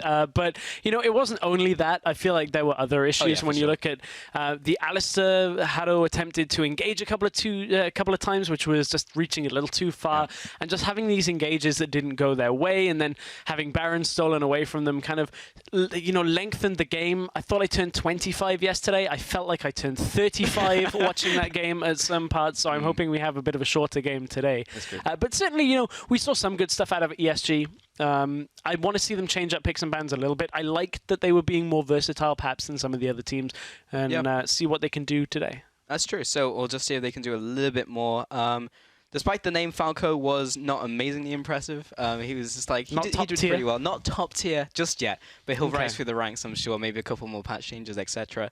There wasn't a lot of standouts from G2 Vodafone. I think, as you mentioned, So was probably the biggest. One play that comes to mind was the Dragon fight. That he literally just kited everyone around, renned on 3 players, and won that fight basically for the team. So maybe we can see a bit more of that. He was, as you mentioned, the only player to pick up Kalista. So I'm not sure there's enough fear from Euronics to take that one away from him here. But still, it is definitely a pick that he can do well on. So Sivir actually going to be the first ban away from G2. Azir is going to be the next one from Euronics, which we're going to say every champion select because it's true. He's been banned a lot. He's been played a lot in this tournament over the last couple of weeks. So still good. Still benefited from item changes. Just as good. Alistair actually banned away from Hado. And again, just from talking to people, everybody thinks that Alistair's falling off somewhat, just slightly less potency in the game. But then again, I guess we're in a situation where so much can be played. Why not just take away something that you know they do play? Yeah. Because it's not like Alistair is basically going to lose you a game if you play him. It's not like that level where it's just like, just don't play Alistair. Yeah, I mean, it's not like a Rex. He's still fine. So, wow, I see how it is. I'm sorry, He's already I'm sorry. one loss on the board, and Pulse is like, Rek'Sai's going to lose you the game. Because I love it as well, that's the problem. But Nidalee comes out as the next ban from Euronics. That will be aimed at Inkos. Maybe say he played Gragas yesterday, actually. Didn't even play the Nidalee, but I know it's in his arsenal. Final ban will be against Magifelix will be the LeBlanc, so I'm going to keep that one away from him. So where does that leave us? Ryze is available. We saw Ryze earlier today just completely dominate a game. Ryze into Lissandra. Just there was this one point where there was like a 1v1 top lane and Ryze just walks out of a bush and Lissandra dies. So will we see the Ryze? Okay, there's the ban. I think it's fairly warranted right now. Not too many matchups are particularly good into Ryze if the Azir is banned. So Euronics had to ban both, unfortunately. So. Yeah. I mean, gave G2 Vodafone the option had it been available. That is true. First pick, going to be the Lucian coming out from Sendo. Interesting to see what he'll pair that with. I mean, Braum's still available if he wants that, but we have seen some teams transition to those range supports as well, so we might see that come out. Euronics, they have basically the pick of the litter. We've seen a lot of priority on the Trundle, which has been locked in from blue side and red side as the first rotation pick. Okay, so flexing the Trundle plus the Kindred. We've had surprisingly little Kindred. Impaler played a game yesterday, first game of the day, I believe it was. Maybe this, it was actually number 3. But still, Kindred obviously will have changed slightly now. No Devourer. We're onto the Blood Razor out of the jungle. So slight different playstyle, gives you a little bit more option actually to gank, since it's not the stacking kind where it's just like, hold on guys, I'm just gonna wait for 20 minutes and then I'll come out with like stacks out of everywhere. It's just like, it literally comes out of the jungle stacked, but not anymore. That's locked. Wow, Bard is going to come out as the next rotation onto Falco, so maybe he can make some plays. That would be pretty fun to see in game. Lissandra as well into the mid lane, most likely for Minidu. Could be put on top lane, but not really seeing top lane Lissandra in such a long time. Very, very long time since we've seen that. But this Bard Lucian duo setup, I mean, we've seen the adaptation now of Lucians going a different build, so with the Bard alongside it, that's going to be so much lane dominance in one bot lane that I wonder where ESG are going to go from this. Will they go like the Ezreal route and say, well, I'm just going to sit back and you do you for a while. You'll have the harassment, but we'll never be in range. That'd be the option. Or I guess they could go for dominate the lane. You want lane dominance? Yeah, we'll give you lane dominance. Okay, and it's locked as well. So yeah, the SG are going to fight fire with fire at this point. And go, what is the most annoying lane to play against now that Lulu support isn't seen? Okay, Caitlyn Janna. Yep. I guess Caitlyn Bard probably is more annoying, but... Yeah, I think so. But if Bard's taken away, then Janna's the next best thing. But certainly, like, there's going to be a situation in this laning phase where it's like, somebody steps on a Caitlyn trap, the shield goes on the Caitlyn, and just boom, somebody loses like 400 health in the lane. I mean, someone's going to have to fight in the bot lane, basically, because like Lucian and Bard need to win the lane, so they're going to be aggressive, and Caitlyn needs to hit people to win the lane. So we're going to see some interaction down there for sure. 20 seconds remaining on G2 Vodafone's picks. So we're going to see what they're going to be locking in here. What's still available? They're looking for a top laner and a jungle. And now that Janna's locked in, it actually locks Trundle into the top lane. So we might see the return of the Gnar that we have been seeing, and as say that it gets hovered over. Gnar into Trundle did very well yesterday. Just being able to bully around the melee matchup was very, very annoying to deal with. And then you give Gnar the Rift Herald buff, and it's like, well, now I just win all of like that one phase that maybe Trundle can fight back. It's just gone. It's just not there anymore. I think that is a Graves locking for the jungle. So it is. Graves coming back in there, and then we have the full setup coming in from G2 Vodafone, and just waiting on that last one coming in from Euronics. Not going to be Yasuo, unfortunately. Closest we saw seeing Yasuo was just in the Talia lore, and that's we're not going to see Yasuo for a while. But mid lane, what else is still available? There's not many matchups into Lissandra that you can kind of have any kind of kill pressure or anything like that at all. So they're not going to go that route. Probably take a wave clear mid laner. Victor is available, if they want to go that route with Ryze, Azir banned, LeBlanc's gone, so you can't have any kind of assassin potential. So unless there's something funky that comes out, it's just going to be a wave clear mid laner that's like, I'm just going to sit back and let you do you. Well, you know, Victor most likely going to be locked in here from Euronics. 1 second remaining. and locked in. What this puts Euronics in a situation that they can do right now is have pretty much 2 lanes never pushing towards them. You've got a Victor, you've got a Caitlyn. Still, both of them have pretty spectacular wave clear. Victor's was hit a little bit, but still is pretty much the same when it comes to being able to hold people back. On the other side, though, G2 Vodafone, look at this team fight setup that they've got. They've got Lissandra, they've got the Bard ultimate, the Tempered Fate to get them into fights, and then as soon as that initial crowd control has landed, the Gnar comes in with Mega Gnar, slam them into a wall, see what you can get done, and then burst them down with the Lucian and the Graves. So there is a strong sense of team fighting on the side of G2 if they can get to Euronics, but Euronics, they've got the Kindred ult, they've got the Janna to disengage and at least keep people alive. So it could be an explosive game if we get to team fights. That's true, but I think we're going to see like lane dominance as well. People fight over lane dominance in the bottom lane for sure. When you have like a Bard Lucian, you're not going to just sit there and farm all day, especially when you're against like a Caitlyn Janna.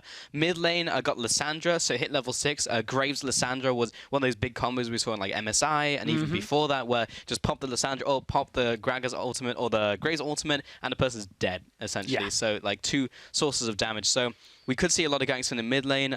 Victor as well, he's going to be trying to clear it as much as possible. Want to see what summoner spell he brings to the table, because last time we saw Barrier, but that was against Fizz. Cleanse is going to be the one into the Lissandra. Makes Not sense. really too surprising in that situation. It's just like, I can either take Cleanse and just make sure I never get ulted, or I can try and play a side lane when they realistically can just clear them by running up there. So at this point, we talked about a team fight up against, you know, a little bit more scaling when it comes to the Victor, the Caitlyn, but lane dominance at the same time. I believe that's further of battle actually on Gnar. So because sometimes we see Further, most of the time we see Grasp dying, as that one in laning phase. So going to be looking for a little bit more damage, but when you get to Trundle, I mean, what's Trundle really going to do until you get to like pretty far into the game? And then, as you mentioned, if you do get that Herald buff, then you're always going to win against Trundle. So, and I guess that's the other thing right now. Realistically, when you look at it, like the Gnar into the Trundle matchup, you realistically aren't looking for a prolonged fight. So Grasp is nice to just get a little bit of regen, but we've already seen how much damage Gnar has when it comes to the 1 versus 1. You get the 3 stacks on Hyper, you get the extra damage, you get the Rift Herald, you hit them with the Boomerang Blade, and then you just run away. Because you don't want to fight for too long, otherwise you could turn into Mega Gnar and then can't fight you anymore. Because you subjugate everything like, back. oh, your melee range and have more resistances. Yeah, so I guess it kind of makes sense somewhat for Sendo. He doesn't really want to last too long, just wants to burst him down, hit him early. Get that extra bit of damage on some of his autos. What else have we got? We've got Lissandra against Victor. Pre-6, not a lot going to happen. Post-6, not a lot going to happen. Well, maybe Incos coming in for a gank. Not in lane. Definitely not in the 1v1. But if the junglers get involved, maybe we can see something. Bot lane, So and Falco going to be playing a pretty aggressive lane. And we're not going to have a lane swap. So we're going to see the 2 versus 2. So we'll see if anything happens down there. Going to be just everyone helping out their junglers, doing the right thing as a top lane citizen of the top lane island. Citizen. Nice. Yeah. Okay. Well, it's a population size of 1. Kind of like a resort of sorts. Maybe not for phones. He's going to be hit a lot by Gnar in this laning phase. Falco now coming down. And I think they both went for camps as well. So that's going to be the fast level 2s from both AD carries. So not giving it to Bardo. Nope. And both supports are just going to be standing here like, well, let's not fight yet. I'm not feeling this. Don't want to until they're level 2. And honestly, Caitlyn Janna is just going to harass from range. Sidesteps across. Shield goes on, lands a couple, can't burst through that shield, so good luck trying to deal with that Caitlyn for now. I mean, the annoying thing about that lane when you're the shorter range lane but better at trades is if you don't get a play off, over time you're going to get ground down by the Caitlyn. So it's the onus is on you to make something happen, because right now you can see Sejun already pushing in this lane. So that's the thing, though. If Falco does manage to catch a Cosmic Blinding or that Piercing Light, as you just saw, pretty much had the money shot right there, got 2 minions and the harass damage.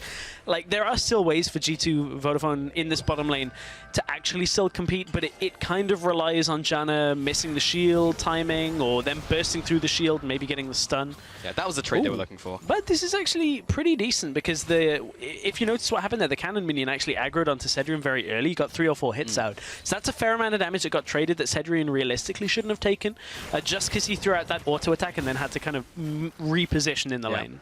I'm glad we're looking at bot lane, because honestly, not a lot is happening mid lane, not a lot is happening top lane either, and the junglers are just taking camps. So really, all of the action is down bot lane. But it was always cool to see the micro interactions. I find them very interesting to watch, at least in the 2v2s and the 1v1s. When they're interacting, at least. And currently Victor's just left lane, so... The thing is, even though the trade went a little bit in the way of G2V, the CS advantage went to Cedrin, but here comes the gank attempt. Yeah, a little bit of a slow reaction coming out from Mahado there. He's going to be taking the full end of the line damage as the jungler comes in. They're going to be backing away. Just a bit of pressure onto that bot lane, but didn't get the full gank off. He was actually spotted by a ward just as he came in. Very unfortunate timing. It timed out just as he was walking over it. Mid lane, you might look at that and be like, oh wow, Miniduke just lost that pretty heavily against Magic Felix. What Miniduke did though was step forward, clear out the wave, use his health and mana in exchange for pushing the wave back out to cost Magi Felix now the opportunity for Miniduke to recall, get himself back into the lane. And that puts the pressure now on Victor because the next recall timing, that teleport's available for Magiduke, and then he can even it up and take a further laning advantage in respect to that. So just trying to put the pressure onto Victor, give them more options out of that mid lane with the teleport available. As you can see now, they're back in lane on roughly even CS, but Miniduke has had the opportunity to back, get potions, and 2 extra Doran's rings. So first stack of the game over to RVS. Did manage to take that top Rift Scuttler. That is a fairly difficult sentence to say. And Miniduke, bot lane though. Mahado is going to take a bit of damage from So. Falco is going to be trading off against Cedrin. Both AD carries put damage onto the respective supports. Yeah. Mid lane, Miniduke has gone for triple Dorans instead of going towards his first item, whether that's the Abyssal Scepter or the Rod of Ages. So looking more for, generally that's a lane dominance build if you go for triple Doran's ring. Yeah, we've seen both. Little surprised. He could have gone the route that if people are going Abyssal, they go Negatron Cloak first. Yep. Could have gone that route because he did pick up pots as well on top of it. So certainly had the options to go towards either of those starting builds, but chooses the extra, you know, the mana regen, the AP, the health, that kind of thing. I mean, so. It's fine for the early game. It's also fine for mid lane, for mid game rather, because in terms of the items you pick up as Lissandra, you're not getting a lot of components, so you're very slot efficient. So you can do this. It just means sometimes you're going without pots. And now here is a little bit of an efficiency thing when it comes to the bottom lane as well that we're going to see turn out. Lucian, this new build with the Black Cleaver, with the Ghost Blade, has very opportunistic back timings because it builds out of long swords. You don't have to wait for a BF sword. You don't have to stack up gold. Now Caitlyn has just crested that BF sword part, so we'll be able to go back and get that, but it's going to pretty much mean that she can't afford too much more than that. Gets one ward, has you know, a bunch of health pots, still has one from earlier. But it's the fact that now Lucian can recall pretty much at any time and get that really opportunistic buy and get himself to that first item at any point. That's one of the reasons why we're seeing the Ghostblade build. We'll get into a couple more of the reasons as this game continues and they become apparent. Yeah, it's pretty nice, because you just go back to base and you find longsword and you spam click it a bunch of times, and that's I kind of feel another one. Yeah, so you built 5, that's fine. That goes into Ghostblades and the rest of the components. Zendo, he's going to be hopping around in the top lane. Both level 6 now. Doesn't want to be going into Meganar against the phones, really, if he goes in for that prolonged trade. But you can see what that matchup has done, a 12 CS advantage, so just around 2 waves over his counterpart. Mid lane, Miniduke, because of that play you mentioned earlier, Stress, he is just a little bit farther ahead of Magi Felix, also in the mid lane. Bot lane is more even. We just saw them kind of trade blows back and forth, but the call has also been picked up by So we'll have a little bit more. Miniduke taking a lot of damage in the mid lane from Magi Felix, just a QE combo coming out. Yeah, so recall timing is on for Miniduke. Will he use his teleport is the key question here. We'll have it answered very shortly. We'll be able to go back and buy as well. Has 1200, so we'll have the answer to what route he's building. Negatron. Just in case Magi Felix didn't know he was recalling, surprise, he got the vision of that as well in the middle lane right now, and that TP hasn't been used yet. Ace in the hole. Look at the damage already coming out, though, from the Caitlyn. Just trying to punish So in this early phase where this BF sword is going to be, you know, out-damaging when it comes to these harassment trades from long distance. I mean, it's smart because that lane is never going to go for an all-in trade, and if you hit level 6 first, you might as well just shoot it out, get the harassment down. That's your whole goal as a Caitlyn in this lane, but that was a really good punch from Falco. In comes the culling onto Hado and also Cedrin having to body block that, and another Cosmic Binding. Falco is really putting in some work in that trade, so evening up the odds in the bottom lane, but it's not going to matter if they can't get in there for a fight. Yeah, nice punish. Didn't come from a neutral air, but at this point, Falco in the bottom lane is still putting out the damage. Oh, you should see the smile on on Pulse's face right It's now. so I dropped good. one Smash Bros reference, and suddenly I'm apparently his best friend from the day. For the day, I dread to think if there's ever a tricast with you and Sifa. Yeah, me, with Sifa, Falco in Falco, it. Fox in there as well. Yeah, exactly. That would not be something that I would want to watch, but I'm glad we're watching this game right now, Pulse, because we get to watch this bot lane dynamic evolve even further. I'm wondering now when So goes back, when he picks up his Ghost Blade, that really is one of those key moments for this Lucian build. You have that first item spike. It's cheaper than the Essence Reaver spike that we used to see. Gives him the same amount of AD, gives him the same amount of cooldown reduction as well. Just comes earlier. And you can pop that active. You can get yourself the extra attack speed as well. It's really nice. If you can out-trade Caitlyn, we'll have to watch as that goes. But it's top lane that we're watching right now. As Sendu's just like, don't want it anymore. Don't want this trade. That's a really nice pillar coming out from Phones in the top lane. Mini Duke is getting chunked down by Obvious, looking for that third auto attack to finish off the E. And now he's kind of locked himself in place. Inkos luckily comes in from the side to save the day. End of the line, going to be sidestepped quickly by both the retreating members. Falco taking a fast magical journey out of here. Back into this top lane now for this trade. Phones is getting some really nice pillars down onto Sendu. Forces the flash even in a losing lane. Uses the subjugate. So I really like that from Phones in the 1v1. Yeah, the better trade from Phones earlier didn't even use his Subjugate on the first trade that we saw. That time Subjugate's early because Sendo, he'll be thinking to himself, well, he's not going to Subjugate me until I'm Mega Nar, so I can afford to trade a little bit. But pops the Subjugate because of how low Nar's health bar was as it is. And at that point, Nar has to flash away. Cannot really afford to trade because he wasn't close enough to Mega to really ramp his crowd control up to take the trade. Because generally Phones in that 1v1 should not be able to get trades off at all, because as soon as he walks up to Sando, who was still auto-attacking and kiting around, then Sando comes in with his E, and the trade is just lost. But Phones was landing such good pillars that Sando was just getting punched over and over again, and Sando, I believe, didn't have his hop in that last trade, and chose to try and auto-attack anyway, so got punished for it, and rightly Phones came out ahead. Bot lane, Inkos is trying his best to clear out this minion wave, but that tower will be falling fairly quickly. Yeah, and this is the problem, though, with having to face up against the Caitlyn. Doesn't matter how many long swords you can pick up on your build early. If you have to recall a lot, Caitlyn's going to push you in, going to deal damage to the turrets. So that is the downfall. Top lane, though, we're going to see Sendu and Phones trading once again. This time, Phones is not getting the best side of this. Yeah, if Sendo can stay in range or at least get the slow, yeah, he forces the flash coming in from Phones. Phones are too greedy. He was low on mana, didn't have the cooldowns, didn't have the health really to stay in there and get the extra wave. So and actually hadn't recalled in a while. He was at 1500 health. Yeah, he was only 1500 gold. Yeah, just had Ninja Tabby.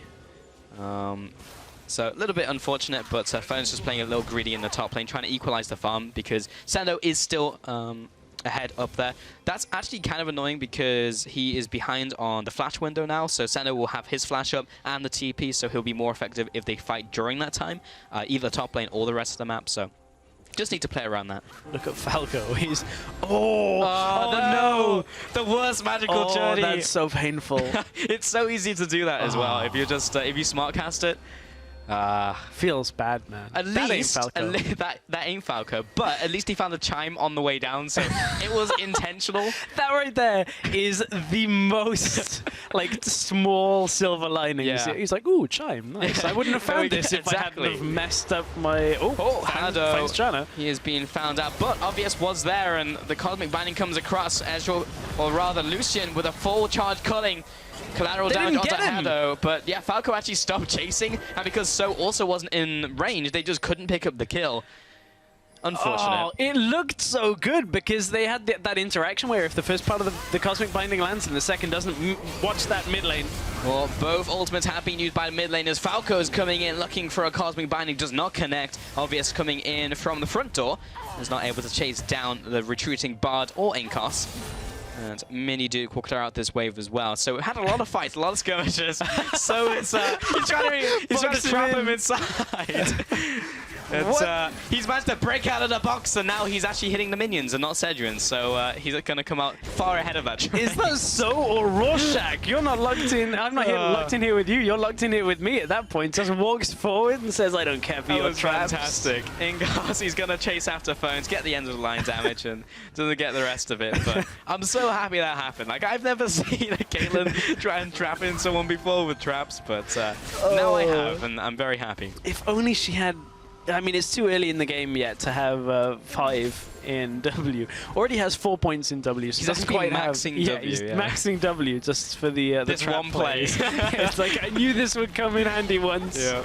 But didn't have the 5th, so couldn't quite complete the pentagon. Otherwise, he would have got him. He would have had to walk through a trap for a little bit extra damage from a headshot. And it was just like, well, it was worth. If he managed to like layer the 5th one, is that like where the the hand of Exodia comes through and just Maybe. like grabs Lucian? I pulls think so. him Maybe down? that's the Like headshot, a I don't know. pentagram kind of thing. Yeah.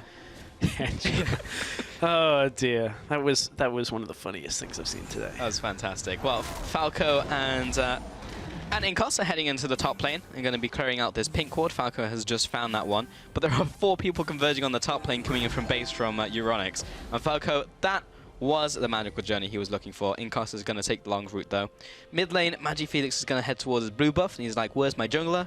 Why isn't he setting this up for me? Because he's top lane. Looking for something to happen. Got the duo lane here with Obvious. Don't have any real good CC though, so I'm not really sure what Obvious is looking for.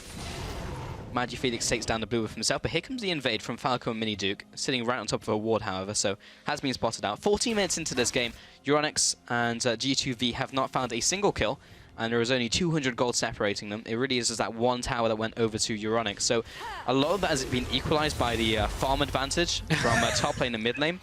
That was an unfortunate ultimate. That's a little. I had to laugh at that. It's just like, hey, at least the minions are pushing up on the tower. We can take it. Oh. Sorry about that. Nice attempt. Yeah. Yeah. I like the thought process. Just a little bit off on the actual execution, but still. G2 Vodafone looking for the plays. They've now got themselves that Ghost Blade on the Lucian. Mid lane, though, there is so much trading back and forth between the Victor and the Lissandra. So we started Abyssal Scepter on the Lissandra. Going to see the Zhonya's come out, I would imagine, second item. I noticed Selfie today actually changed his build-up, didn't go for the 50% CDR build. Yeah. Still was as successful as the 50% over CDR Maybe more build. successful. He was very good today. So I still think the CDR boots we're going to see because of the TP cooldown. Oh, phones get slammed into the wall. He finds Sandu and will follow after, but I think he already used a substigate. That was probably one of the best scenarios for Toronto. Going to hold that fort as Falco takes a bit of damage in the top lane. This line of traps is keeping G2V Lucian at bay. He walks into it, takes the headshot, takes the Piltover. Culling will be used to zone them away. Takes another headshot. Did you know when you walk in traps, you get headshotted by Caitlyn? Yeah. Even got the Hurricane proc on that one as well. Well, this tower is probably going to fall on the next wave. There's not enough wave clear coming in from this lane, really. Cedrin's going to start hitting away at it. Hado lands the shield on top of him as well. There we go. I feel like you're a glass half empty person. It's probably going to fall on the next wave. Like a 300 health turret with a Caitlyn there. So, and a Janna. Yeah. It fell. So it did. Well, maybe you're glass half empty. Yeah. Optimism. Well, Sandu and Phones in the bot lane, still trading away. Not a particularly interesting lane, I've got to be honest. Phones are still getting chunked down, and that's generally how this lane goes. Rifhelda's still up. Another 3 minutes until that one despawns, so someone is gonna take it, or should take it. Should. You would hope. It only spawns once, so it kind of is like missing out. The old one, it would be like, well, maybe we should take it. Yeah. It'll run out in a couple of minutes. It's fine. Let's not really get too much from this. This is like a 20-minute buff. If you get this right, like before that 20-minute mark, you have that till like just before 40, and that means you get all of the Baron buffs that stack in with it. Look. I'm stupid sometimes, Pulse. Is this engage stupid? No! The second ultimate around for Falco not to really pan out. Sandu, I'm not even sure if he got in range, he could have done anything. Actually, he did have the ultimate, so Falco just kind of tempered fate to his own ally and allowed Phones to escape. So they still got the bottom tower. They still managed to get that one for themselves. Cedrin's going to find So in the top lane. This is maybe the revenge that Lucian was looking for. Oh, double TP coming through. Coming through one got cancelled. Neither one gets cancelled, so...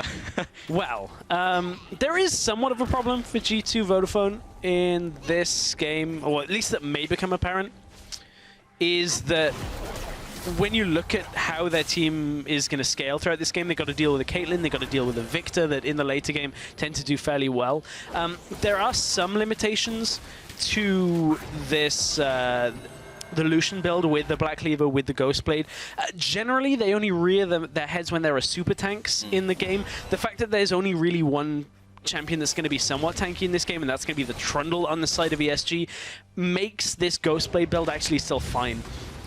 Because you're still reducing a whole lot of armor off champions that aren't really wanting to build armor, it means you're dealing a lot of damage even in the late game. Exactly, because it's flat penetration on the first item you pick up, so you're basically doing almost true damage to the squishy targets. Whereas if you're against a tank, that's when like Last Whisper becomes a better choice, because you're dealing, you know, based on bonus armor rather than you know, total armor. That is the correct statement. And then you have the Black Cleaver as well, and you shred all the resistances we saw yesterday. The culling, because it's on physical damage, not just auto attacks, the culling will just shred your resistances super fast. Yeah, stacks up to like 6 stacks. You've got 30% less armor. Yep, and the rest of the culling will detonate you. Mini Duke pumps the ultimate on top of himself. He's going to walk straight into a trap. Sedrin has set it up on top of him. Headshot, first blood over to Caitlyn. It's the first kill of the game just before 20 minutes, but ESG have got this longish range composition where this Caitlyn is just going to be able to take anybody down that steps on a trap. So at this point, ESG, they're just going to focus down their third tower of the game now, pushing on towards this mid turret. It's already so very low, it's going to die. Rift Herald does not even get taken in this game. Rip Rift Herald, you were here for nothing. Yep. Probably a good day for Herald, though, because he didn't die. We haven't even seen a dragon in this game. That is true. We've seen neither. What is the dragon? Is it dragon Cloud? is Cloud. Of course it is. You're casting, so it's Cloud. We'll have to ask Sifa whether it's Cloud, Ocean, Cloud. Oh, or that's true, yeah. I mean, I thought Falco would have been all over that, but apparently not. So Phones is going to be walking up here. He's going to be walking past the Cloud Drake. How you doing, Cloud? Can we rename... Oh, no, that's a terrible joke. Okay, okay. No. Let's just bail. There was a Final Fantasy VII joke in there, and I'm like, I stopped myself early. I'm like, no. All right, all right. Well, okay, the thought process was there. We just have to assume it was a good joke, you know? Yeah. Oh, Temper Fate onto Sedrin. Falco over the wall. So's coming in. Exhaust comes down. Hado is trying to save his ally. Good Howling Gale onto 2 players. Monsoon was maybe a little bit overkill as Obvious comes in. A headshot lands and the crit onto Falco, but that's the tower falling. Going to be getting the gold on the way out. Incos is coming down from the bottom side of the river. Magifelix is coming in as well, but the Magical Journey. And Magifelix, yeah, you don't want to take that Magical Journey. No. Walking away from his allies. So ultimately, no kills go down, but the tower over to G2V. Oh, Mini Duke's got to be careful. He's stayed a little too long. Does have the claw available. Will get himself out. That Howling Gale, I like to feel, is, you know that film Wanted, where they could like curve the bullets? That's like Hado being like, I've got this. Don't worry, I'll curve the lasers. Not sure lasers work that way. Okay. Or at least light that Lucian fires. So light. I guess you could refract it, but... maybe that's what he's looking for with the Monsoon, I don't know. But Mini Duke, he's going to turn the corner. Oh, where's my Raptors? Where's my Wolves? He wants to get out of here. He's going to jump away, but the rest of the team is going to go in. He's in there with his own ultimate. Magifelix, everyone trying to stay alive inside the circle, but Hado is going to fall. So takes him down. The flash of a wall from Obvious will finish off that kill. Falco trying to make a fast retreat. 2-1. The advantage over to Euronics. And right now for G2V, it seems to be a fairly similar problem to yesterday when it came to any fights that they do seem to take, seem to be the bad ones right now against ESG, because that fight was not a good one to take for Mini Duke. He followed up on his E onto targets that were going to be within a Kindred ultimate anyway and tried to lock them down. It results in ESG being able to take the fight and take the mid turret. Oh, here goes Sendo. It's his time to shine. Big ultimate onto 3 players, but unfortunately there's no follow-up wallop onto the minion. Incos now comes into the fight. Falco as well, but that looked amazing, but if there'd been one more person there, that would have been a quadra. Yeah, anybody else would have been good for G2V right there as well. A nice pillar to stop Incos running through that small little alleyway between the turret and the wall. Here, let's take another look at this fight, because look, there's 4 people from ESG here, and you can see G2 Vodafone want to take this fight. Na was on the bottom side in mini-Na form, and TP's in somewhat later on in this fight. So this fight's already carrying on right now, and you can see Hado has fallen, but so has Lissandra, and that's a fair amount of the damage. Keep in mind, Obvious, playing this damage roll out of the jungle as well, was able to just hop over the wall, clean up the 1 kill, and keep things going. But right now, ESG they have a decent lead. It's not a game-winning lead, and here comes the double stun. He's looking for it, lands onto Hado, lands onto Obvious. That could have not been more perfect from Falco. Oh, that could have been more perfect. Mini Duke goes down. But apart from that, very good play, 2-for-1 and the mid lane turret. If Mini Duke had only not died, I don't think he needed to cast the ultimate on himself. That was probably his downfall, because he was way behind the rest of the team on the retreat. I'm trying to figure out, Pulse, whether Mini Duke just feels like he needed more AP, or whether he bought a needlessly large rod, forgetting it doesn't build into Zhonya's anymore. I'm gonna double check, actually. Because that money should really have gone into the Seekers.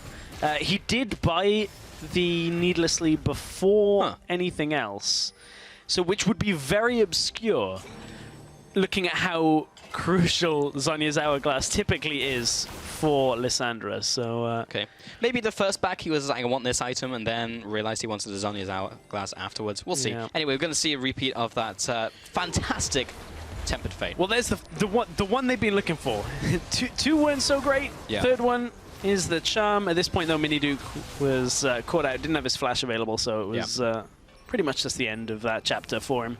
But had he cast the ultimate on the targets being blown up, he would have been able to get there, get out of there.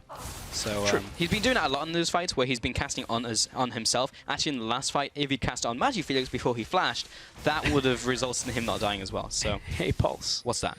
You know what's good right now? What is good? Black Cleaver. You know what's better than Black Cleaver? What's better than Black Cleaver? 3 Black On one team, Cleavers on one G2V, team. AD carry, top lane, and jungle. Who else can get one? Falco can get one. So what that means is all of them just basically have to like Hit tap different targets. somebody, hit different targets, like hit whatever you can, and nobody's gonna have armor. Yeah. You can only go up to that 30%. It's not like they have 6 like stacks. it's not like they're gonna get like 90% damage reduction. Sorry, 90% armor reduction. That would suck. That be like, hey, you're only 10% of your But I do armor believe still they valid. stack on top of each other, so you can help someone else stack. Cedrian is going to be dropping low. Collateral damage.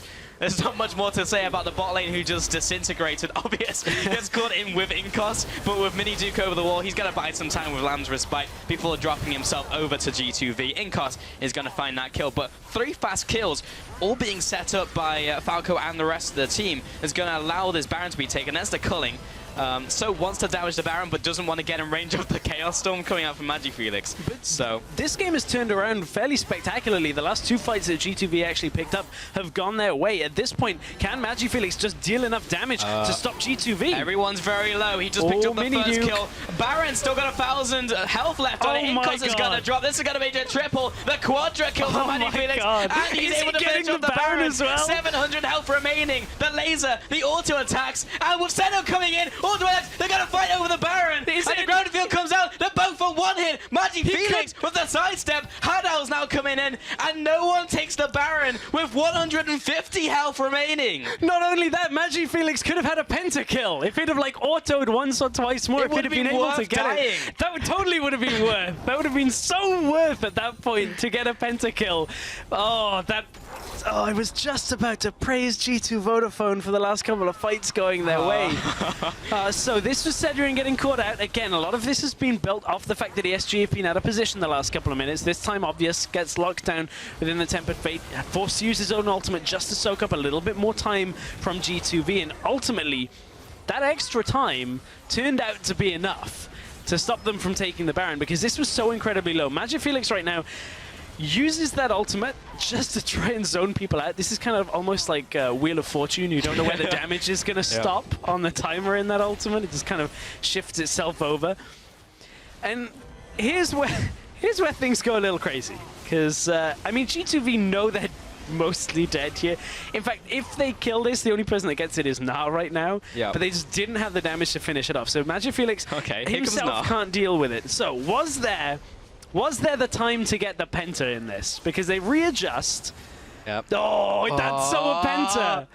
Oh. Because he just needs to sidestep the Q, and even the travel time's not going to kill him anyway. But the thing is, he did also need the distance between Nara and himself to sidestep that Q. True. Because it was on target. But at the very least, they go 1 for 1 because the auto attack is Yeah. faster than the projectile of Q from Sendo. So Magifelix just a little bit too defensive. When you're in that situation, you just gotta go in, man. Obvious. Obviously, he's been called out. No follow-up from the glacial path. The teleport has also been cancelled in from phones. But Sendo does choose to complete his own, looking for Magifelix. Doesn't quite make it happen. A laser comes across. Falco's very low from that last engagement. Man, I'm the kind of player that would have been like, I'm going to try and Me get this too. pentakill. I mean, that's why we're here. Yeah, and they're exactly. there. I know, right? And Magic Felix is like, I'd just rather be unkilled and But he get got away. neither, right? Like, he didn't get the Penta He and got he a didn't get the quadra Baron. pulse. I know, but he had like stopped the two of the team. biggest things. You get like a Baron steal or you get like a Penta, right? And he got... I mean, let's be real. He was nearly in a situation where he got all 3. That's true. Like, had he That's had a little very bit more true. help, or like, had he had barrier, obviously he took cleanse into Alessandro, yeah. it's fine. Which makes This sense, is just yeah. me, like, joking around a little bit. He could have legitimately had a pentakill, took the Baron, Yep. and got Has away with cake his and life. eaten it Like, too. whew, that would have been... The God play. Because if he was running dangerous game and his auto comes out first and he gets the kill, he gets That's the so 5% true. back. Yeah. Actually, if he was running it, he killed 4 people. So he would have been on like 20% health. So... It's good mastery. Magifelix, he's still 6-0-2 in this game and has contributed in every single kill in this game. Just and nitpicking on his not getting a G2V penta. 1 versus 4, but he could have gotten the penta kill. Magifelix, you're Some doing a days good I job. feel like we're too harsh on people, Pulse. Maybe, but this is EU. We train our players hard. And Hard then love, I you know? guess they need to take... Just carry on. Yeah, okay, so Magifelix, he's just going to be clearing out the jungle, going back to base. How much gold has he got? Actually, I'm going to check. He has 2,000... no, he does not. He does not. He just used it, so... He did just use it. It's okay, Pulse, don't worry. Okay, 700 Maths is gold. You can see on the screen. Actually, he's not got that much more gold over Mini Duke than they expect he would. I Only mean, he 1,000. did just get most of that back. That is let's true. be real. Okay, all right. He was at a deficit for the majority. Hello? Force the flash. Good tempered face. Yeah. Just tickling him. It's annoying because that minus 200 range nerf they received several Yeah. patches ago, that would have hit otherwise. Can you imagine how broken this build with Lucian would be now if he had That's that true, extra yeah. 200 range? There's so many Ugh. times when you see actually the culling just out of range of people. I don't know whether that's because that's like the threat range you generally have, or because players are used to it. Good ultimate over the wall, but that's going to be insta-cleanse from Magifelix. That's the third proc of Hyper coming off from Sendo, so it's going to be dealing a little bit more damage there. For the record, you know that disappointing feeling when your culling just misses? You get that more frequently now if you play Talia, because you can just throw your Q out and then it misses all 5 and you're like, Now Meant to do it. I'm mini Lucian. meant to do it. I wanted the mana back off my next Q. Ah, exactly. Yeah, there you go.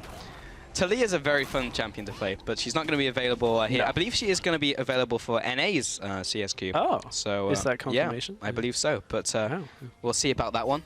And then Inkos and Mini Duke are going to be finding Obvious, and not going to be killing him. Spike comes out, goes over to Obvious. Okay, so blue off over to Kindred. And we'll be backing away here. So that's actually Asterix now picked up by Obvious. So he's going for a very older Kindred build where you go for the damage items, the Hurricane, and then into like the more Malmortius and Asterix Gauge. Yes, makes you more difficult to kill. And honestly, that's what Euronics have decided they want for this game. Caitlyn with the Phantom Dancer, the similar kind of vein where it's just like, well, you're all going to reduce my base armor, so I'm just going to get damage reduction. Yeah. Like, just give me something back. That's all I need. So That was the first dragon of the game, by the way. yeah, Cloud Dragon did go over. Cloud so- is dead. And Euronics will back away onto their side of the map. So still got their gold advantage very slightly, and despite all the shenanigans around Baron, the momentum didn't really swing in anyone's favor. So we're still kind of in this situation at 31 minutes where no one is making the proactive move because they don't necessarily have the advantage. As you say that. They are pushing in the mid lane. Madipia is caught out by the Tempered Fate from Falco. Follow-up, Duke comes in with the W, the ult, the shutdown over to Inkos. Sendo comes in with his own ultimate, and Hado, he doesn't even get a chance to move. Sedrin is going to be the last man standing, but not for long. He's out of there. Phones, where is he at? Quite a long way away. Not good reception in this game. They're going to be chasing down the mid lane, going to take away this tower. Sendo, He's going to be tanking up this tower as the minion wave comes in. They could take a lot from this push. 30 seconds on the death timer from a lot of the big carries on this team. This will be an inhib for sure. Yeah, this is inhib, and this fight really has just broken this game apart because, man, G2V were looking a little shaky in some of the fights, but this time they catch out ESG, they catch out Magic Felix to begin the fight, and then the damage from Victor just not available to clean up, and G2V didn't lose anybody in that engagement there, and man, you know, it's a weird one because these teams have been back and forth on actually how they've been fighting, whether it's been a good fight or a bad fight. These bad ultimates, as the game opened up, have started to become better and better. At this point, Magic Felix didn't have his flash available. No real way of getting away from that Bard ultimate. It's that range that's super difficult to actually maneuver through. And from there, G2V just follow it up again and again. Target selection very easy at that point when you're just running through the enemy. It's just whoever's close enough to me, lock them down and burst them down and win that fight. So for G2V, they've cracked open that mid inhibitor. That's going to open up the path to that really easy Baron, honestly. Although the last one should have been fairly easy and then NK Magic Felix. So maybe it won't be so easy. Oh, last auto attack, and I think that went over to obvious. Flash. Yeah, miss smite from Inkos. Flash is down now though, so that means any attempt at a Baron steal is a one-way trip for obvious. Indeed. Okay, so now setting around this Baron area, trying to put this vision down. Me and Duke's going to pop over the wall. And what are we doing in terms of items as well? So is going to go for that Lucian build we've been seeing a lot of recently. The Black Cleaver build on top of the Rapid Fire Cannon. On the opposite side, Caitlin's gone for the Phantom Dancer, in fact, on top of the rest of her build. So going to be looking for more of that crit as the traditional, I guess, AD carry build, where you go for the crit and the AD. G2V started off the Baron. You know there's no vision in there because of the pink ward. And actually, I think they all jumped over the wall out of range of the Risk Scuttler. So only now ESG are pointing onto the fact that they're on this Baron. Ward over the wall, and that was really heads-up play from G2V, taking the Baron away, skirting around the vision from the Rift Scuttler. Yeah, able to just get themselves to that objective pretty much unseen, and from there, this actually should be a fairly simple close to this game. They've got both teleports available, so can play on multiple lanes if they want to right now, and ESG have to figure out which lane they want to, or at least which two lanes they want to defend. The problem is Magic Felix now up against a Baron buff, can't really do too much in the way of wave clear. Those melee minions are just going to survive through the laser fairly effectively. Yeah. And that means G2 have options available, and they are going to play mostly on 3 lanes right now. Right now you can see Lissandra kind of bouncing into the jungle, into the mid lane, seeing exactly where things are at. Oh, looks like... Oh, they drew... Hang on, they drew 2 people mid. All the wave clear came mid. They thought it was going to be Lissandra that was pushing it in. And look, what that does is open up top lane for G2V. That's something that shouldn't really happen, is Caitlyn and Victor in the late game shouldn't have to be in the same wave, but because of the Baron buff, it means that only really Caitlyn has that wave clear. But look, they get to the top side just in time, get a big chunk of damage down onto Lucian. Yeah, it's because of that Cloud Dragon that they picked up earlier with the extra 15 movement speed out of combat. I guess it was, Pulse. But nobody is dealing with Gnar in the bottom lane. No, no one is. That tower's going to go down, but the defensive line of Traps is still up by Sedrian. He's got a very nice... it's going to put some damage onto Duke as well, but it's very symmetrical. It's very perfectly placed. Puts a lot of Kerr into his trap placement. Because some people just kind of, it's like a jagged line of traps, and it's just like, yeah, okay, but he puts a lot of care into it. Probably a Farmville player at some point in his life. And planting those down. Falco, a lot of damage onto him. I'd like to see him join in as well and put down some Caretaker Shrines as well to just decorate those create traps. Circles. That's correct, yeah. Magic Felix has been left to deal with these minions. Good luck with that. Yeah, they've just tied up from the Baron buff as someone did step away, but it means that everyone's now pushing in. The bot tower's being pushed in, top's being pushed in as well, and because they've already cracked open the inhib tower of Euronics, they can kind of push into the base now. Inkos is getting chunked down. Sendo is probably going to have to hop away here. That's the TP coming in from the top lane, out from Mini Duke, coming out from the mid lane. Well, the top lane, the mid laner. Yeah, I was just trying to figure out who it was at first. I'm like, we found out it's Mini Duke. Sedrian took a fair beating from the culling, but ESG are being shoved in. We've been in this situation before, though, and we've seen that ESG have very good team fighting. But it's just time and time again. Oh, Nars going aggressive. He's getting unaggressive. Top lane is now being shoved in. That inhib should be falling, but it's trapped them in. Obviously, they're going to go around it. But so he walks into it anyway. Here comes the Tempered Fate and Hado Probably not long for this world. In fact, Obvious is going to pop his own ultimate. Cedric, he's trying to put some damage down from long range. Monsoon comes up. Here come the kills, flooding in from left and right. But actually, So and Falco will be falling. Mini Duke will also drop down. Double kill out from Magi Felix. Inkos is trying to make something happen while all that was going on in the top lane.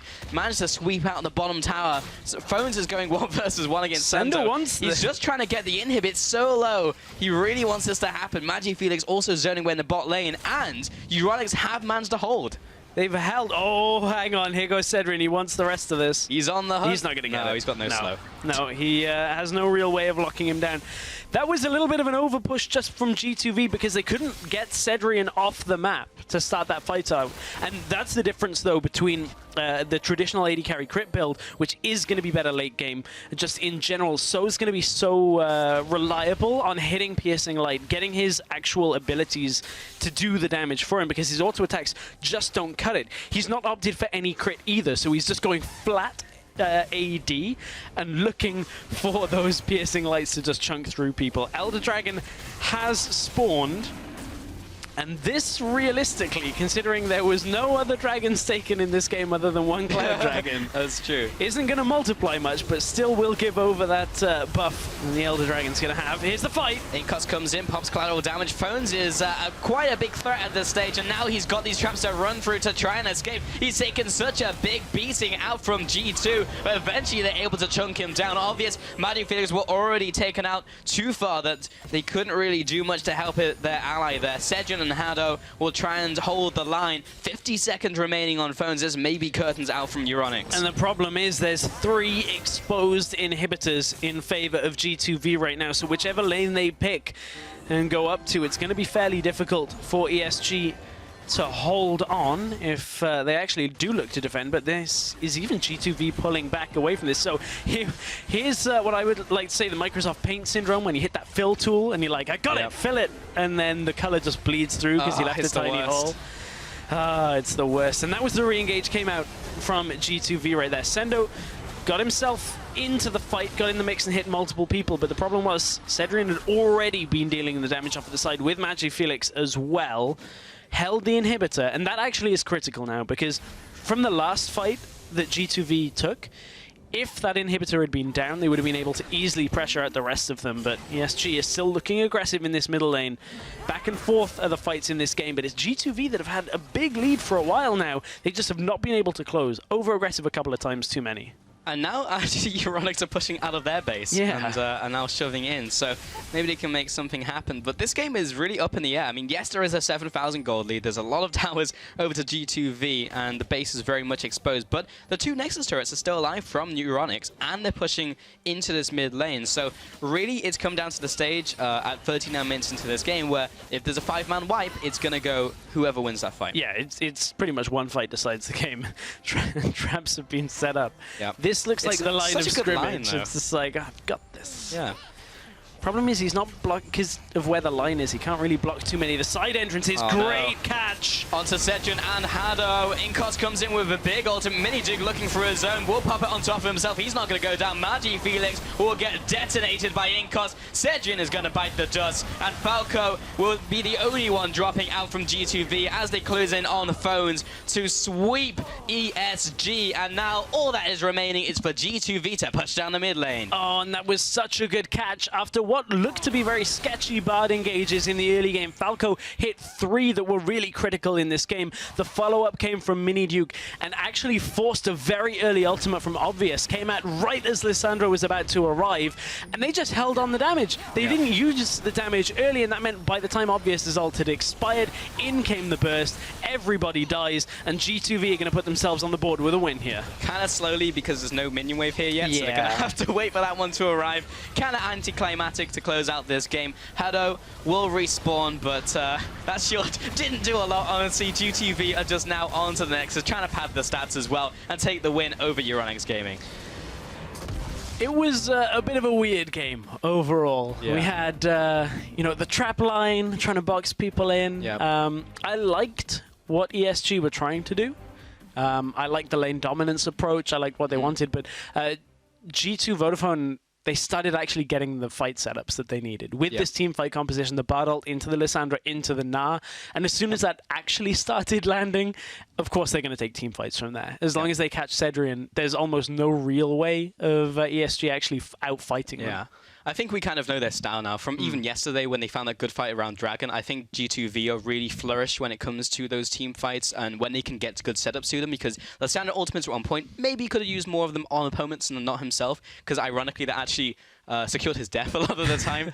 Top lane was like 0-0-12, I think. So yeah, great performance out of the top lane, but just played well as a team. Yes, they kind of got stalled out by Euronix by being a little too aggressive, so their macro game could use some work. But yeah, if they can get into those team fights, GTV very, very solid.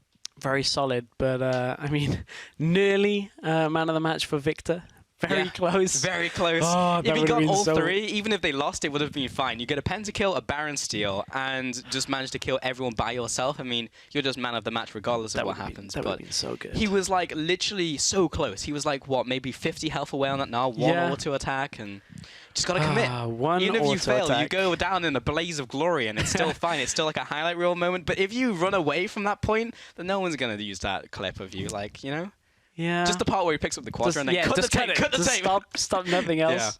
I mean, that's the thing, is if you get the penta and then you cut the tape as well, it's just like... That's also true. See? There's all these things. So just commit. If you're in that position, just commit. Just commit.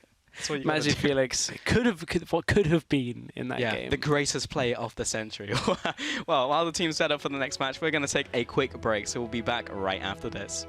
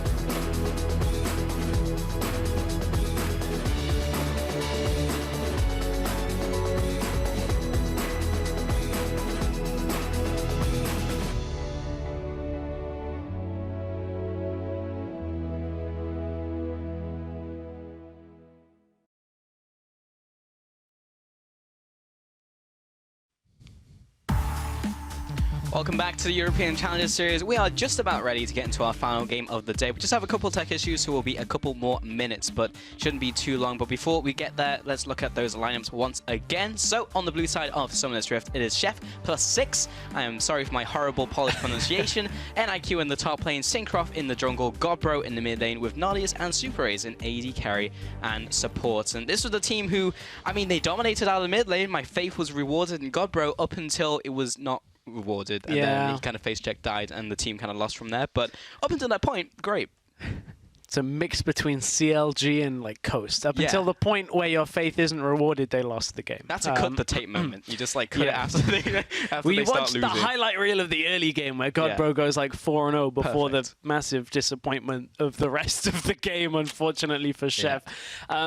Because they just didn't really have any options. Like, the thing is, with LeBlanc, your options actually start getting lower and lower, and as people get more resistances, less likely to get burst down. I mean, people don't make stupid mistakes very often when a LeBlanc is like 4-0. You start actually getting the opposition warding a lot, so it relies so much on vision denial. So it was very difficult to find them the options to actually win the game from that. Exactly. I'm kind of sad because it's like watching Huma 2.0, because you have this really good laning phase. The laners are really good in their own rights, and generally win their laning phase. They won't flame Horizon their opponents, but they'll get very close to it. But out of those good fights in the early game, they just can't close. And that's just like a major problem. Syncroft, he was good out of the jungle against the Chase, who turned up the day and kind of out-jungled him, but they need more than the early game to be able to like close in the late game, because that was their big issue. So yes, you can play these snowball-y champions and snowball-y playstyle, but if you can't kill the Nexus, then there's no real point. Yeah, and realistically, like, the loss, when you look at how it started, is so disappointing for a team that everybody was like, "Ooh, look, this lineup should actually do really well." I was one of the people. I put a couple of comments in the Reddit threads yesterday, and people were asking, "Who do you think is going to do well? Who do you think will surprise?" And I'm like, this team called Chef 6, who nobody really knows the name of, but as soon as you look at the players, you're like, these guys are going to do good. So very disappointing that they'd end up losing that game with how it started. But their opponents on the other side, on the red side for this game, it's Team Forge. In the top lane, it's Mimic, Taiki in the jungle, Jizuki in the mid lane, Gap as the AD carry, and Denden once again substituting in support. And they took part in the Mammoth game. They're the other side, the other half of the ESG Forge game, and man, I guess one benefit was that it gave Gap the ability to like super farm throughout the game. I saw a thread that was like, he now has the 19th highest professional CS record. What an accolade. I know, right? It's just like, woo, pin that one on the wall. We couldn't close, so I farmed, kind of well for any player that can farm as an AD carry, which is just about everybody. Like as well, right? It wasn't even like a Civ or like an Azir. Yeah. Oh dear. But I mean, that was one benefit, was we saw what Gap could do when he actually had a lot of CS. The problem was just the rest of the game didn't go so well for the team. Yeah, but it was a long one, so at least he's got more game experience, I guess. I'm kind of like clawing at like things to get here. What is it with you today, like silver linings? Because you were like, you failed the magical journey but found a meat. But, they played a 63-minute game, but I guess it's experience. Yeah, there we go. I mean, it's the glasses half full approach, right? So it's always good to be a little bit more optimistic in your game of League of Legends, because it's all about mentality until it's not, and you actually just need to like win the game. But also talking about Denden, it's the last game he's going to be playing with the team. Nothing really to say like good or bad about him. He just got caught a couple times, had some good ultimates on Bard, but nothing really to write home about. He will be coming in on the next match tomorrow, I believe. So last time with him. And then with the rest of the team, kind of just played as expected. I'd like to see them play against other teams also in a different pace of game, rather than a super slow one. Chef +6 definitely did not play a slow game, so I think it will definitely force them to play in a different way. Yeah, that's a really interesting one. Taiki had a few moments in the game as well that he looked pretty good as well, the later the game went on. But, as you said, I want to see a different pace of game. Mainly because I don't want a 63-minute game, but only because there was no kills in the 63-minute game yesterday. That was what made it such a long process. Exactly. Is because, like, when a game is that even at 63 minutes, nobody wants to commit because you're like, well, we're not behind, so we don't have to stretch for anything. We don't have to reach for any kind of, massive play around Baron or anything like that. We can just kind of sit back, and that's fine. Yeah, it is fine, but it's not fun to watch. I mean, because if you have like a 30 kill to 30 kill game at like that point in the game, it's just like, that's fine, just keep on going. You can go for 2 hours if you want, as long as you just keep on fighting. But yeah, they'll definitely be drawn into the chaos that that Chef will create in this game.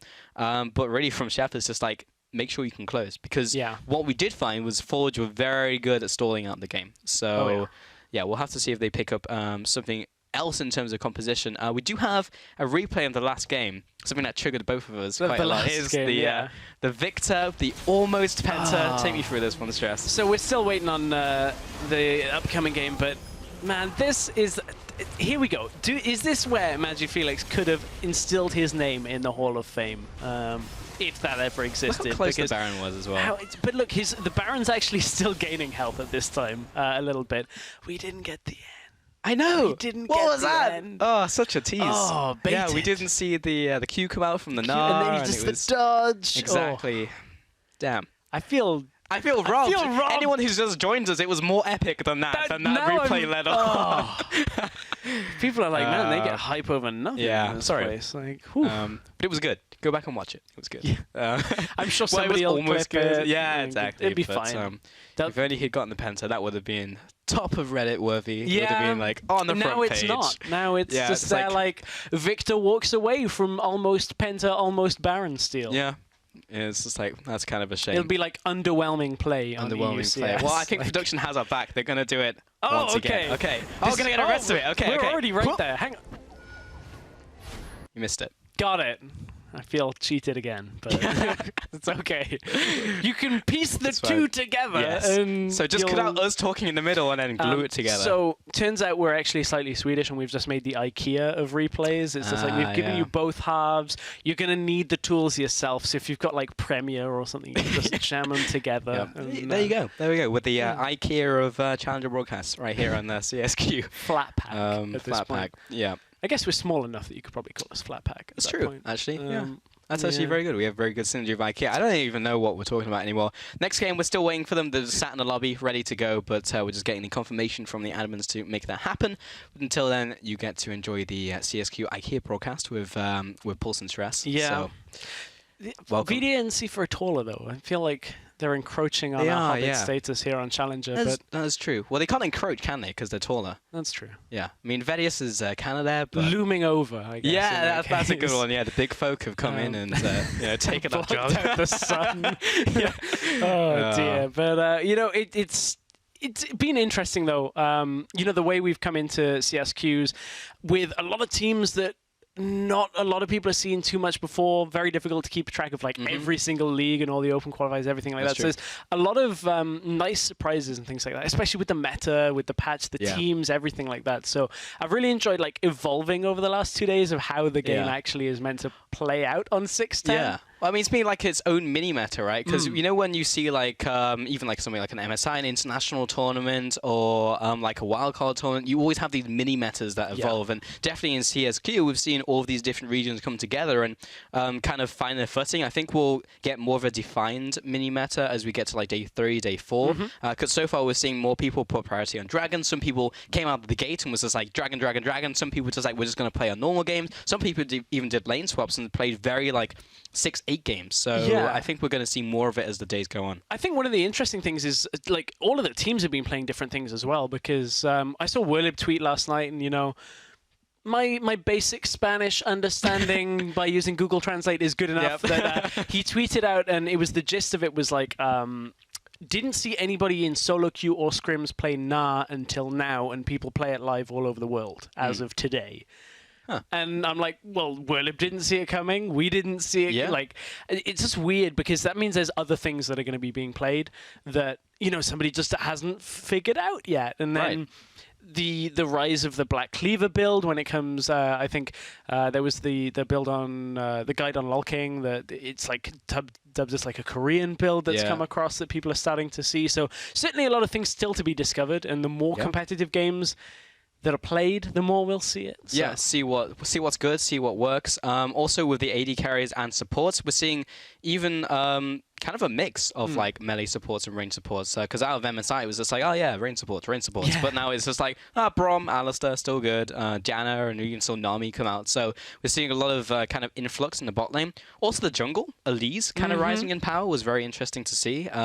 Even when like kind of the considered top tier junglers are still available, like the Kindred, like the Graves. So cool to see that. But it's still evolving. We just need to see where it goes, you know. So I feel like at least in specifically like CSQ and perhaps CS level in general, just has a bit higher of a priority because of the pick nature of Elise. You can set up a pick very easily, just land that cocoon and take the small skirmishes, which when you look at like an LCS and LCK, MSI kind of level, it's still apparent, but teams are a lot more focused on not giving away picks. Like warding tends to be better. Map movements tend to be more kind of uniform when it comes to how you move around the map. So certainly I think there's more option for an Elise pick to work in this kind of setup. So I think that's part of why it's risen, but it was always like B tier as it is. So there was always like the opportunity, but the surprising thing, as you mentioned, is that like Graves and Kindred have been available and people are like, Elise, Gragas, also or the same Rek'Sai. thing like in the top lane as well, because like Nars come back obviously. Trundle has had like a lot of priority on him, like being first picked in a lot of games. Echo has like kind of gone down and then gone up, and like it just depends on like the team's priorities on the pick, which is also interesting. Also got changed up a little in the last couple of patches. So yeah, a bit of changes, but I think apart from that, we've covered a lot of it. In terms of like also crazy picks as well, like Swain we saw, Vlad we saw, but none of like the new mages have really, despite it being the mage update, have really played like a big part of it. It's like the old mages who benefited from like item changes are like still here. Or, like Victor, I guess, is the big one that came back. Yeah, and I mean, considering how much Malzahar was ruining solo queue games, 0%. Thank God that hotfix came out. Anyway, thank God we're in Champion Select, is Sweet. what I would say right now. It means we are about to get underway. Okay, so Ryze will be that first ban, and all of these high priority picks already been taken away. Trundle as well. Kindred aimed at Syncroft, which you played yesterday, had a fantastic performance on. Godbro's Azir is going to be taken away. If you think of that highlight play he had in the mid lane, in the qualifiers. Always going to go back to that. It was just this so time sick. Last split where he got them through with a quadra kill. Nevertheless, it's not going to be in this game. No. 2 more bans remaining. Going to see where these will go. And what are we thinking? There's so many different bans nowadays. Like there's such a big pool in pretty much every role. We see more target bans nowadays, more flexibility to do so. Nidalee will be aimed up against Taiki. So obviously not looking for like the Nidalee first pick here. We haven't really seen that too much. So what is it going to be? Lucian is available. We saw it last picked in the last game. If they feel like it's strong enough, we have seen a fair amount of success out of that. And okay, so this is kind of a bit of reassurance after day 2 that Lucian has risen above everything now as kind of that first pick. He's the cream of the crop. He will rise to the top of the pick and ban phase here. So second game, second blue side, Lucian first pick. Looking towards the Braum, which has been locked in, and the Elise. 2 very fast lock-ins from Team Forge. They knew what they want from the first rotation, and just waiting for the response now coming in from Chef. So what are they going to pick? You're going to go for the mid lane Graves would be up if we're still maintaining damage junglers. True. The other pick we've seen is Gragas, so if they want their jungler right here, that would be the kind of route that we would expect them to go. Trundle banned, so probably not going to be the Gnar straight away into top lane. That's actually locked in as well. Wow. Okay. Maokai. So yeah, Maokai into the top lane for sure. We'll see what that will go up against. What does Maokai have in terms of natural predators? Still open? Gnar is still available for 4G if they want it. Generally a good matchup. I'm interested. I don't think... I'm just going to jump into like looking down the road, like a Rumble perhaps if top lane changes around a little bit, just because of how team fighting is going to become more prevalent over Dragon. I don't think in this game it's going to come about. I've not really heard of people playing Rumble, but certainly is a pick that does well into Maokai and does well in team fights. In team fights, yeah, and also an AP top laner. So going to have Janna also locked in, so that'll be going to the bot lane. So we have our it's a very standard lane, Janna and Lucian going down there. That'll be up against the Braum, so we'll have the range advantage down there. We'll see what 4G choose to pick. Haven't seen Jhin in a while, especially in CSQ. I would imagine Sivir, honestly, in this situation. You got the Braum, they've been hovering the Lissandra. You got the Elise for pick as well, so if you want to just have that playstyle where you just run at people, you're able to take him down. So that would be my guess is what's coming for that mid lane. Sorry, makes that sense. 80 carry. For 80 carry, yeah. Whoa. And then Lissandra That is as well. not a Sivir. That is a Draven. That is a Draven that Wow, is okay. locked in. right. Hans Sama, is that you? At this point, or Maybe. Freeze. Yeah, or Freeze. Gap looking to stamp his mark and show he's another Draven player, but there's not a lot of Draven players. But if you Okay. pick that champion, it's like saying, I am good and I'm going to stomp this lane. The problem is, so Draven does obviously have good early game damage. Yeah. But is it enough to outtrade Lucian Janna early on? You get that shield, you double tap passive. Like, I feel like that should be able to trade until you break the shield. Yeah. So it kind of depends on the interaction there. If the Draven Braum can break the shield and, you know, then deal somehow through the Lucian, Yeah. but I think that could be a tough one.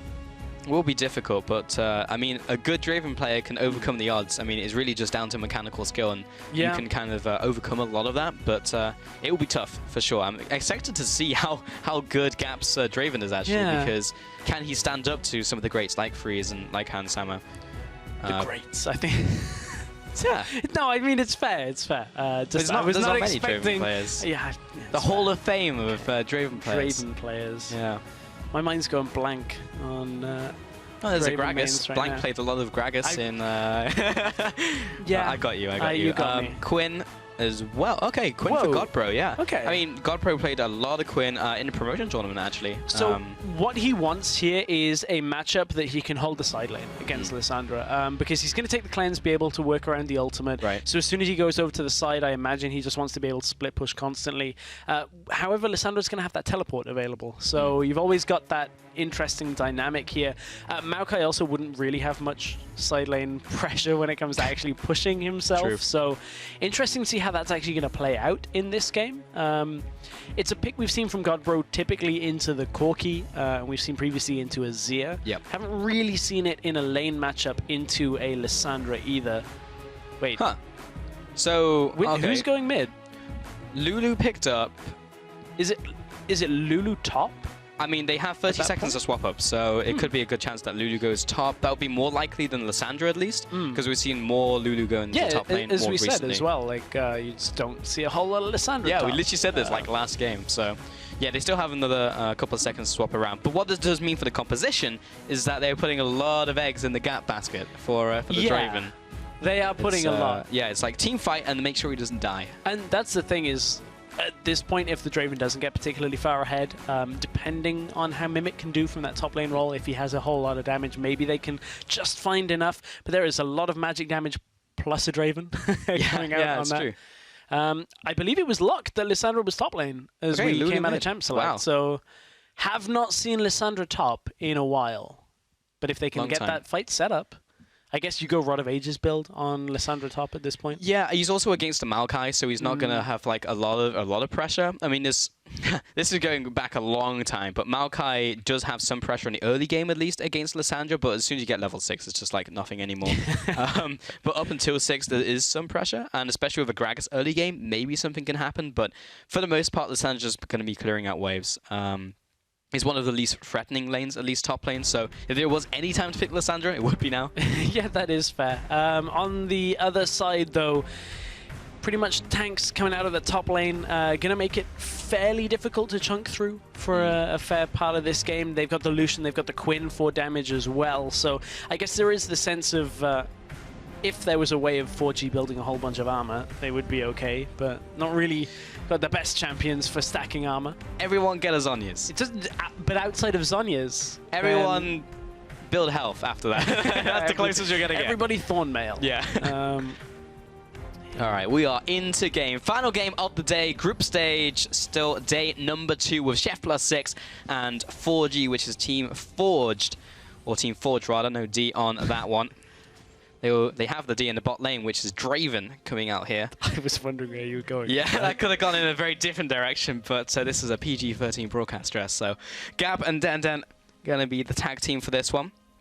And it's also interesting because Den is this support player, and Heaver will be replacing him, of course, on the main roster. And you're bringing in a champion like Draven who requires a lot of coordination with your support, a lot of synergy. So it's just interesting that they choose to bust him out now. But when you look at at least the melee supports, Braum, unless you're trying tricky things like the flash Q or, you know, all of those kind of engage tactics, those are the only real difficult things that take synergy anyway. So it doesn't matter whether it's like a Draven or any AD carry. That's true. The only tricky things about Braum really does take any kind of teamwork. So I don't mind it that much. I think it's fine. I think the Bard attempt yesterday was a lot more, you know, difficult to make work. Was it versus a Draven and then a composition built around him? I think like at least they're like, you know, parallel to each other. Well, let's go results based. Okay, let's do it. Let's do what we Let's don't revisit like this to do. like maybe 30 minutes into the future and see who was right. You're gonna see Denden like flash auto Q. Yeah. In lane, I'm gonna be like, told you, Pulse. Told you. So now I'm wanting Denden just to like flash and then hit the minion on the Q and Yeah, just, like Q's a minion, yes. flash auto's the second minion, shields the wrong way. Yeah, backwards. Okay, let's see what believe in happens in the Denden. laning phase. Well, I believe in Nadius and Super Rays with this very generic bot lane with Lucian and Janna. Mid lane, Godbro putting down the hurt onto Lulu. Kind of going even here. Well, there's trading into Thunderlord Zulu for you. It just hits you once, and it's just like, enjoy that. Yep, got you. Yeah, Lulu's early game damage is quite obnoxious to deal with. And as long as she just gets into the mid game, she still does a lot of damage. People forget how much that Lulu does with Glitter Lance and her combo. So with neither bot lane taking a camp, it means we haven't hit 2 yet. Oh, Blinding Assault did not connect. If it had connected with that, I think actually Godbro would have forced the flash. Yeah. Fairly easily there. Yeah. Interesting. Godbro maintained cleanse. He did in the mid lane. I guess, well, I mean, that's for obviously Lysandra, but Yeah, also Polymorph and Cocooning ganks. It's true. So, There is a lot still to cleanse. I just, in the straight matchup, I'm yeah. just looking at it and thinking, could he have got away perhaps with a teleport? That's it. I'm not like saying it's a bad pickup at all. Just For sure. interesting, because you would have known it was Lysandra top for the last 20 seconds. You have to swap before then. Maybe if it wasn't Elise, someone with like hard CC out of the jungle. Yeah, that's fair. Because if they layer it and then you can pop the cleanse, or that's something to keep track of in the mid lane. Taiki is going to be picking up the blue buff on his side of the map right here. Not too much happening in the early game. Syncroft is actually in the enemy jungle as Gragas with this double buff here, and we'll be backing off. What do we have as our first dragon of the game? It is Ocean. Ocean. We have Ooh. broken my curse. Fantastic. Has it actually been every single game? That has Up been until a this Cloud? one that I have casted. Really? That I have casted, it had been Cloud. And that's like the 6th now? This is So, now Yeah, 6. 5 in a row, Yeah. damn. That's some legit RNG. If only it had been Infernals, we would have had some crazy games. Yeah, we have no Infernal casters. In fact, we've had very few Infernals, I have to feel. I think there was one that Vedius casted that had Infernal first because Yeah. I got really upset. I was like, damn But it, no one's I wanted to had, cast no one's had any that. like trends, you know? Yeah, It's that's just been true. you with the Cloud curse. Well, You're meant to be an airbender in a different life, I guess. hey, that's fine. Oh no, now we're like almost at the end of the queue for being an avatar. Hope's gone. Well, It's all gone. Anyway, God bro. He's farming up a storm in the mid lane. Honestly, these lanes are not interacting very much. I was like, yeah, Draven, Oh, there Quinn. you go. Oh, now they go in. Den. Is he going to queue the minion? Look at the blocks. Oh, look at the blocks. Oh. Look at him the getting moves. hurt a lot in the bot lane. Elise coming down. Jizuki. Oh, that's a better trade. That's a better trade in the mid lane. Also gets the blind down. Syncroft into the top lane. Mimic is going to flash away and get hit by a nice combo out from Syncroft. And this should be first blood. And that will go over to the tree. Level 5 in the top lane. NIQ stumping his authority. Just a lot of damage and slows and crowd control coming out from that one. You could see Mimic was thinking, well, I've got Claw, I can get away from this one, right? Twisted Advance follows him through. Yep. Arcane Smash is able to follow up. And honestly, that was a little too easy, perhaps, for Chef 6. And Mimic used Teleport before it. So he TP'd back to lane just to die and now has to do the Walk of Shame back to his tower. It was even worse as well because he got punched to death by like Yeah. a Maokai and a Gragas. So you have a lot of time to contemplate your mistake. A drunk guy in a tree. Officer, is drunk guy in a tree. Beat me up. It's just like, yeah, okay. I don't think if it was like Constable Trundle up there, I don't think it'd be too sympathetic anyway. No, he just go back into whatever lane he came from. I mean, it's not often you see a Lysandra in the top lane either. That's true. 45 farm to 28. You generally don't see a Maokai that far ahead of a lane opponent. It has been a while since we're like, well, Maokai's ahead. Yeah. Typically, he's getting harassed down for most of the laning He's just like, oh, he's 2 waves down. Good laning phase for Maokai. It's like, it's fine. It's okay. He's still at least somewhat relevant. Yeah. All he needs is 6 or Taiki. He is caught in the enemy jungle and will have to burn his flash. Bot lane Gap is going to go toe-to-toe with Nardius. Denden's going to come in there. Super is responding with his own damage. But Gap has opened up a 2-wave minion lead, so going fairly well on the bottom lane. Nardius is going to find a small punish as Denden is making sure he's in range to counteract that. And that's what Gap's been doing, is he's been trading little bits of his health and, you know, trading Nardius's mana in exchange for that and still maintaining a CS lead in this bottom lane. Of course, Denden has the Relic Shield, so able to give him a little bits of health back. But look at the minions in the wave in front of Chef 6. They should be able to clear up most of this and at least close the gap. Just a little bit. Gap himself is so many of them. Yeah, he's trying to farm up. Oh, he missed an axe. So close. Nearly got them all. Yeah, he's not gonna get the big cash in that we saw from Hans Sammer. What was that? That was like it was like so much gold. Something crazy like that. Yeah. 1784. Not going in this game if you carry on dropping axes like that, Gap. Godpro, he's flying on into the bot lane and the TP. This is gonna be a lot of people converging in the bot lane. Good sidestep from Noddy's using the E Super Rays to get pinned against the wall. Godbro comes in, Syncroft looking for the finish off. It's a 1-for-1. Taiki able to take down his prey just before he dropped himself. So a 1-for-1 trade for both teams. And Godbro even managed to get down for that. So despite not having a teleport, does have the tag team available and is able to just get down to the bottom lane and run through. It's behind enemy lines now, not tag team. Yeah. Damn. Sad so days. Close. But that was a messy play out from 4G. That should have been, you know, we watched Mouse do it earlier with the Alistair, and it was just clean cut, walk in, get the 2 kills, walk out. This time, not so much. Cocoon did not land to start this one off, and Super Ace lasted way longer than everybody thought he was going to. Had the exhaust out, waits until Gap actually starts auto-attacking him so he doesn't early exhaust. So ultimately ends up trading his life, but the 1-for-1 in that kind of scenario, the teleport was used by Lulu to get down there as well. So ultimately, Chef 6 coming ahead.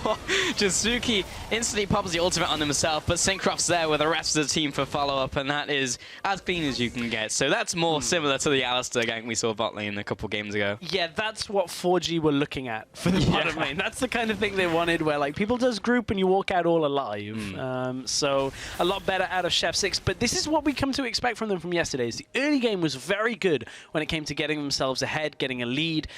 It was closing that was the difficulty. They started running out of options, and hopefully now having this Quinn available to move between lanes, having a Maokai that is ahead, should have them in a situation where closing becomes easier. Well, it's more like it's still a make-a-play champion like LeBlanc, and that was where they found problems because the opposing team was able to stall very well, like we know that Team Forge can do, and Godbro will also, maybe he'll be in that situation again where he'll try and make plays with this Quinn. Can't find it. We'll have to see as we get into the mid and late game to see if that becomes a reality. I'm not a massive fan right now of the build paths that 4G are going. They are going to end up very squishy apart from Braum and just relying on shields coming from like the Lulu to keep them alive. Lissandra not opting for Rod of Ages for that tankier build. Elise is still opting for the magic item coming out of the jungle, so wanting the extra damage, the extra clear. Echoes, Runic Echoes, which you know we do commonly see, but there always is that option to pivot on the Elise to go the Cinder Hulk way and keep himself alive, but certainly means they're going to be very squishy. And against this Black Cleaver build of Lucian that does very well against low armor, low resistance targets, there is the potential that 4G just melt. We'll have to watch as this game continues, though. You can see the game plan, though. If they were against a Lucian, it'd be great, because it's like, well, Lissandra is just like this semi-tank anyway when she pops the ultimate and the Zhonya's, and then you've got the ult from Lulu, but that is when there's a Lucian there and a Quinn, it's just like, maybe we should pivot on what we're choosing to build. That's going to be the first dragon of the game over to the red team. It is 4G picking up the Ocean Dragon. So we'll see what they do with the next one. What's the next one? Infernal Hype. Oh, yeah. Yeah, okay. Well, so there's going to be some fighting over that one. That's one thing you can say if 4G do manage to get that. Have regen plus Infernal. Like, that is actually finally, like, well, it doesn't matter that we haven't got resistances because they're going to be dead. Yes, perfect. We'll kill them faster than they can kill us. So that will be the name of the game. Probably going to see a fight over that one in just under 6 minutes. Oh, I hope so. Yeah. And that actually wouldn't be too bad for Chef 6 if they get into a team fight, because their team fight's pretty solid with these two beefy tanks. Nardius, who'll probably be pretty close to his Ghost Blade at that point, and Super Ace with the Peel as well. So Syncroft is looking towards the bot lane, but has been found out by Denden and the Gap. They don't even carry on auto-attacking him, knowing that he's going to body slam over the wall. And we'll go back to farming. Farmer's basically equalized, but found Taiki. It's going to be flash for flash on the junglers. And they'll back on off. The God Bro was interrupted, and Jizuki even laughs in his face and maybe regrets that. Has been the double Harry comes out, and Jizuki will drop very low, but he'll go back to base. Still had his ultimate. Yep, still had it. Also, we've come to expect Dravens to build. This is the first Draven of the tournament, but I've seen it just in watching games on EU West. Dravens will also go towards the build of Black Cleaver, Ghost Blade, starting out with that. And that's problematic in this game, because you have Maokai that has started out very well, has not been put behind, have a Gragas who will pick up armor as well. And what it means is, without being able to shred the rest of the armor off those super tanks, that's when the lack of crit, the lack of percentage penetration actually becomes apparent, because you have to first stack up the Black Cleaver and then start doing damage to them, and you can only really afford to do that on one target at a time in these fights. So it's going to take a while for Gap actually to shred armor off and then be able to deal damage. It's actually very important that Gap gets a big cash in from his first League of the Draven, because if he doesn't, then he's going to, even if he doesn't fall behind, even if he just goes even, that's the problem, because for those reasons in his composition. So needs to get a big cash in, needs to get ahead of the curve so he can chunk through NIQ and Syncroft, because if he can't chunk through those two targets, well, a lot of this composition goes down the dumpster. Denden, Nardius. He didn't even insta-cancel it, so he had to live with that. Taiki, he's going to be coming down, doesn't land a cocoon. Double teleport coming out. There's going to be NIQ coming in against the lockup onto two players. Eventual Maelstrom as well. Finally, the TV completes in from Jizuki. In return with the ultimate out from Mimic. And it's going to be no one dying just yet. Denden, he's going to be wild-groped. Syncroft comes in from the side, lands the body slam, and a great cast into Nardius. That'll be the first kill of the fight, and the only kill of the fight. 4-1. Chef 6 continues to pull ahead. Syncroft waited on the ult. I was waiting to see where he was going to throw it out. I was wondering if he was trying to look for Gap. Chef 6 held on. Nardius with the cutting of shame for the majority of that. Just like, I'm just going to live with what I did here. I'm going to let myself watch this. So even misplaying with some crucial abilities in that fight, Chef 6 managed to hold on, kite themselves back in the fight, and hold on against 4G in this early game. And that's a pretty big miss for 4G, not being able to take that fight. They used so much on this fight. 2 TPs were used. And look, this all stems from Denden. You were talking about the synergy now between Gap and Denden. Denden goes in, does not hit the ultimate from it, and look, forced to block out the damage from Nardius, and the engage is going to come up here as Denden starts to go in, gets the first hit, looks for the lockdown from Braum. Dash comes out from Nardius, ends up Culling of Shame. with the Culling of Shame. And from here, it looks like they've got everything here, but Super Ace doesn't get clipped by it on the return. And from here, this is what happens when Nick is not behind on Maokai, because he can stand here with the Janna shield. Even the Lissandra ult gets used on him, and he manages to get himself away. Kept himself alive for so long. Lulu ult used onto Braum to keep him alive, just so that Chef 6 didn't get anything from this fight. And Braum gets caught. His shield wouldn't have done anything anyway in that situation. He would have got blasted towards them. And that's the end of that.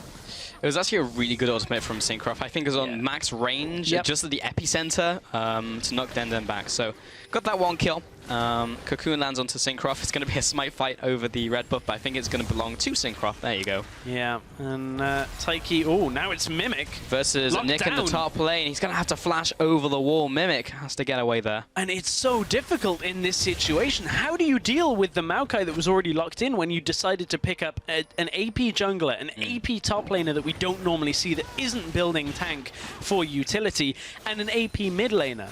Like, how do you chunk through this Maokai right now? Well, you would think it would be your AD carry, but you're not going for a crit-based or a percentage-based AD carry. Right. You've gone for a flat pen type of carry that is good against other carries and squishier targets. So good luck ever killing this Maokai. And he got that kill early, so he just accelerated that build even faster. And it's just all coming up Millhouse for him. The Maokai's got a Janna as well, so there is going to be a point where Janna can Monsoon or pop a shield on. Yes, it's not optimal when it comes to, you normally would want that for your AD carry, but if Maokai's in the mix taking 4 people, throw a shield on him and he's going to be okay. It's going to be tough to kill the Maokai. That's the TLDR. Oh, we'll see how they deal with that as this game goes on. 4G are definitely not ahead of the curve. Chef 6 are around 2,000 gold ahead. But this is what we saw yesterday in a very similar scenario. Mimic has to be careful on the top lane. They'd be beaten to death by a Maokai and a Gragas very shortly. Syncroft will jump out, and it's going to be Mimic jumping back using Glacial Path. Godbro is coming up to try and close the noose. As the ultimate knocks him against the wall. We'll get the vision as well coming in from the vault. Mimic's going to pop the ultimate, not on himself. I think he was trying to smart cast, but instead cast it on NIQ, which did no damage at all. This is such a painful game for 4G. I honestly wonder how much they played Lissandra in the top lane. Just from a nobody's playing it standpoint. Like, maybe they practiced it, but... Rest in peace, Super Ace, perhaps. He's going to knock Taiki towards Nardius. Now Taiki's going to have to flash away to his team, and that was a really good defense. I thought Suwon was going to die there from Chef 6, but the second expertly time, played. The second time a dive has not worked out for 4G. They've tried to focus his bottom lane, but they have not been able to clear through Super Ace Janna. Every time the exhaust is up, the ult, the Qs, just everything is keeping them alive, and I just wonder how much has the team played with this kind of setup, because they clearly recognize that they need to try and get ahead and continue to get ahead, but every time they're trying to make plays, they're falling further and further behind. And that just makes this game so difficult for them to actually close it. All of these plays that are not working out, it's just handing Chef 6 the game, and now they've handed them an Infernal Dragon. So if it wasn't difficult enough already, now you've got to deal with the extra damage that's going to come out from the team. I mean, hey, it's the synergy we were talking about in the laning phase, you know? Yeah. Coming out from Forge. There's still time for that to change. There's plenty of time. Because if we know there's any way... if there's any way that Chef 6 is going to lose this game, it's getting stalled. We've harped on about it, but it's really been their Achilles heel, even in Godpro's previous team, so it's going to haunt him forever. The thing is, the tools aren't there, or theoretically aren't there. I mean, if Chef 6 decided to do nothing, and Lissandra and Lulu just kind of wave cleared, sure, okay, it's possible, but the actual tools from Chef 6 in this game to close are fairly good. When you look at the tower push potential of Lucian, of Quinn, and the teamfight presence that they have here, right now it won't even hurt them too much if Lissandra does get a couple of people. As long as they don't get both the Lucian and the Quinn early on in a teamfight, they should still be fine. Taiki, he's going to clear out some wards in the bottom lane. Looks like Syncroft may be coming down very shortly, but a recall out from Jizuki in the mid lane. Nardius and Super Ace are lying in wait. I don't think they know that Taiki is just around the corner, though. Going to be clearing on this Rift Scuttler very quickly. I think Syncroft may find him as he walks on down. Taiki was thinking about recalling. Got a TP coming in from the bot lane from NIQ. He's going to try and move on to Denden and Gap. They are unbelievably dead with 5 people coming in. Denden will flash away. I'm out of here. I'm not out of here. With Nick and Syncroft, CC chain. That will be Mimic with the ultimate onto Nick under the tower, and he just walks it off. He's just so damn tanky. 2-0 and 4 in this game. Bot tower over the Chef 6. Say goodbye to the stacks. He had 390-something before, down now at 190-something. The stacks. That is painful. And the tower and the fight. Everything goes over to Chef 6 from that. And again, it's from 4G overstaying. Well, Godbro is getting chunked in the mid lane from Jizuki. The last Grid Lance and not taken down from anything, so Godbro is good to go. And he didn't use any summoners, so he's actually fine with that. Yeah, nothing really there to kill him, and nothing that was ticking down on him, nothing he could really cleanse out of in the end of all things, so just unfazed. And honestly, that just is kind of how this game is playing out. It's everything that 4G do, Chef 6 just are dealing with very calmly in these situations. At this point, look at 4G pushing up here. I mean, there's nobody in lane, they don't have the vision of them, so, I mean, there's the 50-50 chance that it isn't going to be people teleporting in on them, but at that point, look, Gap's already gone. In came the TPs. The TP from Lulu was actually cancelled as soon as they know that they're losing the fight, and it just means the summoners, the fight, the objectives, everything goes over to Chef 6 very easily. Another sick ultimate from Syncroft as well, just getting that right on the epicenter against Denden. If he had taken like one more step, he would have been pushed the other way, but once again, Denden on the receiving end of a good barrel from Syncroft. What I will say, though, is what 4G have as a composition could have worked. Like, there is certainly a game plan and a world in this situation where they get a decent first fight where Lissandra goes in, gets a multi-person stun, the Draven cleans up with the Lulu to keep him alive. And there is absolutely a world where that would work. This game, unfortunately, is not that game. Every time 4G have tried to dive, try to fight, it's just gone Chef 6 way. And it all just stems from that early engage when they tried to dive under the tower, the TP came in, Janna stayed alive, they traded the Elise away. They just didn't get what they needed from it, and it's just happened again and again. Oh, another game where no Herald was taken. He's just going to wander back to the Void and carry on with his day, I guess. I don't know what he does. Maybe this is like the morning for him. It's just like this is like a morning shift. So in this situation, I feel like it's slightly because of the focus on bottom lane has been so strong right now, and with the inability of Lissandra to do anything top lane, there was no real way of 4G taking it, and also the influence of the dragons that have spawned, Ocean and Infernal. Much more valuable when it comes to taking them. When you look at like an overall team presence. That seems to be what we've started to see evolve. Oh, Nadius gets stopped this time. But nothing really to follow up there when there's no Drave. He actually just walks up to the tower. Twice, and knows that the shield was on cooldown for Super Ace. So we'll get a bit of damage up there. Den is going to be shoving him away real quick. And Synchro comes out. Taiki coming in as well. But you can see the dominance from Chef 6 just pushing into the jungle of 4G. So much deep vision. We're only 21 minutes in, and the whole jungle was just lit up from Chef.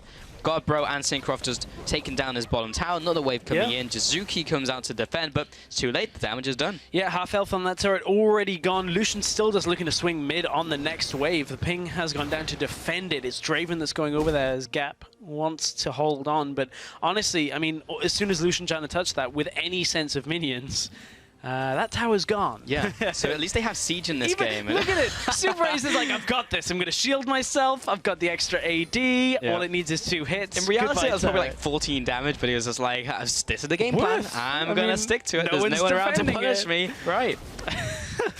Perfect. Oh, dear. Well, Nadius, he's well on his way to his build, looking for that Black Cleaver now. Got the Ghost Blade already. And you can see just how far ahead of Gap he is in this game. Gap hasn't got a cash-in.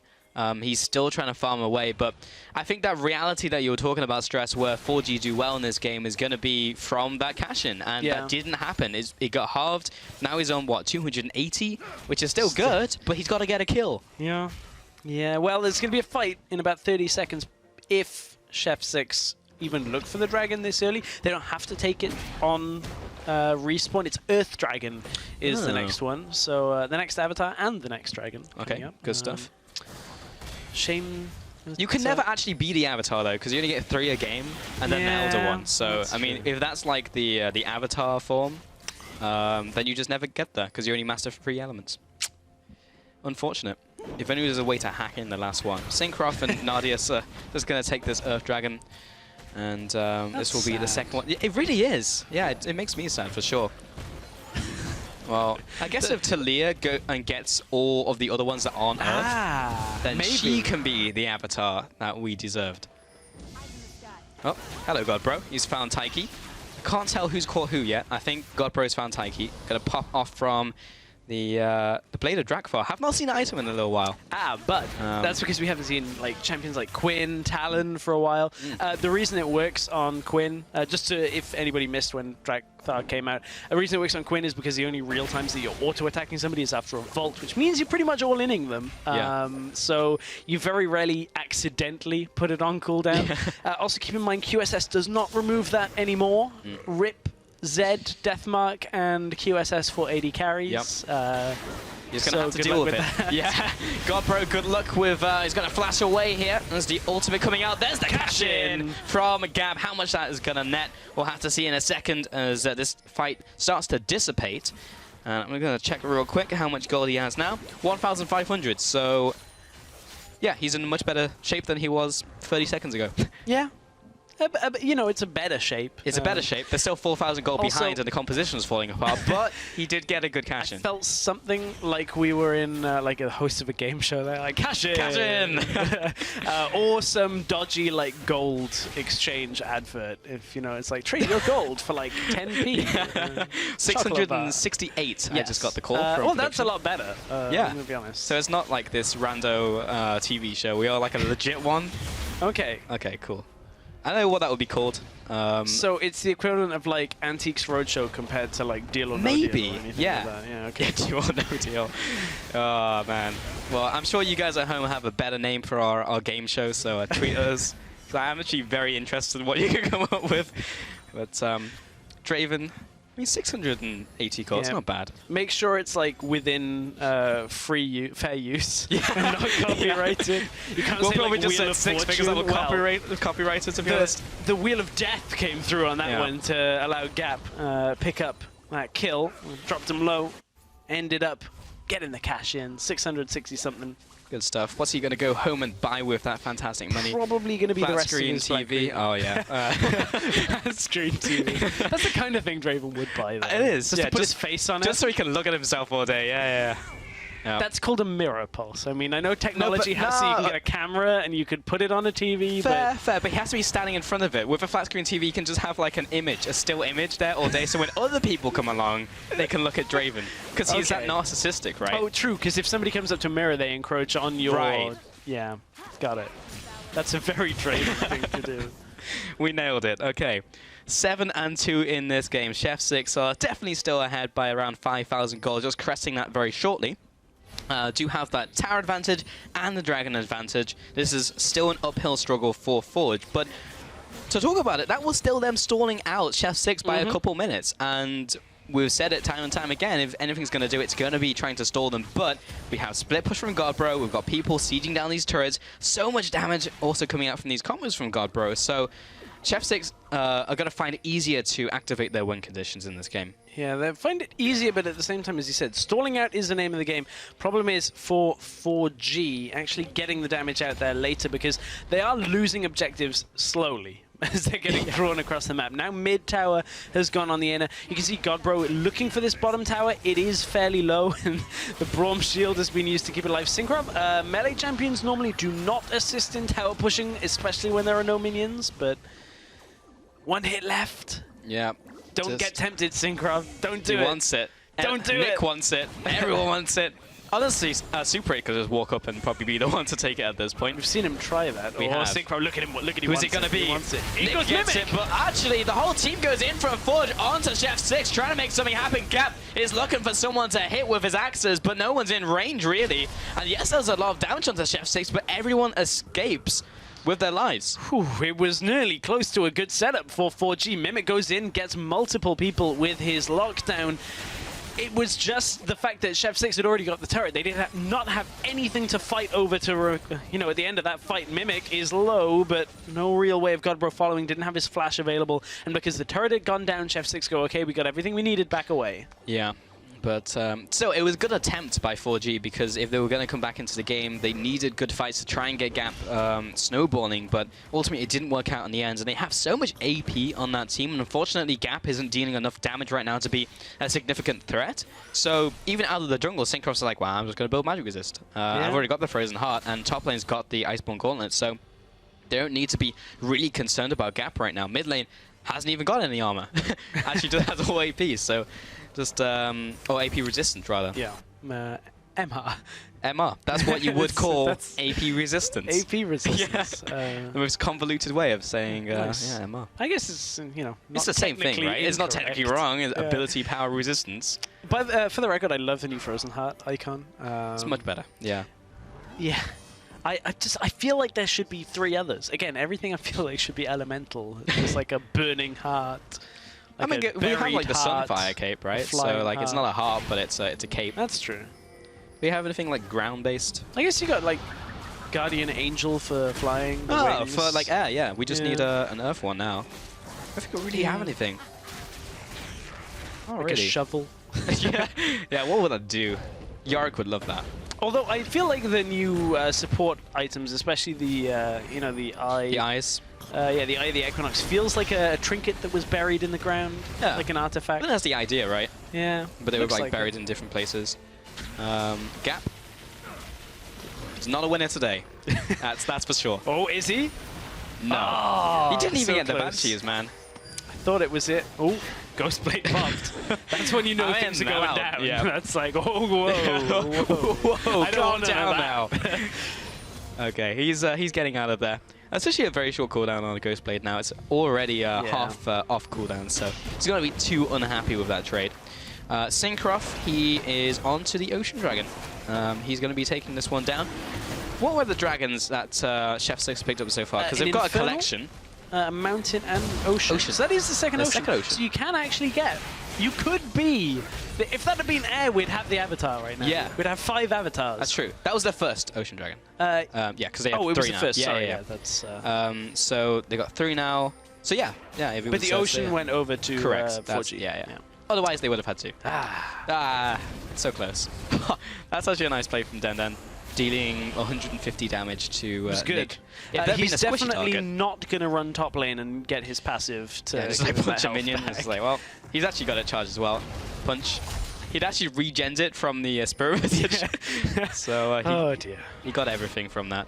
That's a very tanky Maokai, if you hadn't noticed. And also Syncroft, who was 2-0 and 5. Just a tank Same bros. play again. It's like super A's. This time it's going to be doing more damage because he's a squishy target. Because the Baron hadn't de-aggroed, he just takes damage as well. Well, Den is chipping down the opponents one Winter's Bite at a time. God, bro. I mean, there's not really too much more for God, bro to do other than sit in a side lane and wait until he can all in someone. Mimic is not the target he can all in though. If No. it ends at Lissandro's down there. Now the Zhonya's is there, the ultimate is there. He can still push him out, but the actual all-in potential is not going to be too strong. Then again, because of the Duskblade, we'll watch this fight. Kazuki, whole lot of nope. Does not want to be here anymore. Taiki is going to get slowed down by Syncroft, but with Nick coming in from the top side, might be able to close in, but not quite yet. Team Forge are playing very defensively, trying to make the stall happen, but because there is such a large gold advantage and also a Baron on the board to force contention. At this point, Contention. Chef 6 is saying, well, there's no real way of Lulu coming across without either us bringing Godbro early or they lose an inhibitor tower. Now Chef 6 stop. Taiki's being caught out. Repel comes up. There's nothing to jump to. He'll flash over the wall. Nick's there. Good. CC out from Mimic and Den, but with Syncroft and Godbro closing in, there should be a fast kill onto the first target. Looking for another one onto Gap. He's just around the wall. Jizuki is going to be supporting him, but that was a 1-for-0 over to Chef 6, and now they turn their attention back onto Baron. Back onto Baron, but I don't think this one is over because you can see exactly how 4G... I was going to say, it looked like they were actually trying to close in. Yeah, here comes the teleport from... is that Mimic or is that... Yeah, it's Mimic. Jizuki still has his available. Is it a bird? Is it a plane? No, it's Mimic. It's apparently a computer... Generated Ice Witch, who's going to jump over the wall. Big ultimate, but it is going to be Syncroft securing the Baron. Nadia's drops low, and buying more time will be Mimic in the backlines on 3 players, but he's going to go out of there. Godbro, long range fold onto Jizuki. He goes in, and he now wants out, and so does Taiki. He's going to jump towards Nadia, so he was quite happy to pick up this kill. Jizuki, Gap, and Den all backing away. And this could be curtains on this game for 4G. Finally, Chef 6 have found a way to crack open the base.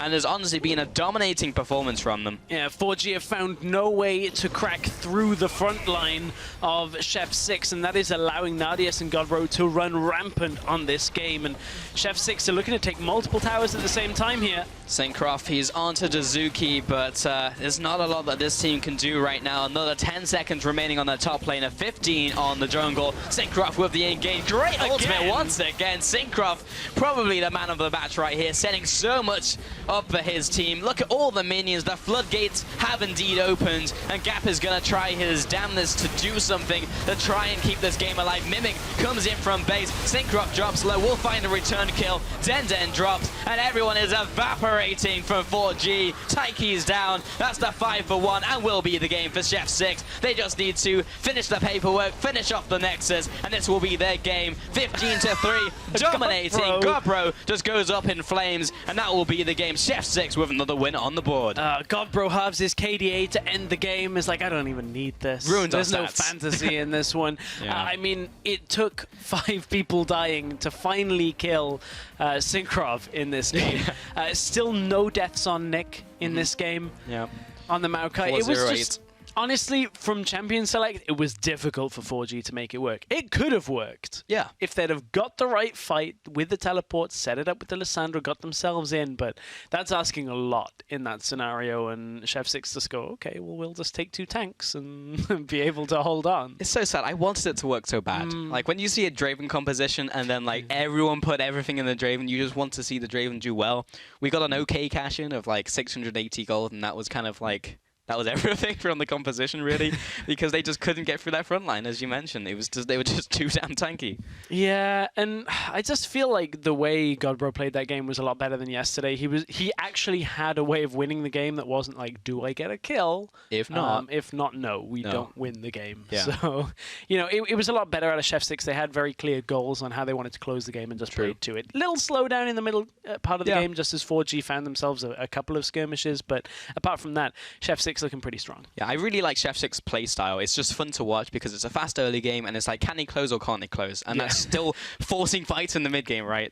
So I want to see them play more teams who maybe challenge them in the early game, maybe challenge them in the mid game and see how they cope with that, because this was a composition where it kind of, they were fighting themselves with Team Forge as well. Like they also had to try and make the composition work, where Chef 6 just had one clear goal in mind, and that was just close out the game. But that will draw a close to day 2. So let's focus in on where all the teams are standing as we can take a look at those. And we're going to take a look at Group A first. There's going to be 2 points on LP, Misfits, and SK. And then out of that group, Fnatic and Melty, unfortunately at the bottom with Tricked. Yeah, no change in the results from yesterday for Group A, but there have been changes in Group B. We've got some 1-1s, a lot of them. You can see Kick still stay at the top of the group after a shaky start today, but they got the close on the game.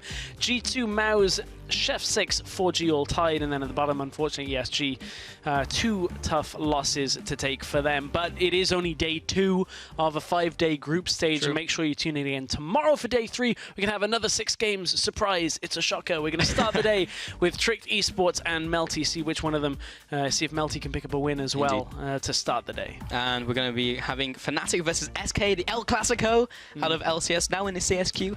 CSQ edition of that one, and it will be Mousesports and 4G closing out the day on that one.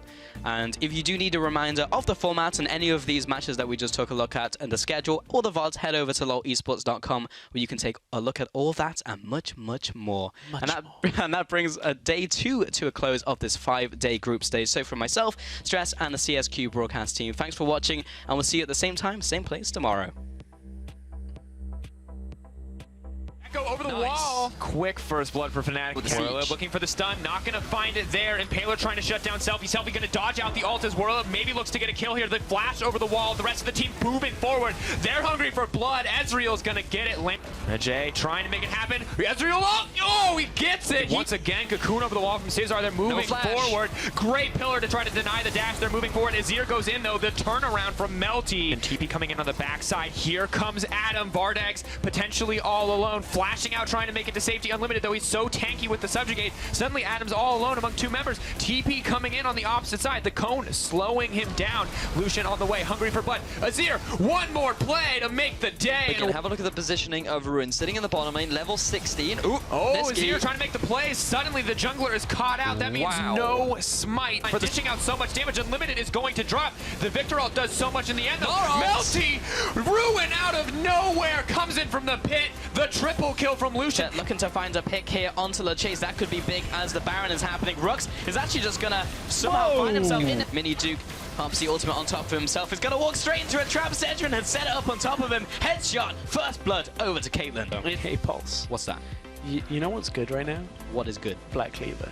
you know what's better than Black Cleaver? What's better than Black Cleaver? 3 Black On one team. Cleavers. Wait, at this point, can MagiFelix just deal enough damage to stop G2V? Everyone's very low. He just picked up the mini first nuke. kill. Baron's still got 1,000 health left on it. Oh my Incos is going to God. drop. This is going to be the triple. The quadra kill from Oh my MagiFelix. God. And he's Is he able to getting finish up the the Baron Baron as well? 700 health remaining. The laser, the auto attacks. And with Senno coming in, auto attacks. They're going to fight over the Baron. And the ground field comes out. They're both for one hit. He's going to try and move on to Den and a gap. They are unbelievably dead with 5 people coming in. Den will flash away. I'm out of here. I'm not